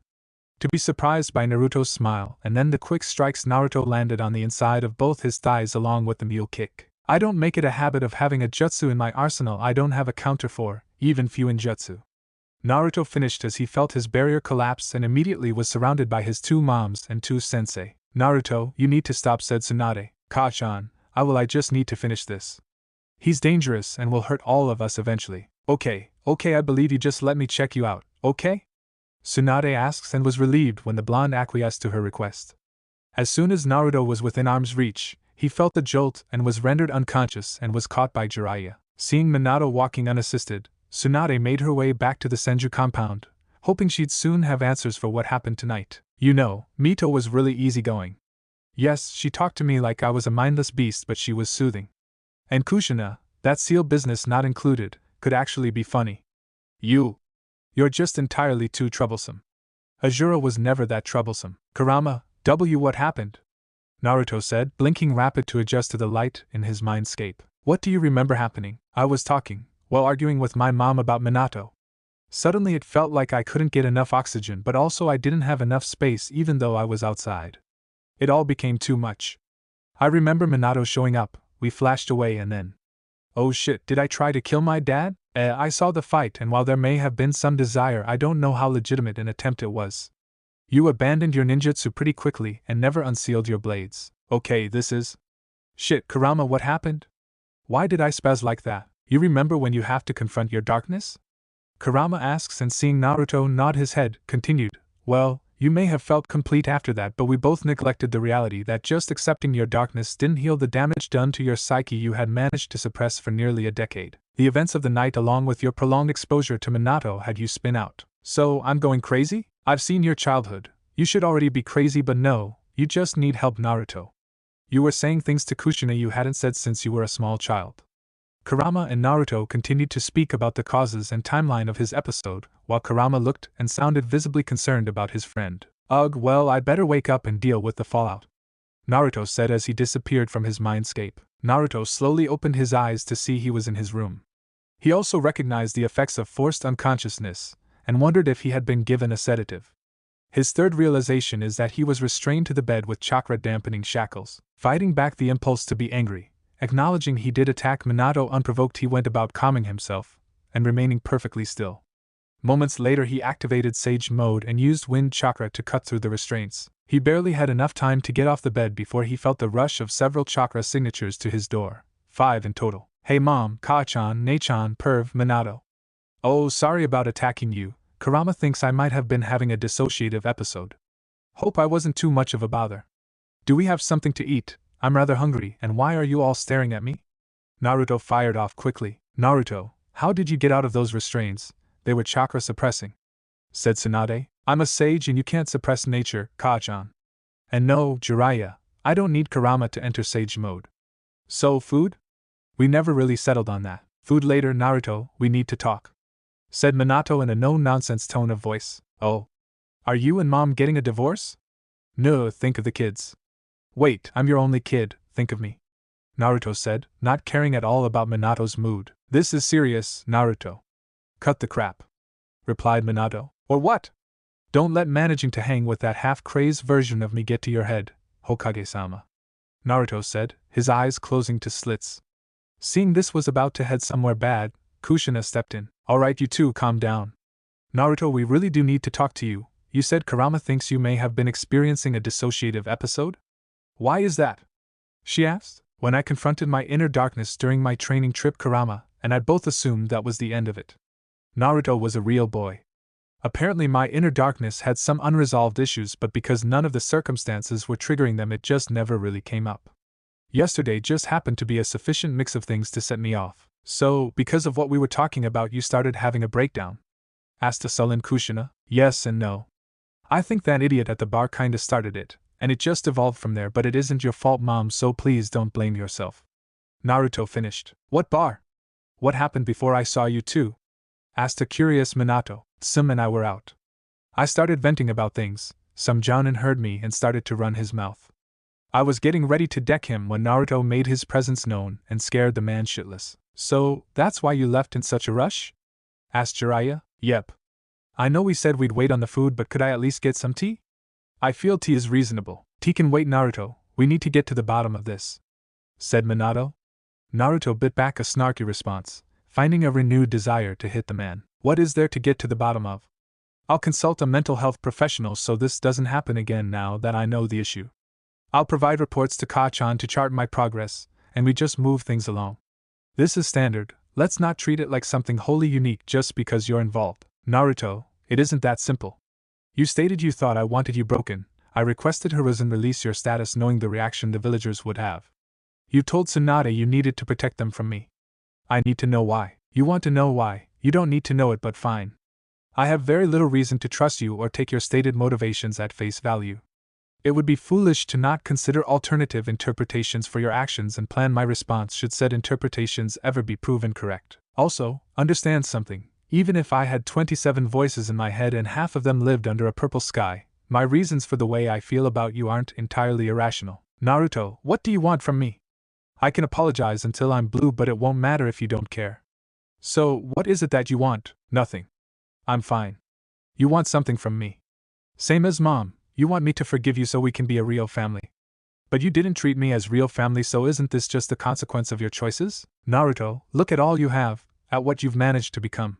If you could rise above the hatred, you could be a beacon to so many people. You choose to wallow. You'd rather stay angry and resentful instead of finding the strength to be something more. Minato, yelled Kushina. Hee. Ha ha ha ha ha. Ha ha ha ha ha. Naruto cackled. You're so full of your own bullshit, it's amazing you can function. Rise above? How convenient you make me ultimately responsible. Was I supposed to show the village they were wrong about me? Earn their respect? You dumb shit. They were wrong about me, but it was up to them to reach that obvious conclusion. I'm not here for them. I do not exist to make others better, you insufferable prick. I am a person, my pain, my desires, my everything is just as fucking valid as anyone else's. I do not exist for them. I do not exist to suffer on their behalf. My body will not carry the scars of others' pain just so they learn a lesson. This is why I'll have nothing to do with you. I'm not a person to you. I'm something else, less than human. No, I thought you could be something more. A light for the world, and you could be. You just refuse to be. It's like you hold yourself back. You won't be a comfort to those you deem unworthy. They messed up, Naruto. They wronged you and no one denies it. I messed up, but we can't change that. I'm sorry I can't convince myself to allow thousands to die. I'm sorry I trusted Jiraiya and Hiruzen to do the right thing. But because of what you went through, you understand people in a way many don't. You, the boy who had nothing, are on a first-name basis with most of the Kage. You've managed to befriend people across the nation. But you come here and you're barely seen. The people want to make it up to you, Naruto. I do as well. Stop hiding from us. I'm not hiding. I just want nothing to do with them nor you. Why should I? How does it benefit me? I can't compare to Konoha. You don't deny it, you just want me to be okay with it. These people are cowards, many lacking any internal strength. I don't respect them. They were given ample evidence that I was no harm to them. Gaara went from psychopathic pariah to a Kage in under 3 years. Konoha couldn't stop fucking with me in 10, not until after the invasion. Do you see? How weak your chosen people are. Yet you claim I wallow. No, I see them. I see the lack of substance in them. Cotton candy people, they'll melt at the first sign of pressure, and you are their king, Minato. Their god, the strongest of them, selected by them. You are truly the only Hokage chosen because you were acknowledged by the people. What does that say about you? It says they trusted me to protect them, to guide them to a better path. Something you could do. It would be so easy for you, too. You don't see it because you've decided the villagers are beneath your notice, but I see it. They look as if something is lacking inside them, and they know it. They know they failed. Not me, Naruto, but you. You could move with them, come to peace with the past and build something great. I know you could if you just give them a chance. This is getting us nowhere. Minato, can you and Jiraiya let us talk to Naruto alone? Requested Tsunade. No. He needs to hear this. It's one thing to attack me, but what if it had been a civilian? I won't let you give him permission to be less than he could be. You forget yourself. You're in my house, Minato. My asking you to leave was a courtesy. You don't let me do anything. I don't need your permission. Leave now. Tsunade forcefully replied. Come on, kid, let's take a breather, said Jiraiya as he placed his hand on Minato's shoulder. When the pair exited the compound, Kushina was the first to speak, walking over to Naruto. First of all, she says before punching the blonde on top of his head, don't you ever ask me if I'm giving up on you, Databane. Kyuso, that hurt, Naruto said, clutching his head. Why did you hit me, Databeo? I told you why. Accusing me of giving you an ultimatum, I should kick your ass, Databane, Shizen whispered to Tsunade. How long before they just repeat their verbal tics exclusively? A minute 30 tops. Want a bet? Oh, I can hear you too, date.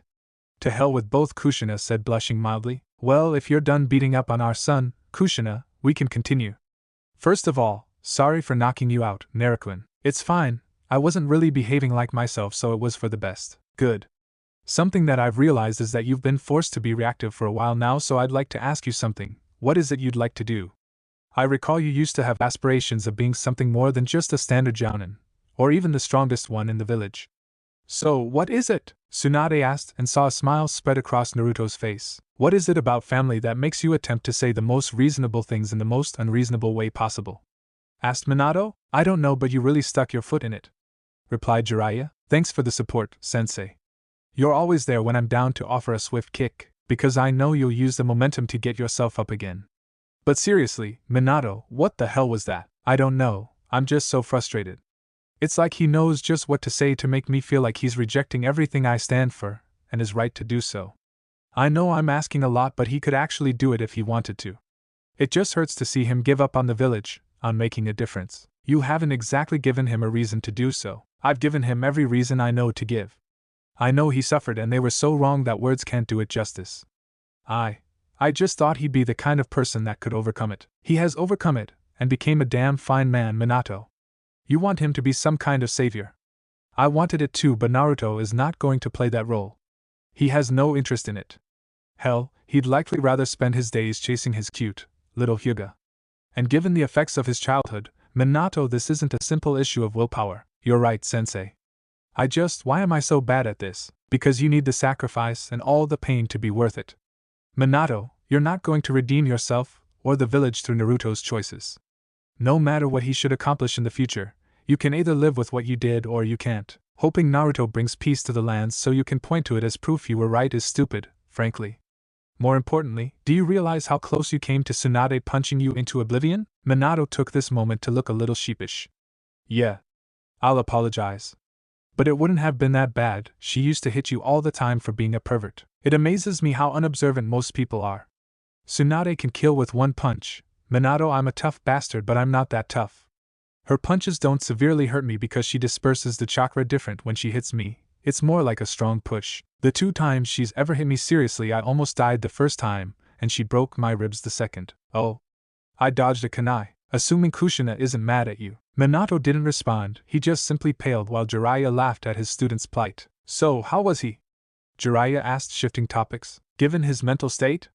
Good, better than someone not fully in control should be. Think you could take him? I think it'd be a hell of a fight, responded Minato, smiling. A short while later, Naruto was making his way to the Hyuga compound to talk to Hinata over what he discussed with his 2 moms and Shizen. As he approached the entrance to the grounds, Naruto noticed the guards giving off some strange vibes, humiliation and mild panic. Without even having to request it, the guards escorted him into the compound, and as he made his way to Hinata's study, he was stopped and hugged by Hayashi.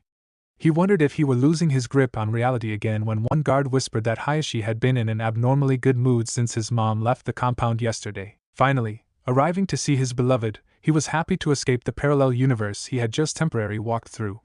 Naruto then proceeded to tell Hinata about what happened when he returned last night, and the discussion, up to what he spoke with Tsunade and company about. So, are you alright? Physically I'm fine, and as for the other stuff, I'll be attending to it soon enough. You never told me what you decided on. Oh, right. Well, short term, I'm taking on a team of brats. Figured since Hanabi will be graduating with this next crop, I'll see if I can get her on my team. Really? Yeah. And Ka-chan said my mission load will decrease so I can get myself straight and start preparing for that and my other plan. You finally told her about it. Yeah, it didn't take much pitching since I had been sitting on the research for so long, but she liked the idea. The goal is to get my team up to Chunin level as fast as possible since they would be some of the first Konoha representatives if we can get the other villages to agree. While on his training trip with Jiraiya, Naruto had really started thinking about chakra and its potential. He had become dismayed with the fact that ninja think of chakra and ninjutsu almost exclusively for combat applications. While the bent toward combat would likely never change, Naruto wondered if the balance could be tilted. It was on one of his solo journeys from the mountain that Naruto came across a bridge that had been damaged in a storm.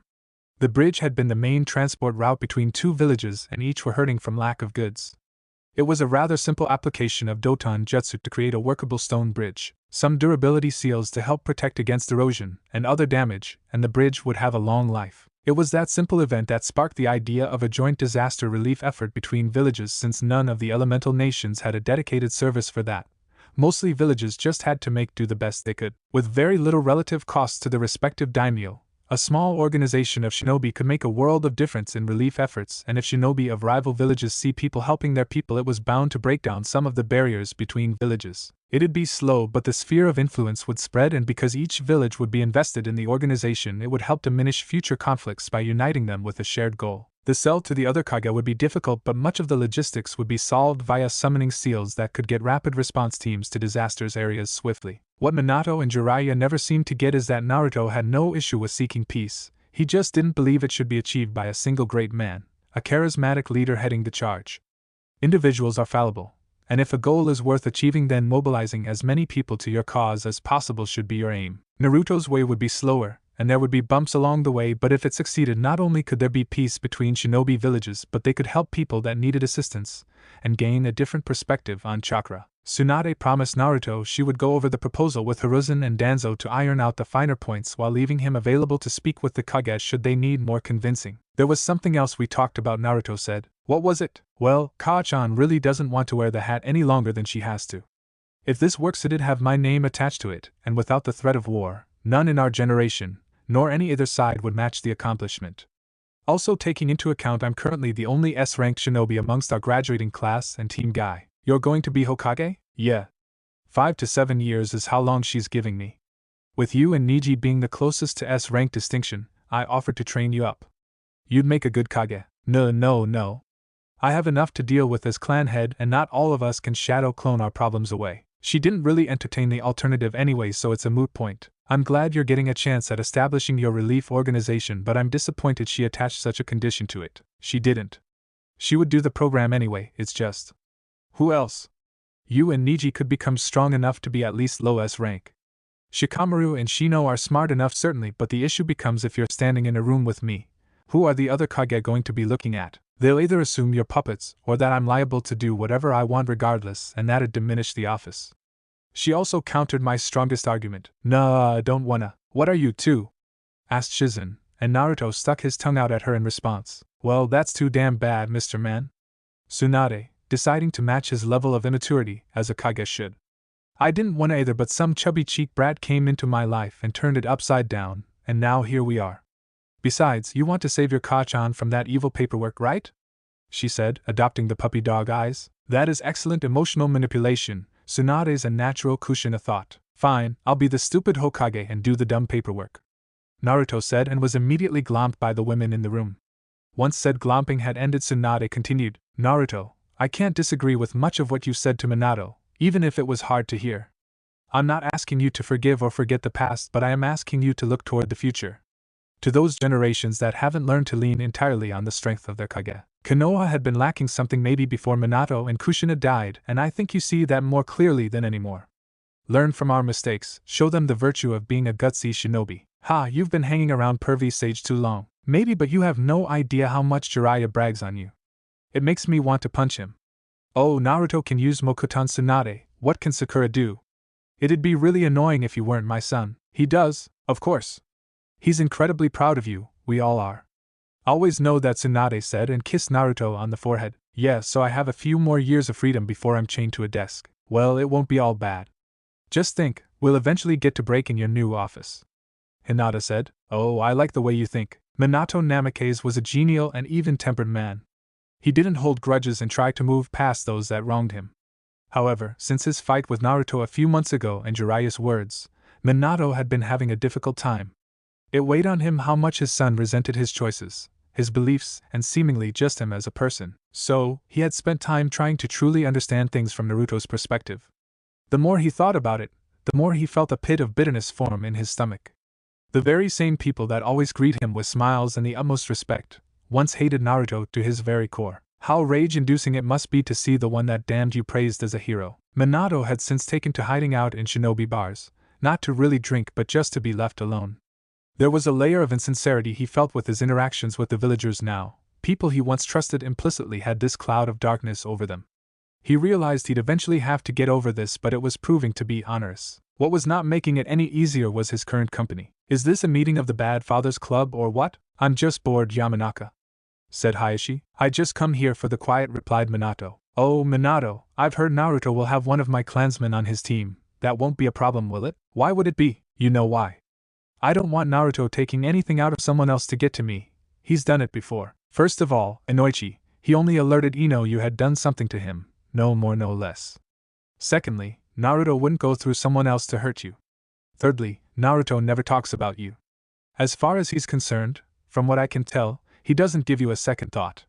Kushina squared it away and you got off light. The yandame finished, only to hear Inoichi grunt, not happy to relive what Kushina had done to him. Also, I'm not a bad father. Hinata just doesn't like me. I'm sure it's just a case of teenage rebellion. Minato said. Exactly, and the fact she plotted to overthrow you with the aid of a former Hokage, that's normal. She's a Hyuga, we're always advanced. Hayashi replied back, causing the pair of blondes to laugh. Things have been improving slowly since she took over. It's Hanabi that concerns me. Why so? Ever since Hinata has sought to remove the stick, relax the Hyuga standards of expressing emotions, Hanabi has become something else entirely. She used to politely ask me to train and now it's, hey dad, let's go train so I can be a B-task kunoichi. What even is a B-task kunoichi? She might have gotten that from Kushina. Of all the people to influence my little girl, why her? Minato, you have to help me. Help how? Kushina does what she wants. I don't know, work your magic. Sweet talk her a little, use that Namikaze charm I assume you have. Charm's lost a bit of its luster recently. Besides, I'm not the most important man in her life anymore. I swear, if Naruto wasn't my son I'd be jealous. She's just making up for lost time. Inoichi postulated. I'd agree if I didn't see Tsunade behave similarly. They just fuss over him, it's absurd. She ran out of the house earlier because it was her Sochi-kun's first day as a Jounin sensei. I swear, he has them wrapped about his finger. I doubt I can relate since I have a little girl. One your son defiled, by the way. Defiled? Not a strong proponent of feminist ideals, I see. Bah, what about you, Hayashi? How has Naruto wronged you? I actually don't, and never have had a problem with Naruto. I had a problem with him being a target for a group of S-rank ninja. I make no apologies for that. Bah. That boy's eyes are too sharp, Minato. He may not act, but I can tell, he remembers everything. It's like he's just waiting. You're paranoid, Inoichi. Bah. How much have you had to drink, Yamanaka? Not nearly enough. You know my Ino still looks at me a little funny. I was following orders, damn it. I didn't deserve to lose the respect of my princess for it, and Naruto didn't deserve to have his brains scrambled. Inoichi, you really need to drop this topic lest I forget I made peace with what you did and Rasengan you out of this bar. Bah. Irika looked over this year's group of graduates. Seeing the excitement and anticipation in their faces as they start their journeys to become shinobi of the leaf, he can't help but think about his last class, many of them nearing Jounin now. He wondered how this group would fare in comparison. Lost in nostalgia, he couldn't help think about a certain blonde. The one student he felt he failed. It had taken him too long to let go of his bias, and by the time he did, Naruto would have nothing to do with him. Even the night he saved him from Mizuki, Naruto offered a thanks, but it was not a moment of bonding. He realized then, Naruto couldn't forgive someone that held what he contained against him, or at the very least he'd give them no credit for getting over it. He, Irika, had simply been another person in his way, not giving him a fair shake. Irika wanted to make amends to the boy, but it just never came to be. Naruto was never impolite, but he made it clear whatever Irika was looking for wouldn't be found in him, so he backed off. He was proud of the stories he'd hear about Naruto, how he'd risen up in the ranks, the progress he'd shown thanks to dedicated sensei, and to think he'd be the first of his students to take a Team 6 on the roof, 5 minutes. Irika heard, the voice breaking him out of his thoughts. He turned to see it was the very student he'd be thinking about. Naruto gave him a head nod and shunshined away. Naruto hated the academy. Hated the very building. It was usually a source of humiliation as every fault, minor or major, was harped on by his instructors. When he fought back, he got the bad reputation because no matter what he was in the wrong. He moved past much of that, much of the resentment he felt for what he endured in his childhood. It was unnecessary weight, especially if he wasn't going to act on it, but certain places could bring it back, even if just momentarily. Like seeing Irika. He knows the man, at heart, is good, but he also remembers everything else. He too let his opinion of Kurama and his loss affect him. Not as bad as some, but then again, Naruto didn't have to deal with most other people nearly every day, so Irika's fuck shit was more grating. He can acknowledged and was sincerely thankful Irika saved him from Mizuki, but it was his duty to stop a traitor, so it wasn't like he was doing him, Naruto, some grand favor. He gave his thanks and didn't feel the need to go beyond that. One act doesn't erase history, and one act doesn't outweigh thousands of others. It just showed Irika was complex as any other person, and Naruto wouldn't reduce him to some mindless hater. He was an impediment. He made his days harder and was cold when Naruto needed the opposite. He was less than professional but didn't outright sabotage him, though knowing your teacher doesn't like you and doesn't want to help you is undermining enough.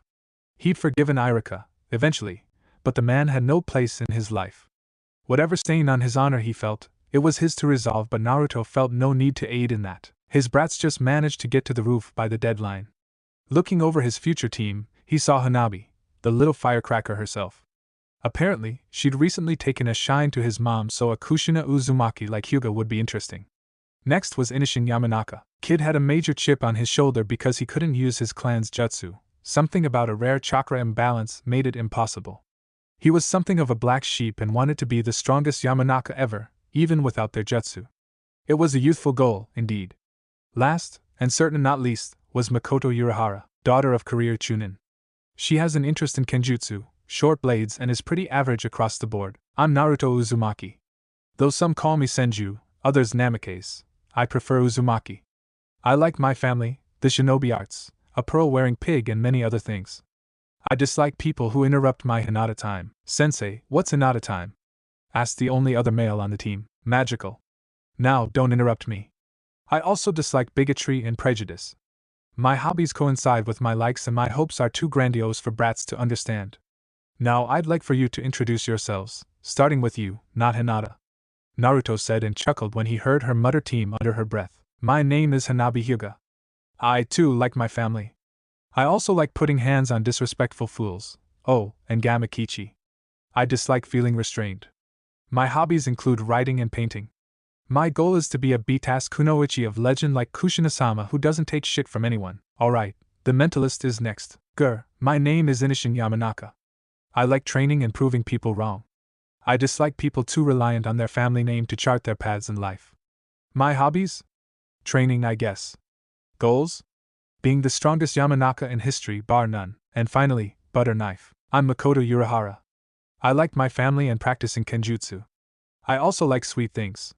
I dislike people who look down on non-clan shinobi or believe they can't be just as good as those from clans. My hobbies include dancing and singing. My goal is to be an elite kunoichi of the leaf and a kenjutsu master. Excellent. Okay, so normally the Jounin sensei provide a secondary test to their genin teams, and it is pass or fail. If you pass, you're a genin team and start training and taking missions. If you fail, you go back to the academy. I'm willing to make you an offer. You can take the test I have planned and whatever happens, happens. Or you can decide to not take the test and we immediately become a team. No path is better than the other, but each comes with its own consequences. Meet me at Training Ground 6 tomorrow at 9 a.m. and let me know your decision. Naruto said before shunshin ing away to a nearby rooftop, one occupied by Kakashi. You're awfully mean, Naruto-kun. Kakashi drawled. Ma-sensei. They might surprise us and not take the bait. We both know there's almost no chance of that not happening. To think you'll torture your cute little students, have you no shame? I learned from the best. And you know what that team had the nerve to call me? The outright gall? Hanabi, calm down, not Hinata. You hear that, not you. Arrogant bastard, I had half a mind to punch his face in. Hanabi, take a breath. I mean, of all the things. It was bad enough all the lame nicknames he called me when I was a kid. Okay, so maybe I had a little crush on him. The whisker marks were cute, but he didn't have to be an ass about it. You had a crush on Naruto-kun? A small one, it's been years. Not the point. Who does he think he is, calling me not Hinata as if not to be you is like the negation of worth? How dare I not be you? Stupid cute face, blonde team. Such hurtful words my cute little student directs toward me. Aha. How long have you been there? Hanabi asked, flushed with embarrassment. Long enough, Hanabi-chan. I'm going to go hit things. Hanabi said, running off. That wasn't nice, Naruto-kun. You know she has a thing about being compared negatively to me. Yeah, I know. She's also about to be a professional ninja and needs to get over her stuff or at least manage it better. I have to admit, it's a weird feeling being called a bastard instead of levying the insult. In her defense, you were being a bit of a bastard. Not you too, beloved. Naruto said, clutching his heart. Oh, so dramatic. If only the Akatsuki knew a few words is all it took to defeat you. Only from you, he said while walking over to her desk and giving her a kiss. You busy? Not particularly, no. Why? Thought we could have a picnic by the waterfall. I'd love to. Hinata sighed, placing her hand in his as they flash away.